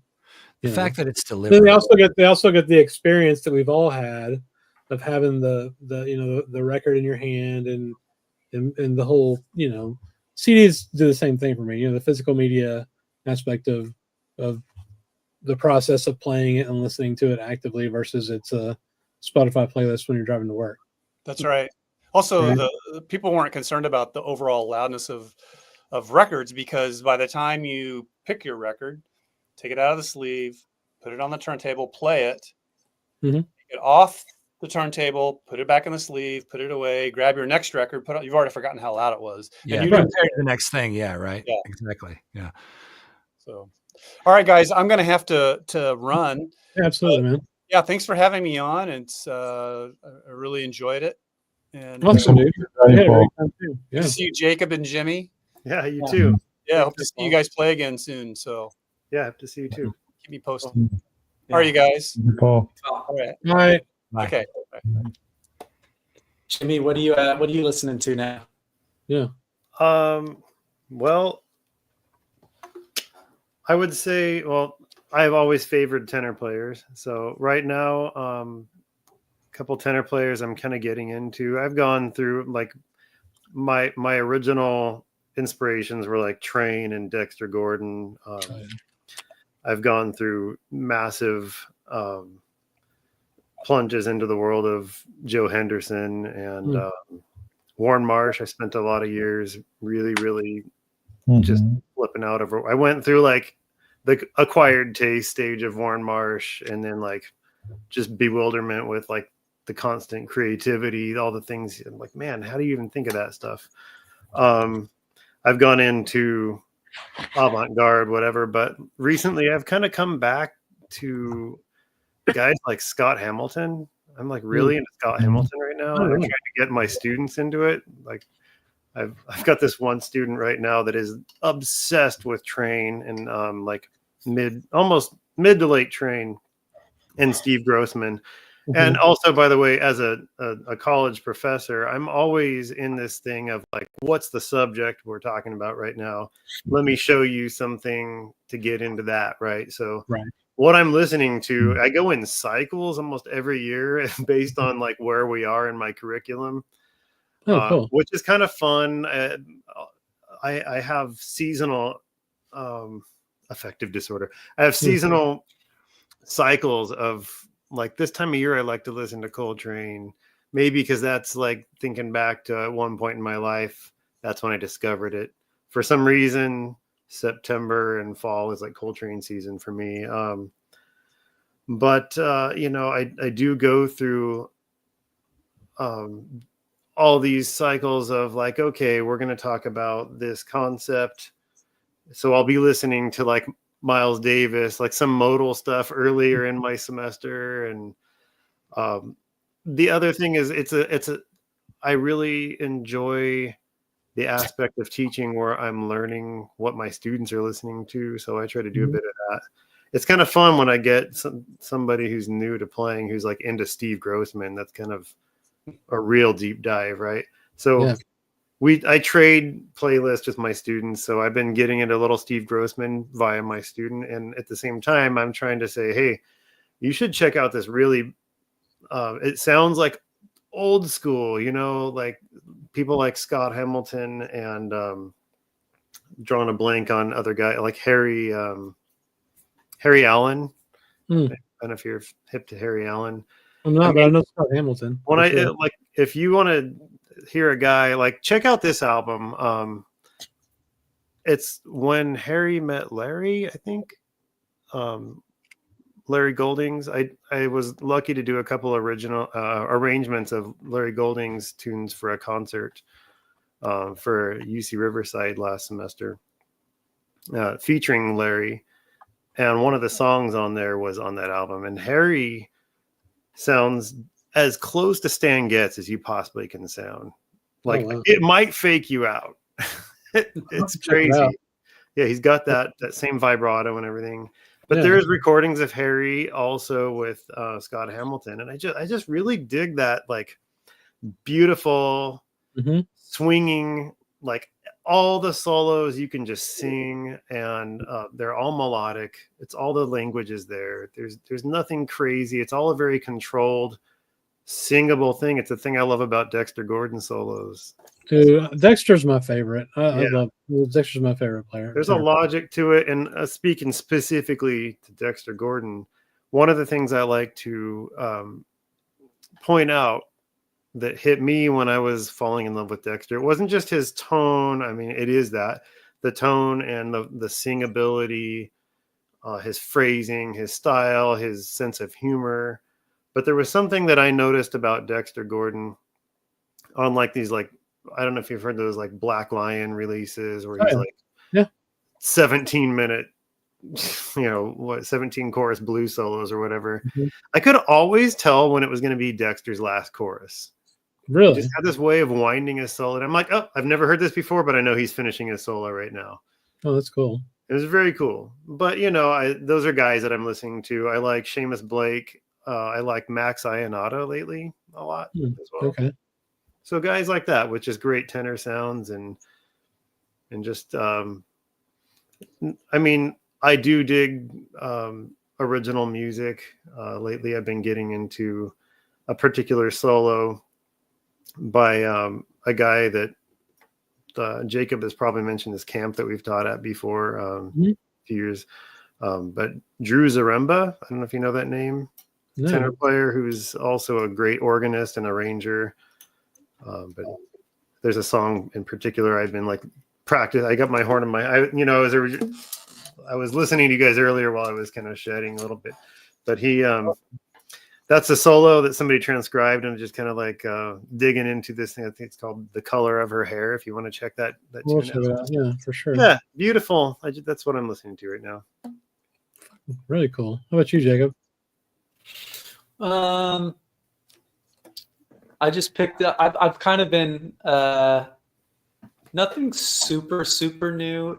Well, I guess that's not true. So I've been taking my time with them. I went and picked up a handful of a bunch of new seller releases recently. Oh, cool. Yeah, I'm really trying to take my time because I bought like too many at once. So I've just been listening to this one for like the last week. Hold that up again, Jacob. Was that Eric Alexander on there? Mm-hmm. Yeah. Nice. He's another one, by the way. Oh, okay, cool. This opening track, Mike Ladon is such a great composer. I love these tunes. The first tune, JV. Mike Ladon, yeah, he's awesome, dude. And this is live too. Kenny Washington. Yeah, dude. That's great. Yeah, I've been listening to this one all week, and I haven't opened them yet. They're still in the wrap, but I just picked out a handful of some new seller. Oh, that Miki record's great. Mm-hmm. She's awesome too. You know what's cool? She'll you order records or CDs from her Bandcamp, she sends them to you, just like you do, I'm sure. But it's cool. She'll sign the records and send you a little note, which is always kind of fun. Yeah. The only problem is she sends the records in a manila envelope, like just a paper envelope, so they tend to arrive a little beat up, you know. I have our Bandcamp page is just actually for the digital download. I have that's right. Mike is the online store, but I do send some out myself. Kevin actually told me to get these really, really nice. They're called the Whiplash mailers. Yep, they're just like super and like once I've done that, it's just like doing like a 28-point cardstock jacket. It's like once you've done the super heavy duty thing, I'm like, I don't feel good sending a record anything less than this now, just to be sure. I told Luke, but he refused. No, so I've had no complaints, no damages. Everything's been fine. I did send 25 out Whiplash, but I also wanted to not lose my ass on them being the most expensive thing in the entire world. They kind of are, dude. I got a couple. I don't know if you know this record, Jimmy. This is I'm really been listening to this Disorder at the Border. Coleman Hawkins with Horace Silver and Art Blakey. Like it's actually two different live sets. This is live at the where are they live? Will come to me in a second. But one set is with that album. I've just never heard it. Like one set's with Roy Eldridge and the other one's with Howard McGee. This is early. Okay, 1952. Okay. Yeah, I think this is not early for him, but like one of the first things that Horace did in New York, I think. But I'm talking about jackets. I mean, this is like the most just papery. Is it European? Is it a European pressing or something? It's interesting. There's a sticker on the back that says distributed Berkeley, California. But no, printed. Well, the jacket's printed in England, so I don't know the pressing itself. Yeah, that's fine. But, so this is cool. And then just a couple like found some copies of stuff that I had either like on a CD or just like digital files. Yeah, but this is just one of my all-time favorites. And definitely good. Like this is a King 81 King. Oh, okay. Reissue. Yeah. But yeah, it's great. And I picked up again, just kind of going through like some of the stuff that was already my favorites, but just felt like it deserved getting a legit copy of. This is probably my favorite lead record. I don't know. It's hard to say, but just the lineup and the tunes and the arrangements. What are the ones off that record we've played live? I did a whole concert where we played this entire record a few years ago. But Jimmy, we've probably done Something Cute, and Double Up. I brought some of these tunes. I brought to Air last year. We did Double Up, and you guys did Hey Chico. You guys did. So yeah, just great lineup, great tunes, and then found this the other day too. Yeah. Oh yeah, that's what I was just talking about earlier. That Clifford box, the CD box I have has that on it. Both of those. And now it's like a thing where I'll see. Those are great too. The Birdland records are great when they have Pee Wee on there doing the announcing. Oh yeah. You know that guy. He was kind of a piece of shit. Like if you didn't pay him, he would pronounce your name wrong and shit, like on purpose. Did you see? Hold on, real quick, Jacob. Did you happen to see? He came on like Letterman or something. Mm-hmm. Yeah. I've seen that. Yeah. Sorry, I'm trying to put this one back in there. This now like the amount of just research work that I've done, like now I can't not see when I see things like this. Like this is Clarendon, like this is the same font as Blue Train and a bunch of records, but like I see it now. Jacob is like the upgraded version of Mike. With this is like a nice. This is either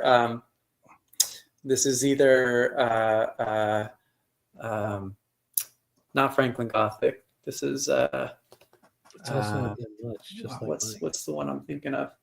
But the fun fact, again, Clarendon, the same as Blue Train, but the Sony logo, their logo is just the word Sony in this font. Yeah. And I mean, jazz being really big in Japan, I always thought, like, I wonder if whoever their creative design person thought, like, oh, we really like Blue Train, maybe we'll just copy that. And it's literally just the word Sony in this font. Yeah, that's so awesome. I don't know. That's what I'm like. How do you feel about papyrus? Yeah. Have you seen the SNL skit on that? Yeah. Of course. What do you think about wingdings?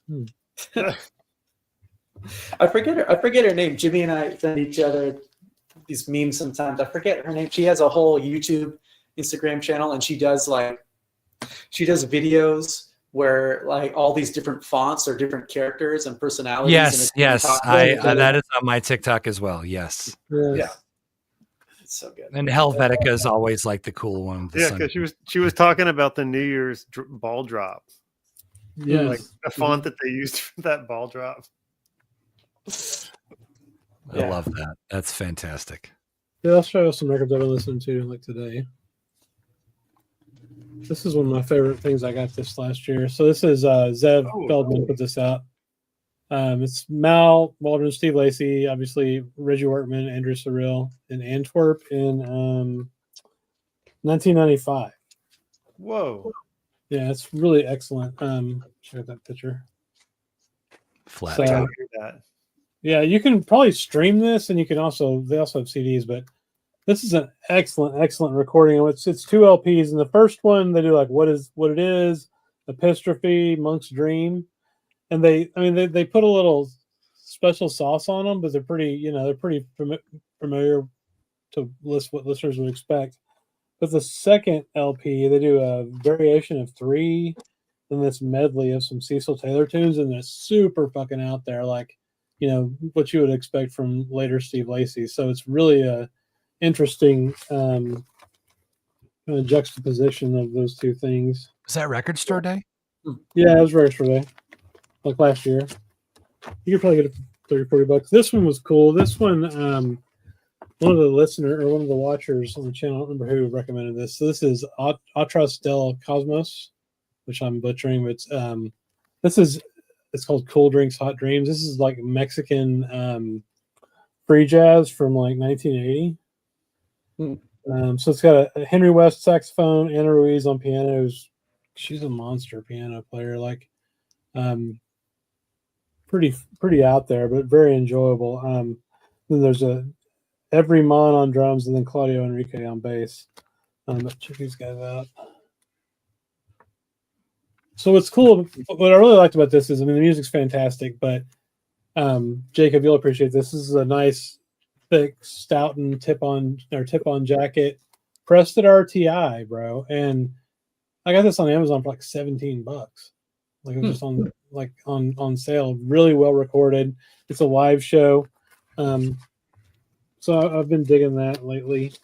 And then the last thing I'll show right now is a Tone Poet I got like a few months ago. Okay, this record, like Jimmy and I had a moment with this record. Like because we've known each other at least 10 plus years. And it was always a thing of like, maybe I'm visiting a friend that's at Cal State, it's a recital, and I see him, we hang a little bit. It was only in the last like 4 or 5 years that we got, I'd say like a lot closer playing together, doing this group. But there was this moment where I forget the exact, I don't know if it was in your office at the school, but something came up where we talked about like one of my favorite tunes, that's one of my favorite records ever. And the tune Hairsog was one of the biggest tunes for me that I was just obsessed with. And I was like, yeah, have you ever heard this song Hairsog? Or you were saying like you had just transcribed solos off of it. Yeah, like you had come out of a conversation where you were like I love this record, and everyone you were talking to said, I've never even heard of that, or I don't like it at all, or like we were just like neither of us had heard someone that knew, neither of us had known someone that also knew that record or that song. And now, I mean, it's on Mickey's record. Like everybody is playing this tune now, Hair Song. Like, and it's on Jalen Baker's record too. Oh, that's awesome. I didn't know that. But like that tune, like Jimmy and I had a whole thing of like, you like that song too? Like, I love that song. Yeah. Anyway, moments like that are sick. Yeah, this record's great. So anybody does Bobby Hutcherson solo clips, you got Harold Land, Chick Corea, Reggie Johnson, and Joe Chambers. This is okay, first of all, if you have a brother smoking a cigarette in the 60s or 70s on the cover, you know it's going to be kick-ass. Yeah. That's one requirement. The other requirement is they're wearing a stocking cap. It's a known truth, right? So 203. This is just an excellent record. And I didn't buy it when it first came out because the cover kind of freaked me out a little bit. I was like, I don't know, man. He looks too happy. Like, I don't know. He looks like he's having too good of a time. Person played jazz with a fucking smile like that. Yeah, I gotta play jazz and be that happy at the same time. I don't know, but anyway, it's outstanding. Really great record. That's one I should own on vinyl. I had my copy of that for years was actually, it's a CD that like I one of my best friends coming out of high school worked at a college jazz radio station. And one of his things he started doing was taking like, you know, the old CD burners, like they have like those like linear ones where you can like stream to the burner, right? Right. Not just a file, right? So I have a CD of that transferred from an LP. So my CD copy has pops and clicks and stuff on it. But I buy this. This is a tone poet. You can buy it for like $20 right now. Right now on Amazon. I guess it depends on what area of the country you're in, but right now I'm buying this Tone Poet for $19.49. Yeah, that's the deal. There's Jacob. I don't know if you can see. I have to get the right lighting. I have a. This is better. Well, it's a not for sale promo. Promo copy. It's a Liberty. Okay. Yeah, well, this one will be brand new. When I get mine in the mail, I'll throw it away since you just showed from that. RTI and cut by Kevin Gray. So, you know. Liberty Records. Liberty. I have magical free Amazon points. That was sick. And now I can tell that this is the West Coast pressing because it's all caps and it's in the Bertco font instead of the Keystone letters. Yeah, I'm telling you. I love and hate that I know that. Yeah, that's fair. But yeah, this. You got the right shirt on for it. I do have the nice shirt. Yeah. Because this is I was always kind of wondering why this sounds so different from all the Blue Notes, and because this isn't Rudy Van Gelder. Right. This was in LA somewhere, right? Plaza Sound Studio. Oh, it's not Rudy, so I hate George Sautel. It's not Rudy, so it sounds better. Where's the obvious splice, Jacob and Herzog? I'm trying to think. It's at the end of Chick's At the end solo. of Chick's solo, yeah. It does a little dun dun dun dun, and it just goes into Bobby solo. Yeah. But yeah, that's sometimes those things are the things that make it for me. Like, oh, humans who aren't perfect did this. Yeah, that's fair. It's totally, totally different music. But like, there are 2 different tape splices on "She Loves You" on the Beatles track, but less noticeable. But dude, there's a horrendous guitar like split that doesn't make good sense on Nirvana in Utero. Yeah.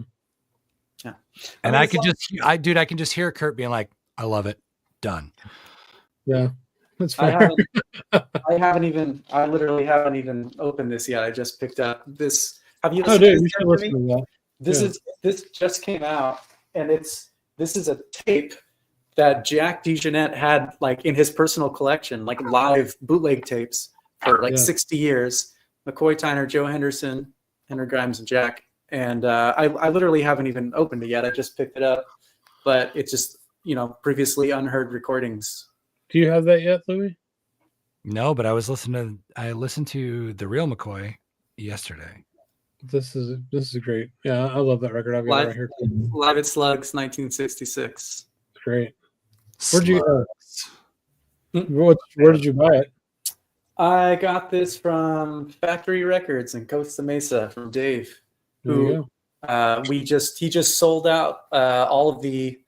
He got a whole order of Silver Street and it sold out in like a week. Nice. So we're gonna have to reorder it. But yeah, that's great. They're I mean, great selection in general, but they're blue notes and tone poets. It's like it's all their own rows. And so I went into the shop the other day, and he made it was just like there were two things that were like a very kind of surreal thing. So I went in there and I'm going through the jazz section and I got to the end and there's like a name card that said Jacob Went on it, like in the jazz section. I was like, what? Yeah. And then he had a copy of it. Silver Street was on the wall too. And I was like, that's nice. That's a little surreal. That's pretty cool. Yeah. So I literally haven't even opened this yet. So. Well, you should listen to that this weekend, man. It's great. When we talked to Zev, Zev Feldman, the producer of that, he produced that Mal Waldron, Steve Lacy record. If y'all haven't watched that interview, it's really good. It was his Record Store Day. We always interview him for Record Store Day because he always puts out new shit. So I watched that with all the I watched it with all the Sun Bra stuff too. Yeah. He's been putting out some neat stuff. It's some of my favorite. I really like listening to live jazz that was recorded like at a show. I mean, I love studio recordings too, but I really like it. And I know, it's got to influence you a little bit. I mean, as players, if you know it's being recorded, does that influence you a bit, even if you're playing in the club versus? But it's still going to be different than being in a studio, right? Not the way they did it, maybe. I don't know. It's a question. You want to like feel that? If you're multi-tracking a bunch of stuff, it's probably going to. No, what I mean is, let's say you're playing a live gig, but it's being recorded to be released, like on a CD or a record. Would you play differently than if you were just playing a regular live gig? Like, would it influence your playing to know that you're being recorded versus just playing a regular club day? You want that, Jay? Or I can go. You want to go? Well, it depends. I have for years been kind of a habitual documenter, all the way back to like bringing cassette recorders, and like when I got in college, I got a mini disc. In fact, oh cool. I have like drawers full. I shouldn't say this on the record, but I have drawers full of bootlegs that like someday I feel like they should be in somebody's hands. Like, yeah. Stock to Zen. I think I've got some McCoy Tyner. In college I used to go to the Jazz Bakery a lot, and I feel like weird. Maybe I shouldn't say this on the record, but there's just something about it. And now some of these people are gone. I have bootlegs of Harold Land playing. Do it. You won't.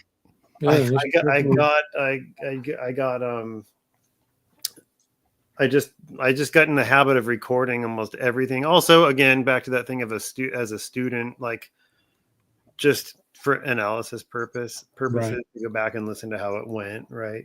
Yeah. But I think that for me, kind of like knowing that I'm just recording it all the time anyway, like helped me to just not overthink it. That makes sense. But at the same time, it's different. Like if you said we're doing a live date.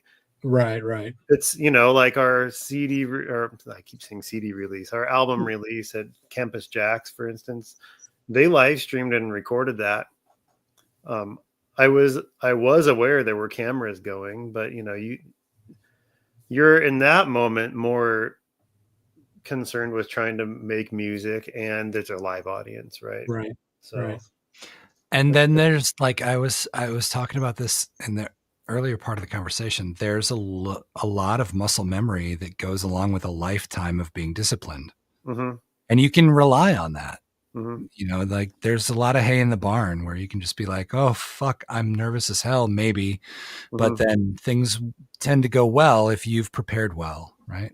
Yeah, I think there's maybe another thing that's worth mentioning is these days, even as a teacher, man, like when we used to like suddenly there's people pointing a phone at you all the time at any given moment. You get and used it's to it. being documented. It's like, okay, I'm somebody who doesn't really dig the whole like hamming it up for the camera thing. I mean, Sure. unless it's Same. obvious, like you just friends having a good time or whatever.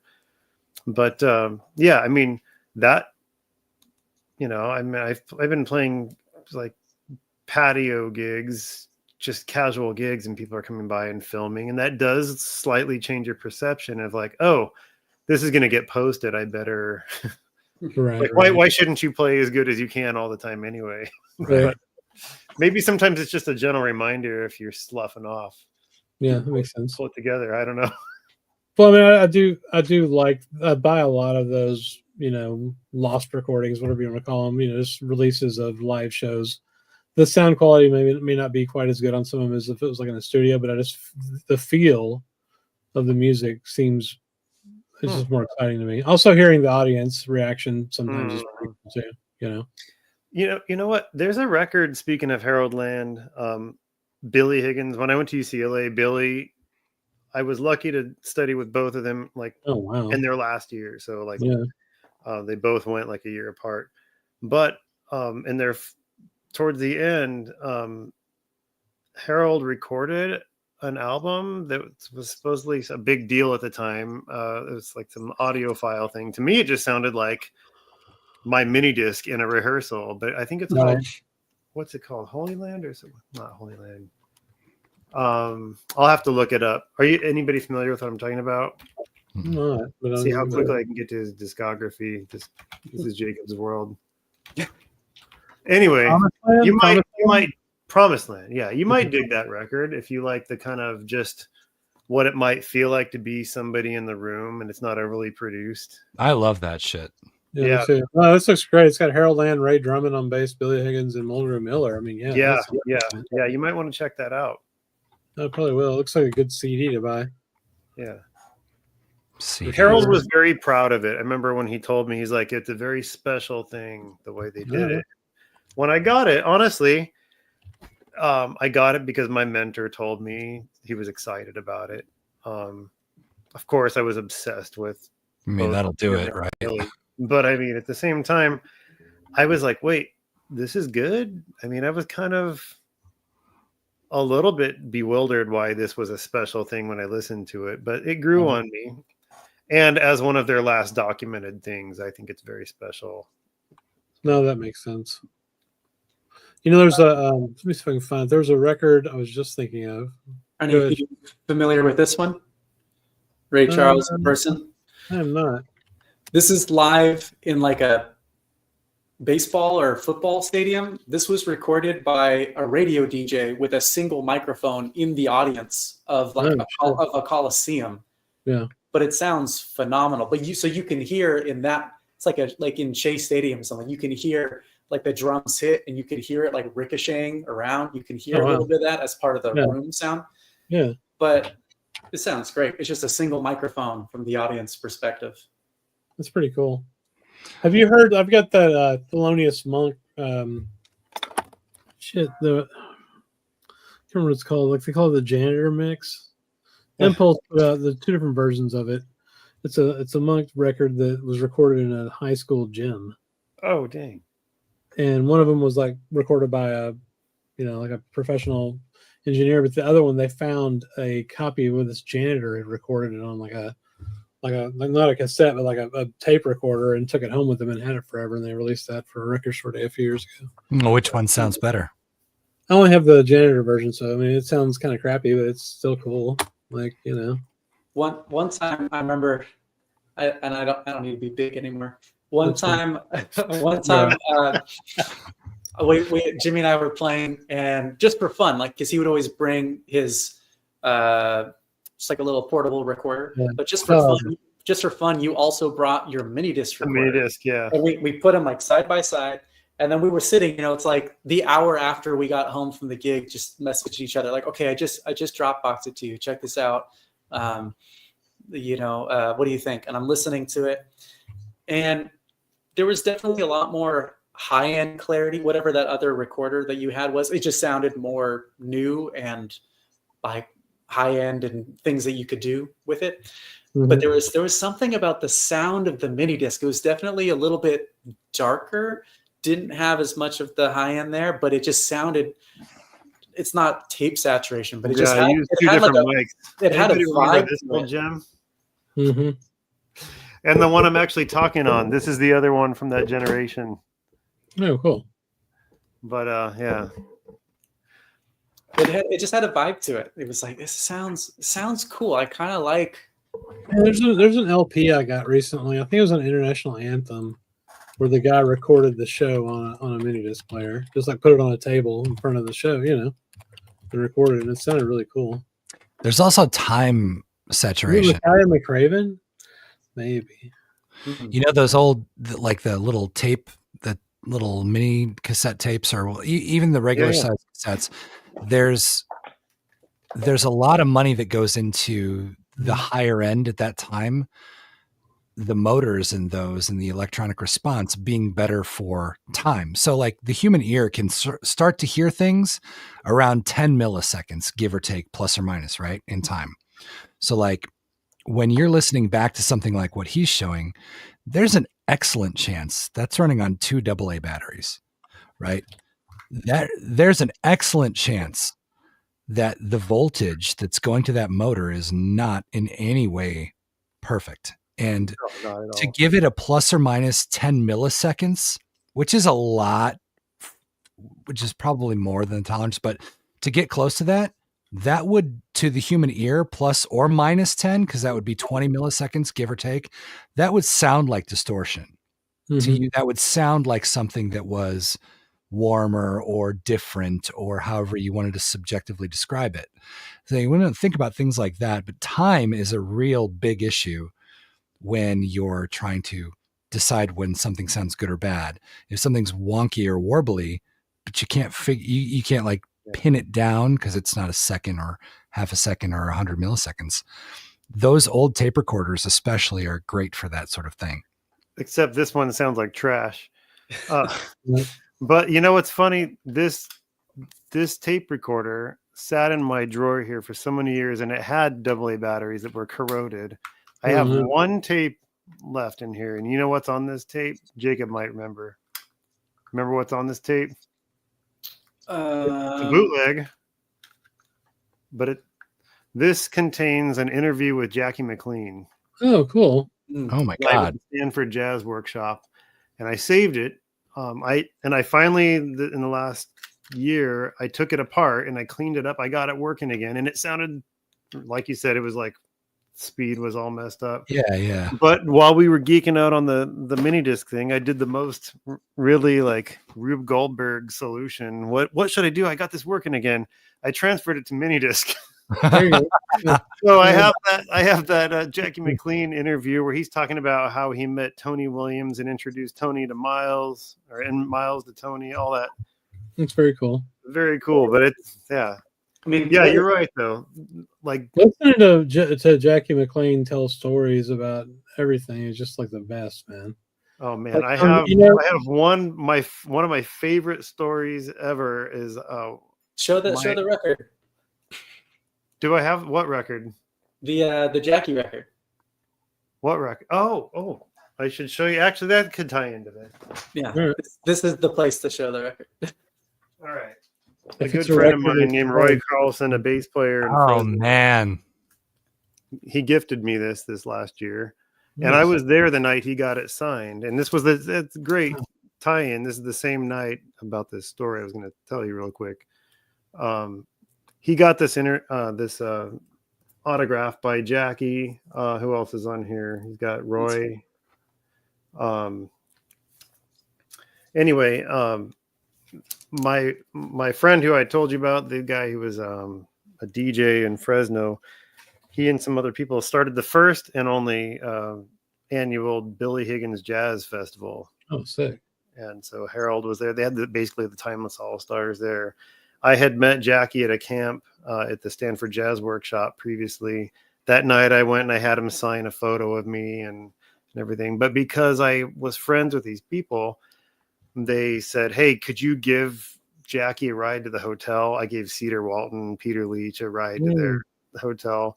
But walking to the car with Jackie, we talked about all kinds of things. Eric Dolphy, practicing in the backyard with birds and things like that. I used to live out in the country. We got to the car and we're driving along. He's telling me more stories about Connecticut and whatnot. And we were almost to the hotel, and there's a McDonald's there. He's like, I'm hungry. I think I want a Big Mac. I took Jackie McLean through the drive-through of McDonald's, and I'm thinking, this is so beautiful. He's like, you want a Big Mac?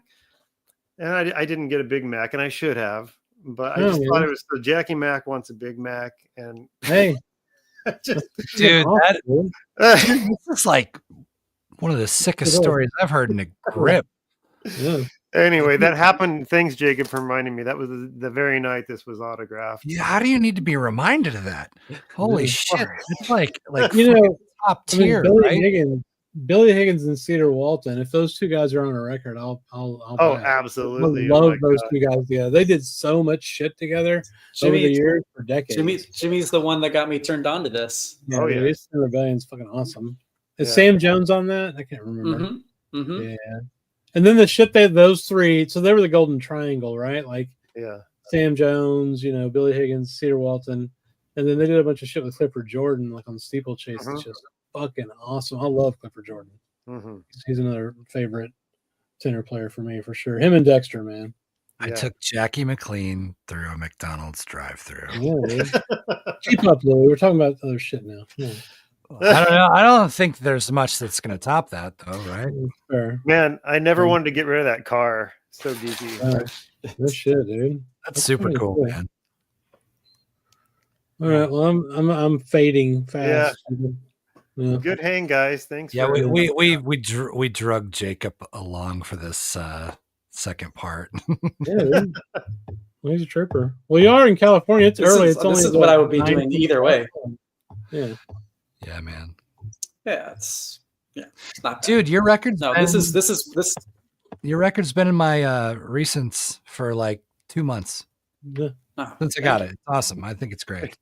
Man, I was gonna joke about when you talk about the mini disc thing. I've been joking with Jacob throughout this process. Just wait till my bootleg of your record comes out. Yeah, oh my god, I'll buy the mini disc. I'll buy the mini disc bootleg for sure. I'm gonna transfer it from vinyl to and then I'll do a shootout and have all kinds of ridiculous opinions. This is the reissue I'm waiting for right there. Yeah. In a cassette. That'd be awesome. That is good. Sure cassettes will make a comeback at some point. Cassettes actually can sound really good. I mean, it's 1/4-inch tape after all. Like they can sound pretty awesome. Yeah. I've got at this point I've got maybe 10 or 20 cassettes, but they're all like things that I've made or things that only exist on it's like interviews or things that are just on those tapes. Like I don't need a 30-year-old copy of The Best of Eric Clapton on cassette. No, dude, no. I mean, it's a good record, but ridiculous. It's a good record, but like I just, it's things that need to be bounced down or digitized or that I've just been dragging my feet on. I've got some 1/4-inch 4-track tapes of things that I recorded that I still need to digitize. And I asked Kevin and Gray about that. He said, yeah, I've got a 2-track, but a 4-track 1/4-inch is like not at all a professional level thing. So it's hard to find like the exact machine that would take that. Yeah. Oh, okay. Like it was literally made on a machine. I think it was on a TIAC 3440. It was like made for like sound effects for the drama department in the 70s and 80s. Like it wasn't a real medium. Yeah. Right. Interesting.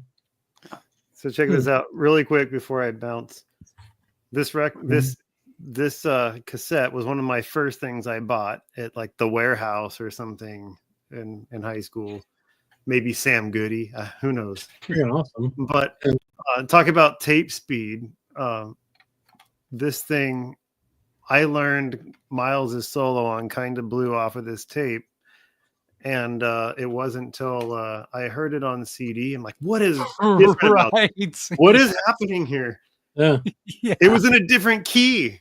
Oh shit. I don't know if it was mastered that way, like it just transferred over, or like my tape player was messed up. Right. But I completely thought that So What was in the key of E flat minor. Oh wow. It's not. That's wild. Wow. It's crazy. All right, cool. Well, nice meeting you, Jimmy. Thanks for hanging out. Thanks for good to meet you Jacob and Louis. You know, we will see everybody next time. Y'all have a good weekend. Good night. Bye, guys. Thanks, guys. Bye.